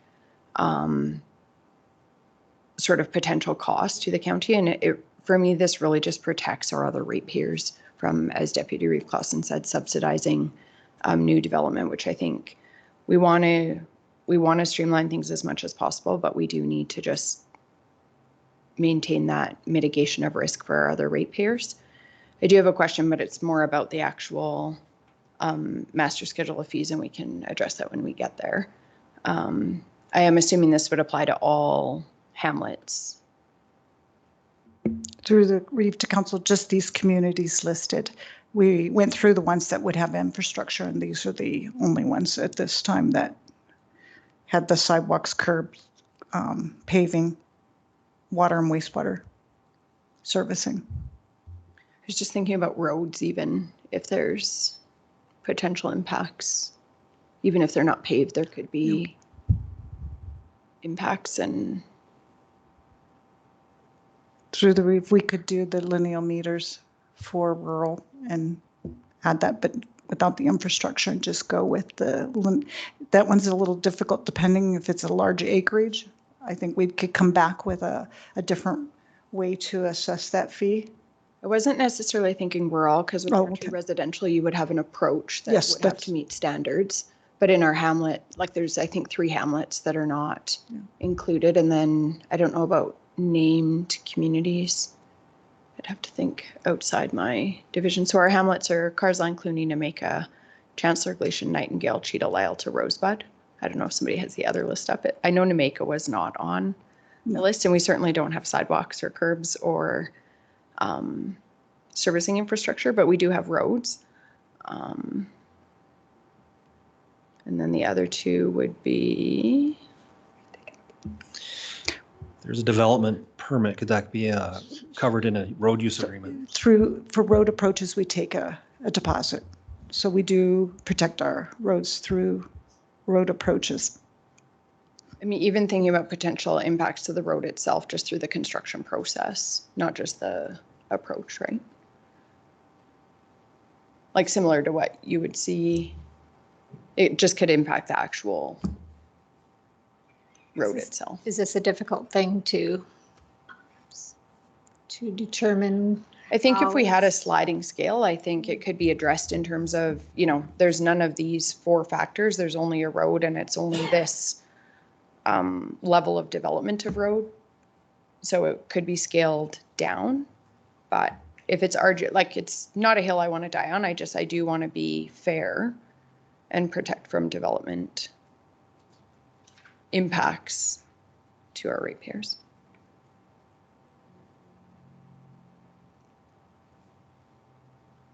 Could we get into a fight between whether it was made because of somebody developing a property or because of surrounding neighbors using, I just worried that it's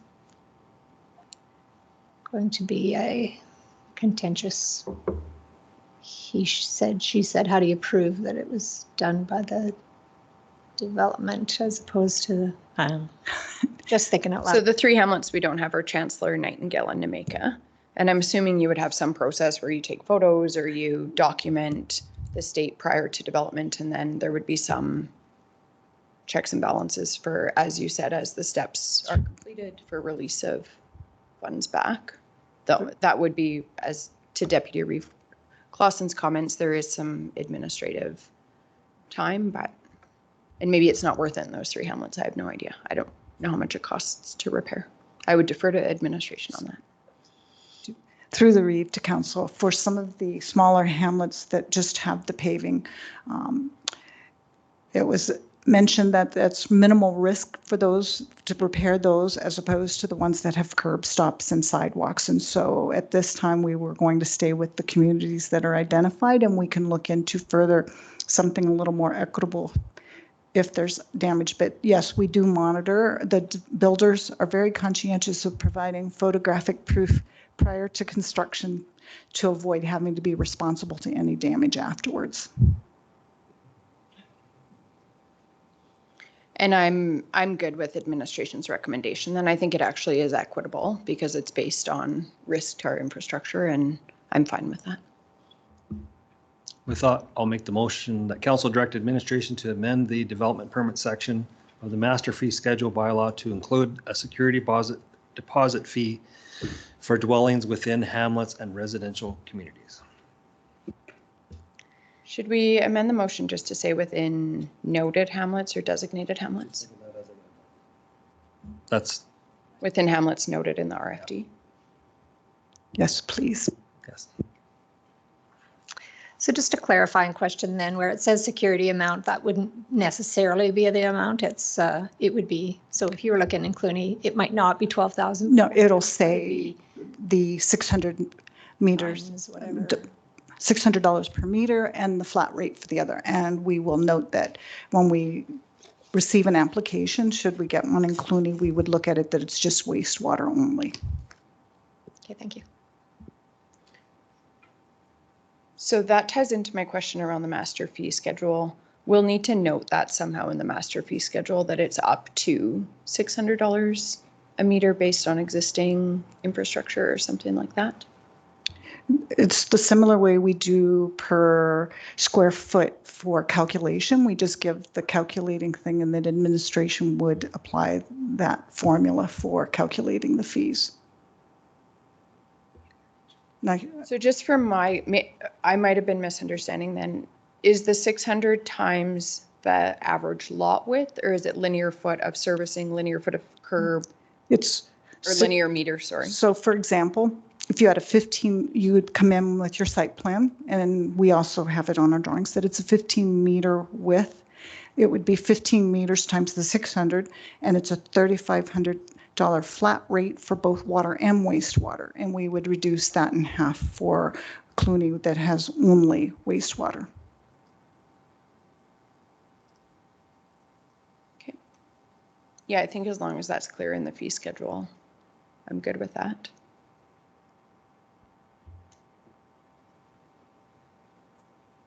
And then Cheadle, it would be similar. You would be reducing because there's no curbs and sidewalks.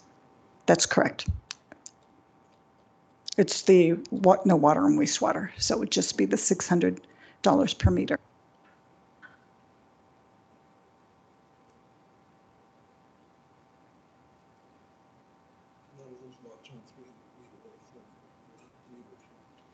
Right.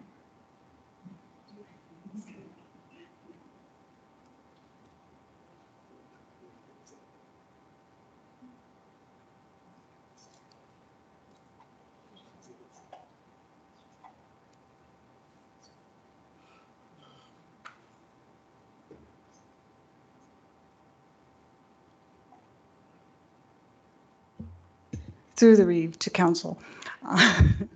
Mr. Mackin was saying that the $600 per meter, he did recognize the ones that didn't have the sidewalks and curbs. So what he did was, rather than increasing the ones in the value for the 600 meter, he took the average across for all of that, for the paving and the asphalt. So the $600 a meter was an average. Okay. Any other questions? So we have a motion on the floor. If there's no further discussion, I'll call the question.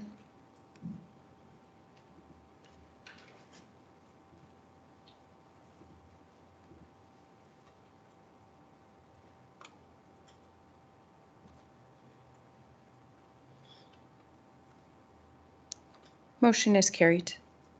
We'll move to agenda item 2.416, or sorry, 15.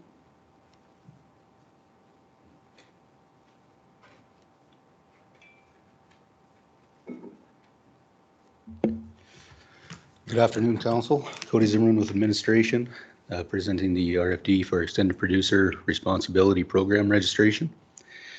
Alberta is transitioning to an Extended Producer Responsibility System, or EPR, aiming to transfer the financial burden of collecting, sorting, processing, and recycling waste from municipalities and taxpayers to producers. The Alberta Recycling Management Authority, or ARMA, will oversee the EPR system and be accountable to the Minister of Environment Protected Areas.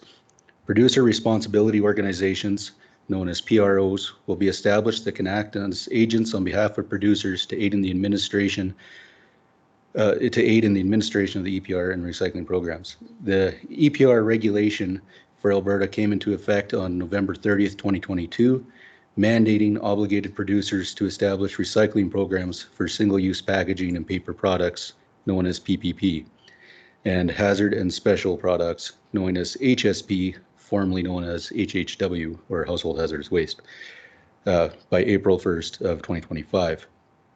Under this extended producer responsibility system, producers take the end-of-life responsibility for their products and packaging that they introduce to the market. The EPR rollout is specific to PPP and HSP within the residential waste stream only. Examples of PPP and HSP, along with program target dates and goals for percentage of materials to be recycled province-wide, has been provided within the report. The municipalities have the option to opt into the EPR system by registering with ARMA. This is a voluntary registration, and municipalities are not obligated by regulation to participate. The registration process is outlined in the diagram that has been provided in the report. Phase 1 of the EPR system rollout includes those communities who registered by December 31st of this year and who have existing recycling services as of November 30th, 2022. Registered municipalities can begin to engage with PROs to discuss the EPR system expectations, specific needs of the community, and local program implementation. Municipalities that missed the December 31st, 2023 deadline for Phase 1 registration will not receive program services within the Phase 1 services rollout of April of 2025. They will instead have to wait to receive program services with the Phase 2 services rollout in October of 2026.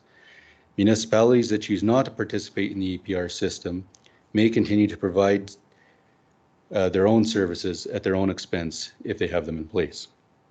A municipality may also deregister at any time should they so choose. There are no fees associated with registration. The county may either register itself by submitting the registration form or may delegate the authority to register on the county's behalf to the local regional landfill, the Drumheller District and Solid Waste Management Association, or DDSWMA. It is currently unclear if there's an advantage to having the DDSWMA registered on the county's behalf, as the county currently delivers recycling services above and beyond those that are provided by the DDSWMA, and they're not included as part of existing recycling stewardship programs.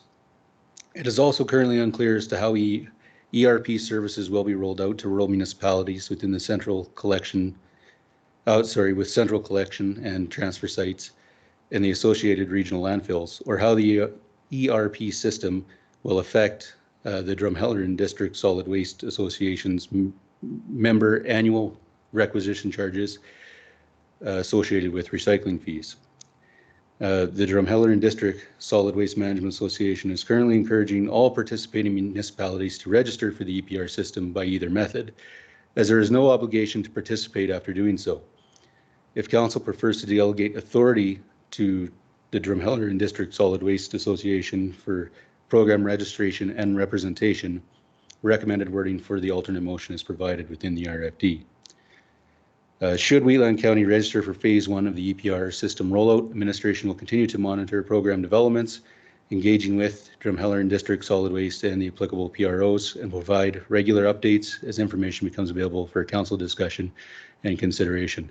That concludes the report, and I'm here for any questions as Best as I can be. There's a lot of acronyms in there. Sorry for that. It was excellent information, and thank you for bringing that forward. Council's wishes. Make the motion that council directs administration to register directly with the Alberta Recycling Management Authority for phase 1 of the extended producer responsibility system. Thank you, Deputy Reeve Clausen. Any questions or discussion? I can follow this up a little bit. So recently appointed to the board of Drumheller Solid Waste. I'm also on a committee for extended producer responsibility for Drumheller Solid Waste. It's recommended, and I know the villages were asking too, that everybody put their name in the hat for this. There is no fee. And at some point in the future, they'll probably consolidate all this information anyways, information gathering at this time. So we do some work, Drumheller Solid Waste does some work, the villages do some work, so it makes sense that everybody put their information forward. And then we will work collaboratively with each one from Drumheller Solid Waste View and try to figure out where we go from here, because we are not the ones rolling out the program, we're just providing them information. Any other questions or discussion? Call the question.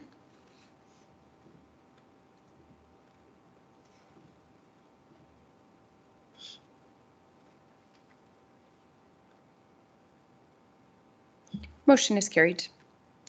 We'll move to agenda item 2.416. Hello, Council. Cody Zimmerman with administration again with the Lyelta Community Center Snow Clearing RFD. Per council resolution, administration has conducted a review of the county's capacity and associated costs necessary for executing snow clearing operations at the Lyelta Community Center. For visual references, pictures of the haul site have been included with the report. Presently, Wheatland County performs snow clearing operations exclusively for the community halls that are situated on county-owned lands. The county roadways identified in the county snow plowing policy 9.3.7 take precedence for snow clearing with the objective that the roadway snow clearing be completed within 72 hours after the conclusion of the snowfall event. Snow clearing for parking lanes and public parking lots begin only after all designated roadways have been cleared as per the policy. In instances where a community requests snow clearing for a community hall related to a function or event, county staff will accommodate the request if sufficient notice is provided and if there is adequate equipment and manpower capacity available following the completion of the roadway snow clearing. While the county has previously undertaken snow clearing operations for non-county owned public facilities on an ad hoc basis, no formal agreements were established due to the time-sensitive nature and brief duration of these requests. In cases where council has mandated regular snow clearing on non-county owned lands, the county has entered into an access road maintenance agreement with private landowners. Currently, there are 2 active agreements in place, one for the WRC bulk fill station near Standard, and the other for a 1,200 meter private road that's used for residential access. It is advisable that if the county proceeds with regular snow clearing at non-county owned community halls, that a modified similar agreement should be formalized. Regarding capacity and costs, should an agreement be approved by council, the HAMA crew would be tasked with snow clearing operations at the hall site. Staff presently possess the capability to carry out snow clearing activities following completion of snow clearing of all hamlet roadways. It is recommended that snow clearing for events or functions would adhere to the same practices currently employed for county-owned community halls. However, there may be instances where the community association needs to engage in private snow clearing services if the required snow clearing work and the requested timing is beyond the county's resource capacity to provide the service. Currently, the county does not maintain a fee schedule for labor and equipment, and there is no established rate for snow clearing activities. In such cases, rates would be determined using the Alberta Road Builders and Heavy Construction Association, or ARCA rates, and the county's median wage for required staff. The attached table outlines the estimated cost for completing snow clearing activities at the hall site after a single moderate snow event. Actual time to complete the work, obviously varying depending upon the severity and duration of the snow event. If council approves snow clearing by county forces at non-county owned community halls, it is recommended that a fee-for-service agreement be established with each applicable community association prior to commencement of the operations.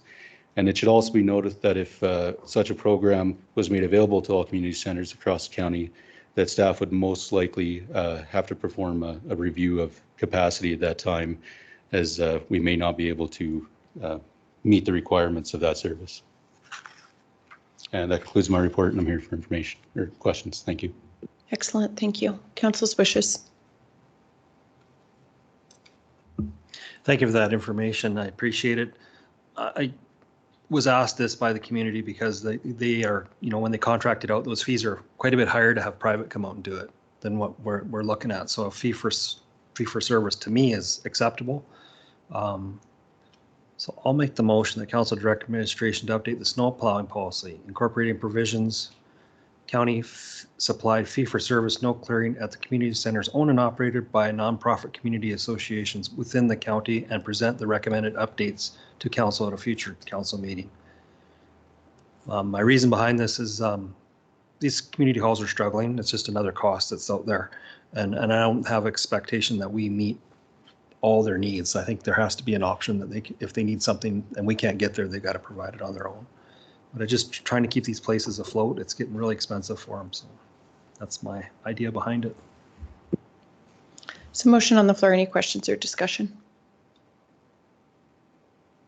I'll call the question.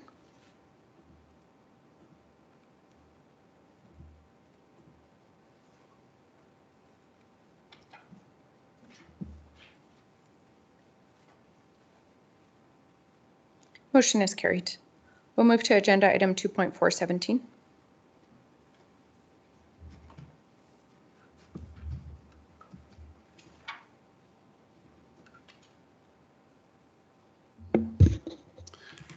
Good afternoon, Council. Bryce from Administration, presenting streetlights at Highway 24 and Speargrass Boulevard cost estimate and update RFD. At a previous council meeting, it was requested that Administration look into lighting at the corner of Speargrass Boulevard and Highway 24. Administration proceeded to just have a conversation or reach out to Alberta Transportation, and we received a response from Alberta Transportation that they conducted their own warrant report at that intersection, assessing the lighting and visibility conditions at the specified intersection, and they determined that a lighting solution through this warrant report was not warranted based on their guidelines. And consequently, the province indicated that they would not install lighting infrastructure nor contribute to the funding for illuminating this intersection. We continue to engage on this item with Fortis to provide preliminary cost estimates for the installation of the proposed streetlights. Two options were looked at and presented to the county, and then subsequently presented to Alberta Transportation. Alberta Transportation suggested that they would be willing to approve option 2. So the county has provided that, based on the cost provided with Fortis, that potentially a project could be undertaken for $36,600 if council so approved. That is our presentation, and I'm here for any questions. Council's wishes. I have a question. Did they actually say why option 1 was not acceptable? Through the chair, no, they only provide a response on which one would be acceptable. Our understanding is that option 1 is on their side of Highway 24, and therefore they would prefer it on the Speargrass Boulevard side, which would be, I guess, considered our side. That's the best explanation I could come up with. And I found it interesting that the same highway with a hamlet just down the road, they put a streetlights there, but didn't here. Do you know the rationale for that? Is it a cars per, how many vehicles are accessing that intersection, or why? Like, it seems weird that, a dark intersection into a hamlet is a dark intersection. Through the chair, I can't comment on what Alberta Transportation used for that other intersection, but I can comment that the warrant report that I mentioned does take into account several factors. For example, I've just got it in front of me here. They look at channelization, approach site distances, curve radiuses, angle of the intersection, downhill approach. That's table 1 of their review. They also look at operational factors, and they have several headings under there, such as nighttime hourly pedestrian volume, signalization warranting, intersection roadway classifications, things like that. And then the final table that they have in their report revolves around environmental and collision factors. And through all of that, they give a final score. And then they, based on that final score, determines whether or not an intersection is warranted with illumination or signalization and that kind of thing. So that's what we have received for the Speargrass Boulevard and Highway 24 intersection. Based on that, yeah, the total points received are below the warranted number that is required for illumination.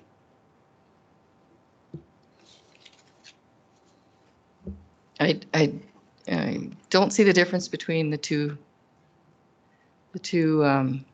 hamlets, but I'm just going to put forward that Wheatland County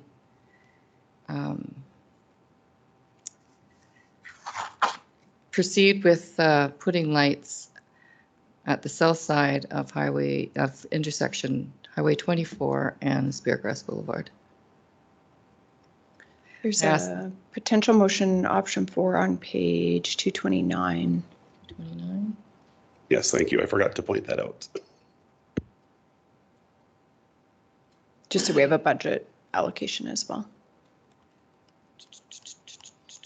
Where is this at? Kind of midway down page 229. Well, yes, through the chair, I believe that was option 4 on the resolution options.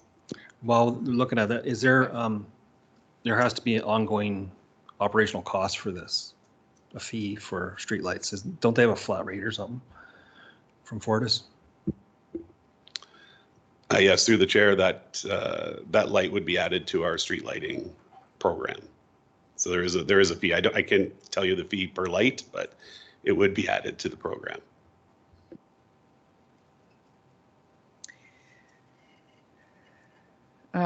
Okay, so that council direct administration to include in the 2024 capital budget a capital project to install a street light on the south side of Highway 24 and Speargrass Boulevard intersection with a budget of $36,600. Thanks, Councillor Bigger. There's a motion on the floor. Questions or discussion? So just so we're clear, we're proposing a motion to put a street light in where Alberta Transportation tells us there is no need for one, correct? Through the chair, correct. The Alberta Transportation warrant report did not suggest that illumination was required. I think the consideration may be that Alberta Transportation's service standards could differ for provincial highways versus us as a municipality. For one of our hamlets, we wouldn't necessarily, we haven't established the same decision-making matrix as the province has.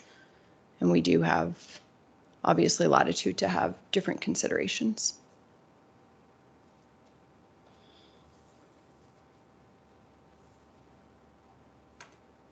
Any other questions or discussion?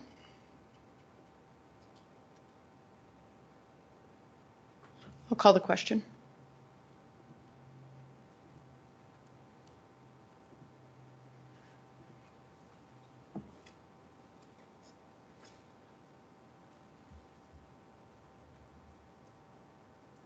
Motion is carried. We'll move to agenda item 2.418.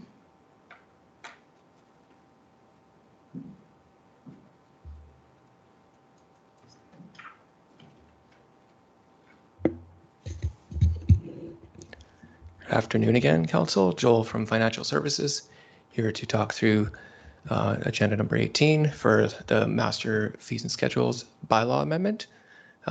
Administration has circulated a quick update to the proposed changes, as is brought up here. As you can see, most of the changes being proposed in the Public Works area pertain to the recent request to increase the utility rates, making them effective February 1st of 2024. In addition, we've also included that last line item there adding the Muirfield and changing the rate to $2.07 for the debenture item, which was discussed today. As staff are available for any questions.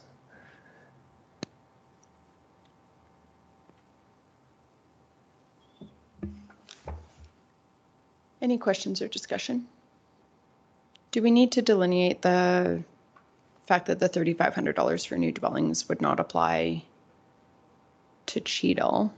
And for clarity, should we list the hamlets that that applies to? Yes, so through the chair, that amendment hasn't been made into this, but after we saw that the utility rates that we knew were going to come today, so what we decided to do is just put those utility rates in. That bylaw might be coming, well, will be coming back again for amendment to incorporate those deposits. So that change is excluded from our consideration today. That's right. And the only reason why the utility rates have been brought forward today is just because we want to give notification to the public as much as possible. And we do have that in for February 1st, 2024 as an effective rate change. Perfect. Council's wishes. I'll make motion that council approve first reading of the master schedule fees bylaw 2023-26. Any questions or discussion? I'll call the question.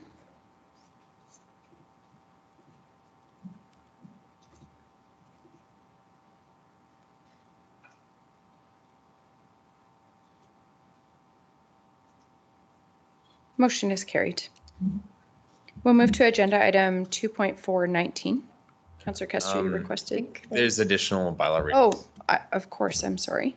Council consideration, a motion for second reading. My apologies. Council approved second reading of bylaw 2023-26. Any questions or discussion? If we, I see the water rates there, we have flat rate and increases. With these increases, how will it compare to what we're getting charged for water? That was all provided in the RFD when council directed the 7% increase.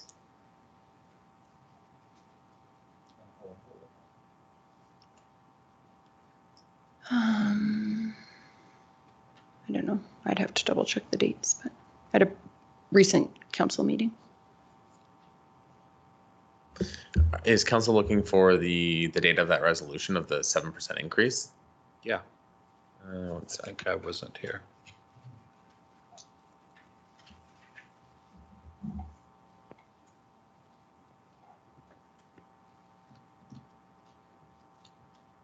So it was actually in the approved minutes from earlier today. Let me just pull up the exact date of that council meeting. It was at the October 17th, 2023 council meeting. So, oops. It was also in the council resolution tracker as well, but it was CM 2023-10-45. I'm just wondering how, with the increase, how these new rates will align with the cost of the water. So essentially with the 7% increase, the subsidization of utilities increased. And we got further away from full cost recovery, but there was consideration of the fact that we've had multiple significant increases. And there was just discussion about revisiting this for future years. There was quite fulsome discussion, but we're certainly not exceeding costs or anything like that. I'm trying to think exactly. We still don't know what the cost is, how it's going to compare that. All of the costs were presented in a fulsome report from administration. Yeah, broken down by service area. Staff, you can get it to me later then. It's online in our council package. If you look up the October 17th council agenda, it's all included in there.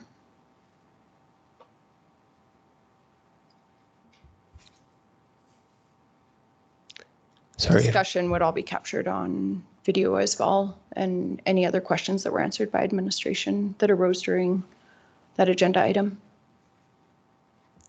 Sorry if I may, through the Reeve Council, at the time of that report, what we had used is the 2024 tentative budget, and we had projected that a 15% increase would be required just to maintain the current contribution rate. And so that was just kind of a high-level summary of that. Thanks for that. So kind of losing that 8% of ground of cost recovery. Any other questions or discussion? We have Councillor Eichert moved second reading. I'll call the question.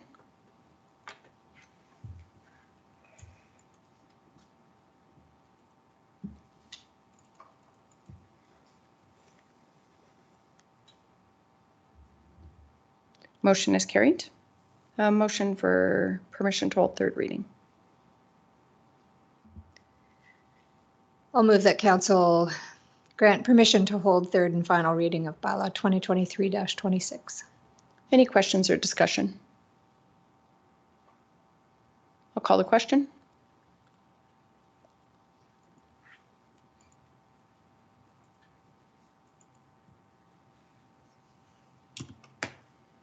Motion is carried unanimously. A motion for third reading. I move that council approve third and final read of bylaw 2023-26. Any questions or discussion? I'll call the question.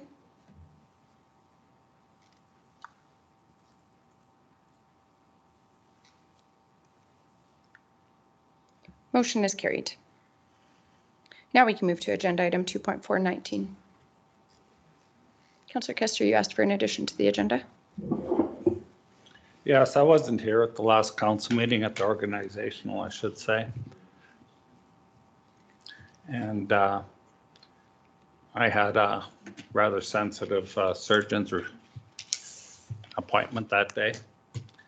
Anyway, I come to an appointment to the Wheatland Housing Management Body. Council has the option of appointing three members to that board. There was a misunderstanding, I'll say, when I was talking to CAO about a possible appointment to the board. And I did talk to Councillor Larson too, and they both had a different story. But I'm still saying that I could have been phoned or texted or emailed. Like it was on the phone. Participation like that is allowed. I was in my surgery. I could have answered it later.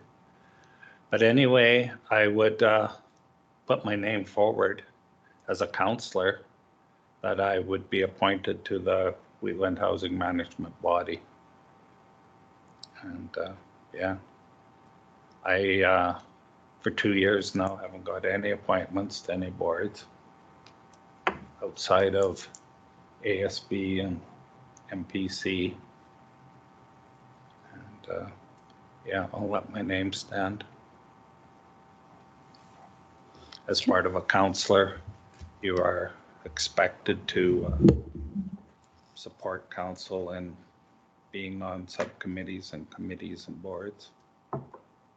I've been on that board for, I don't know, 16 years. Continuously. But you are on the board now, right? On the board now. And I remember, I don't know the date, but you nominated, maybe I'm wrong, but nominated Councillor Kester to the Wheatland Housing Board at one point. When one of the resignations. Yes. Yeah, I left. And it was turned down. I turned it down because I was on the hospice board. I've since talked to the hospice board and they are supportive. Councillor Laursen and then Deputy Reeve Clausen. At the organizational meeting, Councillor Kester was nominated. I mentioned that Councillor Kester had said he would let his name stand. CAO Henderson had a different take on it. I offered at that meeting to call Councillor Kester, and I was told, no, we're going to take CAO Henderson's word on this. So this could have been dealt with at the organizational meeting. I think all of council was aware that an organizational meeting was occurring. There are mechanisms to convey and communicate interest in boards. Obviously, the primary one being attendance at the organizational meeting, recognizing that at times there are things that could preclude that. There was no communication to council regarding any interest in any boards. There were multiple nominations to boards.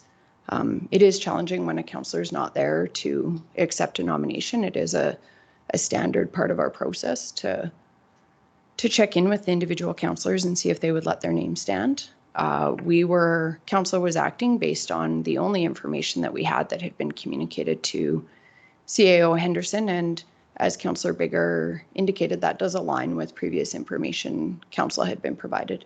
Deputy Reeve Clausen.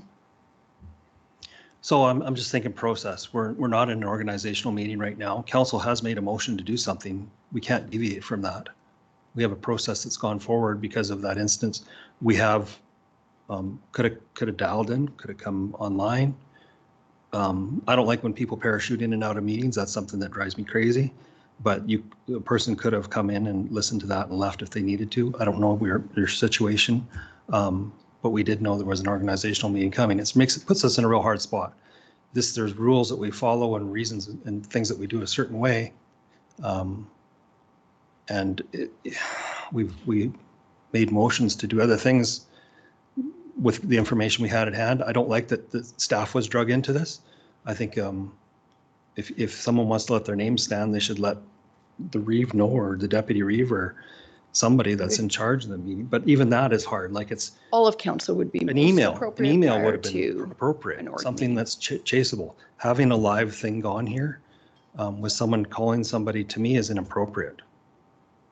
There's so many different ways we can do this. We allowed so much technology into this nowadays. So, and we've made decisions. I can't go against that. Councillor Kester. My turn. Previous organizationals, I was not voted for anything. I didn't see why I would email anything in when I would have never been accepted for whatever the reasons are. I won't get into that.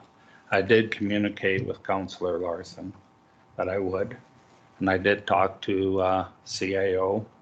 There was a misunderstanding. My main concern is the hospice and how I'll be perceived in the community, jumping back and forth. I did have a chance to talk to that board, and they were okay with it. There's been comments made in this council chambers that there's a perception out there that the county has 4 members on a board. Either way, I am going to be on that board. Council wants me as a councillor. Good. I can do that. There's also been concerns out there in the public and on the Wheatland Housing Management Board that this body has no ability to appoint a board member at large. Only Wheatland Housing Management Body can do that through ministerial order. Your advertisement should have said something different. We have terms of reference for council or for board member at large. They're non-voting is the number one thing. I know this is maybe a council appointee, but it was advertised a councillor at large.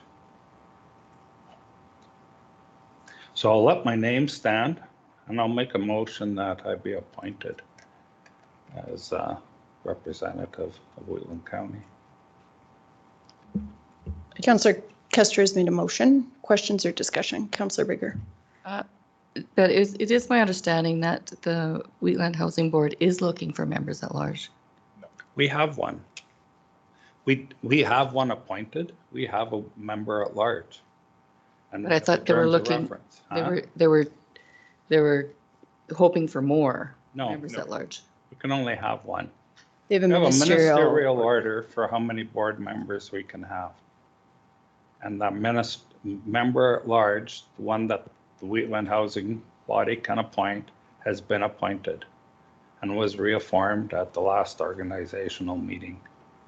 We do have one. I think I think there would be tacit understanding, or I would hope that there would be, if Wheatland County is advertising for the member at large, that it would be an appointee as one of our board representatives.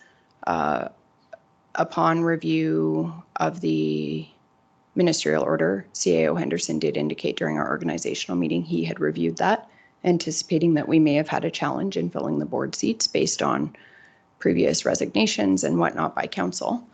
In anticipation of that, CAO Henderson had reviewed the ministerial order and I believe confirmed that we were not limited to appointing a councillor. We could appoint a community member as a Wheatland County. So it would be a Wheatland County appointed member. Many boards do use that model. Sometimes there's a mix of elected and community representation. Some of the discussion that occurred at the organizational meeting was because of some of the challenges. It might be good to have a fresh set of eyes. I can't remember if it was Councillor Laverson or somebody said that there could actually be benefit to having a fresh board member coming in just with a different perspective than the current board members, acknowledging that there have been challenges. But I also respect your perspective, and it is unfortunate that you weren't here at the organizational meeting. Council made a decision based on the best information we had at the time. There is a motion on the floor. Any further questions or discussion? And I guess just to the comments around committee nominations, council collectively does their best to appoint members to serve on boards, and it's never anything personal. There's multiple factors, and at the end of the day, it's just like every other decision that council makes. We use a consistent process that's fair and transparent, and we're endeavoring to appoint representatives to serve well on every board that we appoint people to. Deputy Riff Clausen and then Councillor Kester.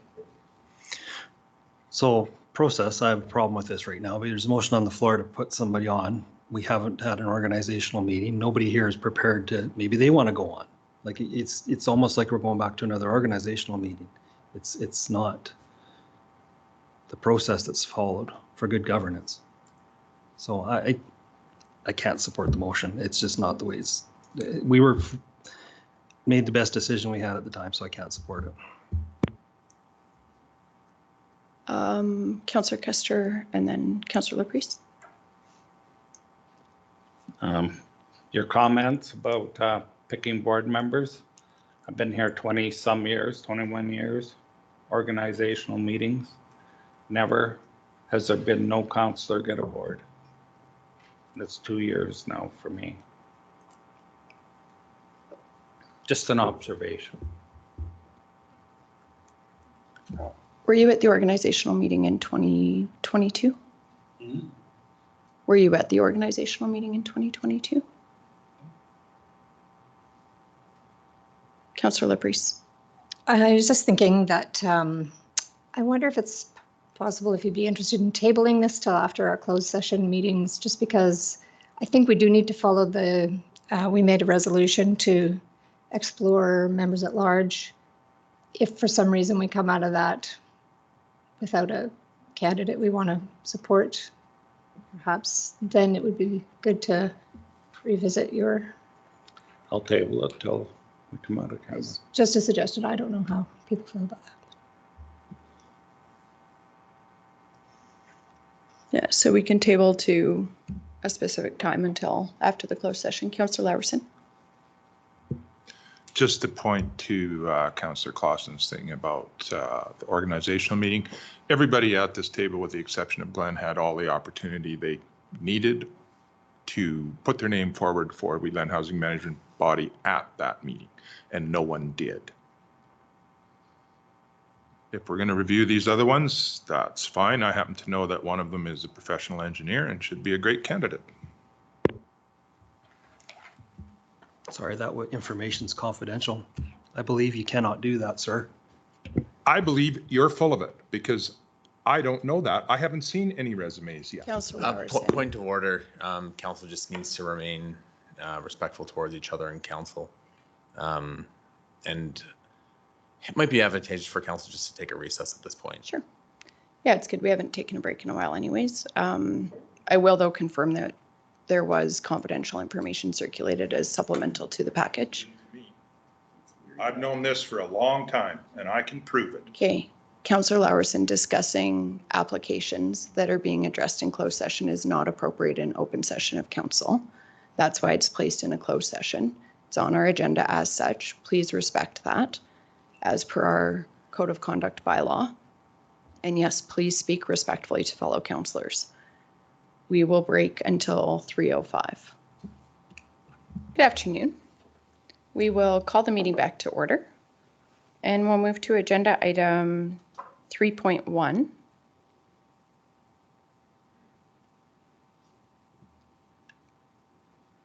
We had 5 pieces of correspondence. I don't think any of them required any follow-up unless anybody has anything they would like to address. If not, a motion to accept as information.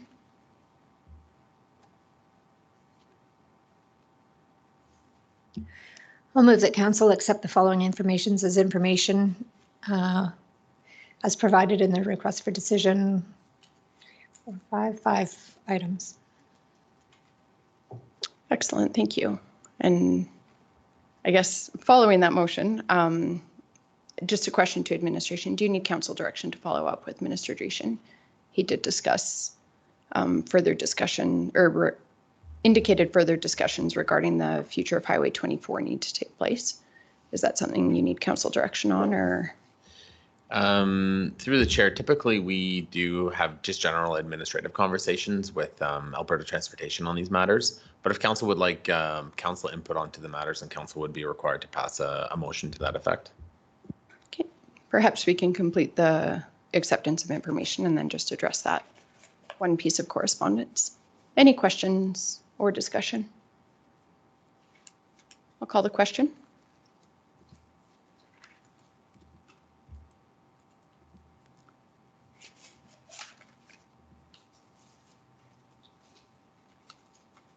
Motion is carried. So in regards to how 24 ties into the new interchange, I think it's too early for us to get involved in this. I believe that I'd like to see a couple of proposals, what they propose to do, and then I can sort of canvass the community and see what the yeas and nays are going to be. So I think it's too early to get involved in that. So I would just. Do you think it would be prudent to reach out just to see what sort of process Alberta Transportation envisions in terms of public engagement and how we could assist with that? Or how we could collaborate on public engagement? That would make sense. I hadn't thought about the public, I just sort of thought they might have a boilerplate system and that's it. And then at that point you have, public engagement. And they may, but at least we're doing our due diligence by reaching out and seeing what they foresee the process looking like and if there's a role that we can play in facilitating some engagement. So I will make a motion to direct administration to talk to transportation and inquire on the steps going forward on the relocation of Highway 24. And if we can be of any service to them, if they need open houses and that kind of stuff. Will that work? Just give administration a moment just to draft the resolution.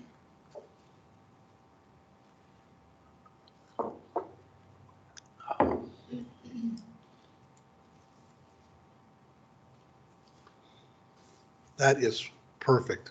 So we'll just specify Alberta Transportation.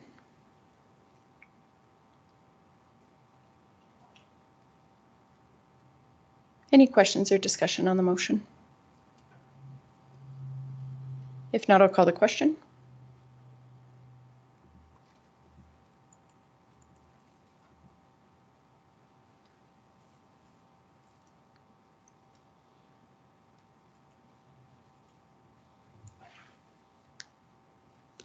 Motion is carried. Thanks, everybody. We'll now move to our closed session agenda items. There are multiple as outlined on the agenda with the FOIP sections. I will move us into closed session. Call the question.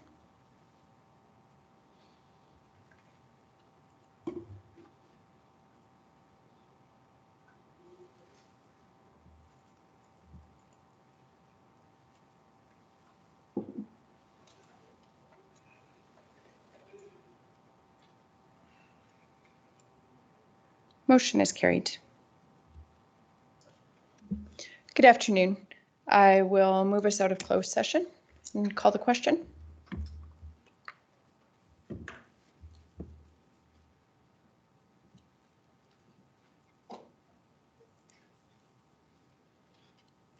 We can address the closed session items in the order of the agenda. Oh, I apologize. I'm so sorry. Sorry. Is this the vote Out of closed session. Motion is carried. We could address the closed session items in the order of that they appear on the agenda. We could start with the TELUS Tower lease agreement. Or we can go to the deferred motion. We can either address that now or at the time of the Wheatland Housing Management Body Member at Large appointment. Does administration have advice on order? No, whatever council chooses to do. Okay. We can move to the motion that was tabled until following closed session and then address the closed session items. Councillor Kester, your wishes with your motion? I move that I'll be the nominee for Wheatland Housing Management Body Council representative, and I'm requesting a recorded vote. Okay, from a process perspective, I don't feel like this aligns with discussion in closed session. I guess we can just do it anyways. Yes, so the motion was brought, or the topic was brought back up, so there's a motion on the table, so it should be addressed. Okay. Any questions or discussion?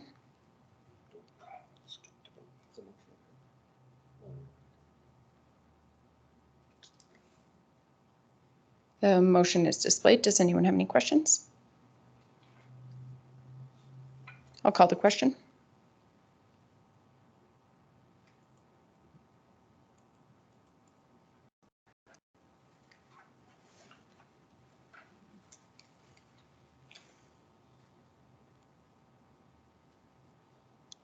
Motion is defeated.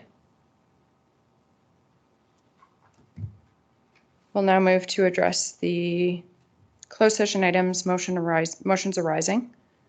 That was a recorded vote. So it'll be recorded in the minutes. You bet. There is a motion arising regarding the TELUS lease agreement report. I move that council accept the presented TELUS lease agreement report as information. Thank you, Councillor Bigger. Any questions or discussion? I'll call the question.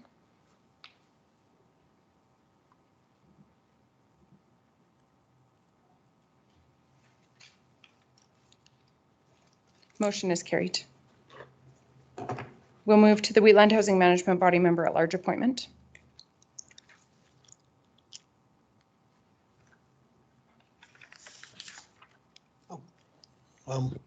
I'll move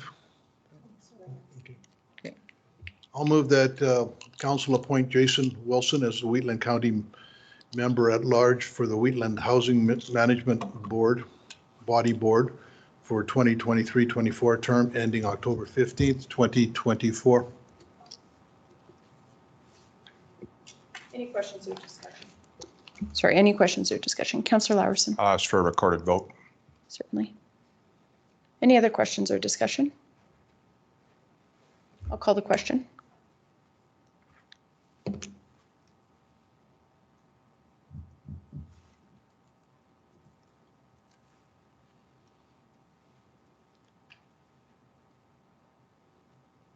Motion is carried. We'll move to Agricultural Service Board Member at Large appointment.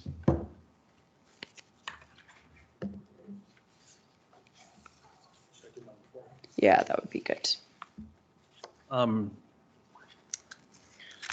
put a motion forward that I remove, what would be the right term? Resign. Resign from the position at Ag Service Board in regards to, we had a good applicant for my area. So I'm happy to have an active producer sit in my place at that board.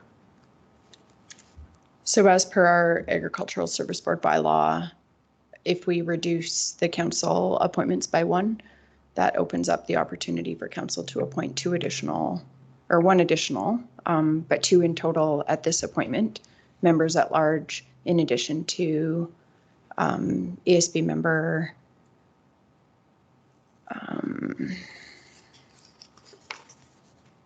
we already have Sandra DeSmit, who's midterm serving until October 31st, 2024. So we'll have three members at large serving on the Wheatland County ASB. Motion arising from closed session. Oh. A vote to accept the resignation. Any questions or discussion? I'll call the question. I don't want to see you go.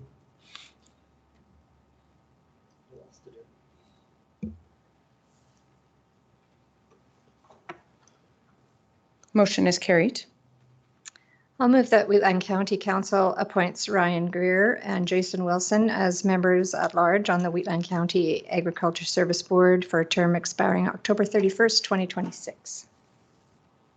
Any questions or discussion on the motion? I'll call the question.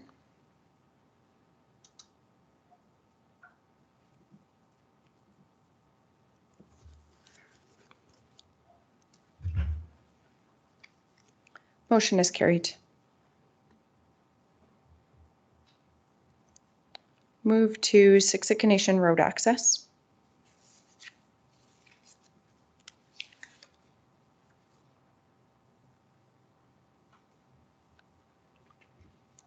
I'll move that council approve.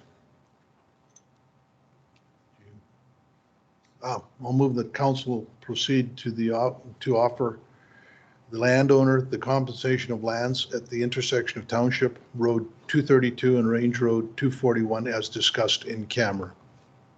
And just for clarification, it would be that administration proceed to offer. Yes. Okay, perfect. Sorry, I thought I said that, but. No, that's okay. Any questions or discussion? Call the question.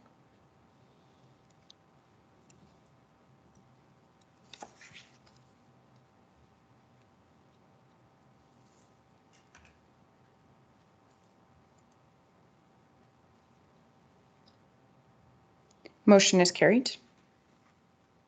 We'll move to land purchase. I'll move that council approve the Reeve and CAO to sign the agricultural purchase contract for the acquisition of property legally described as north portion of Southeast 1624 west of the 4th, encompassing an area of 72.1 acres. Any questions or discussion? Call the question.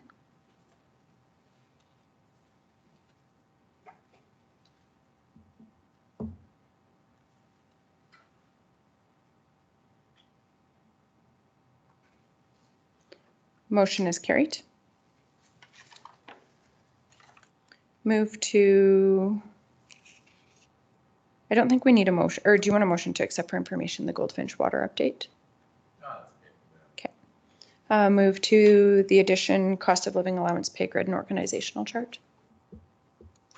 I'll move that council approve changes to HR policy 6.2.1 pay structure, which includes a 2% cost of living allowance increase for all salary and hourly employees on the 2024 pay grid effective January 1, 2024. Any questions or discussion? Call the question.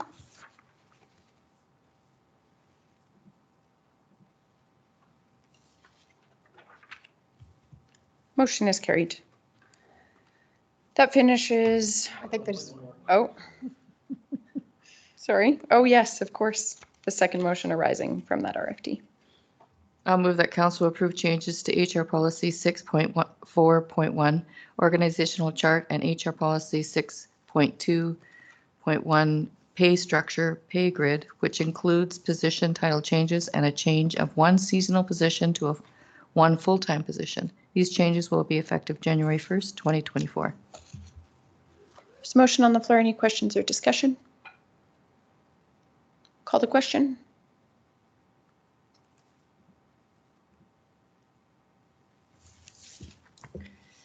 Motion is carried. Now that concludes our business for today. Meeting is adjourned. Thanks, everybody.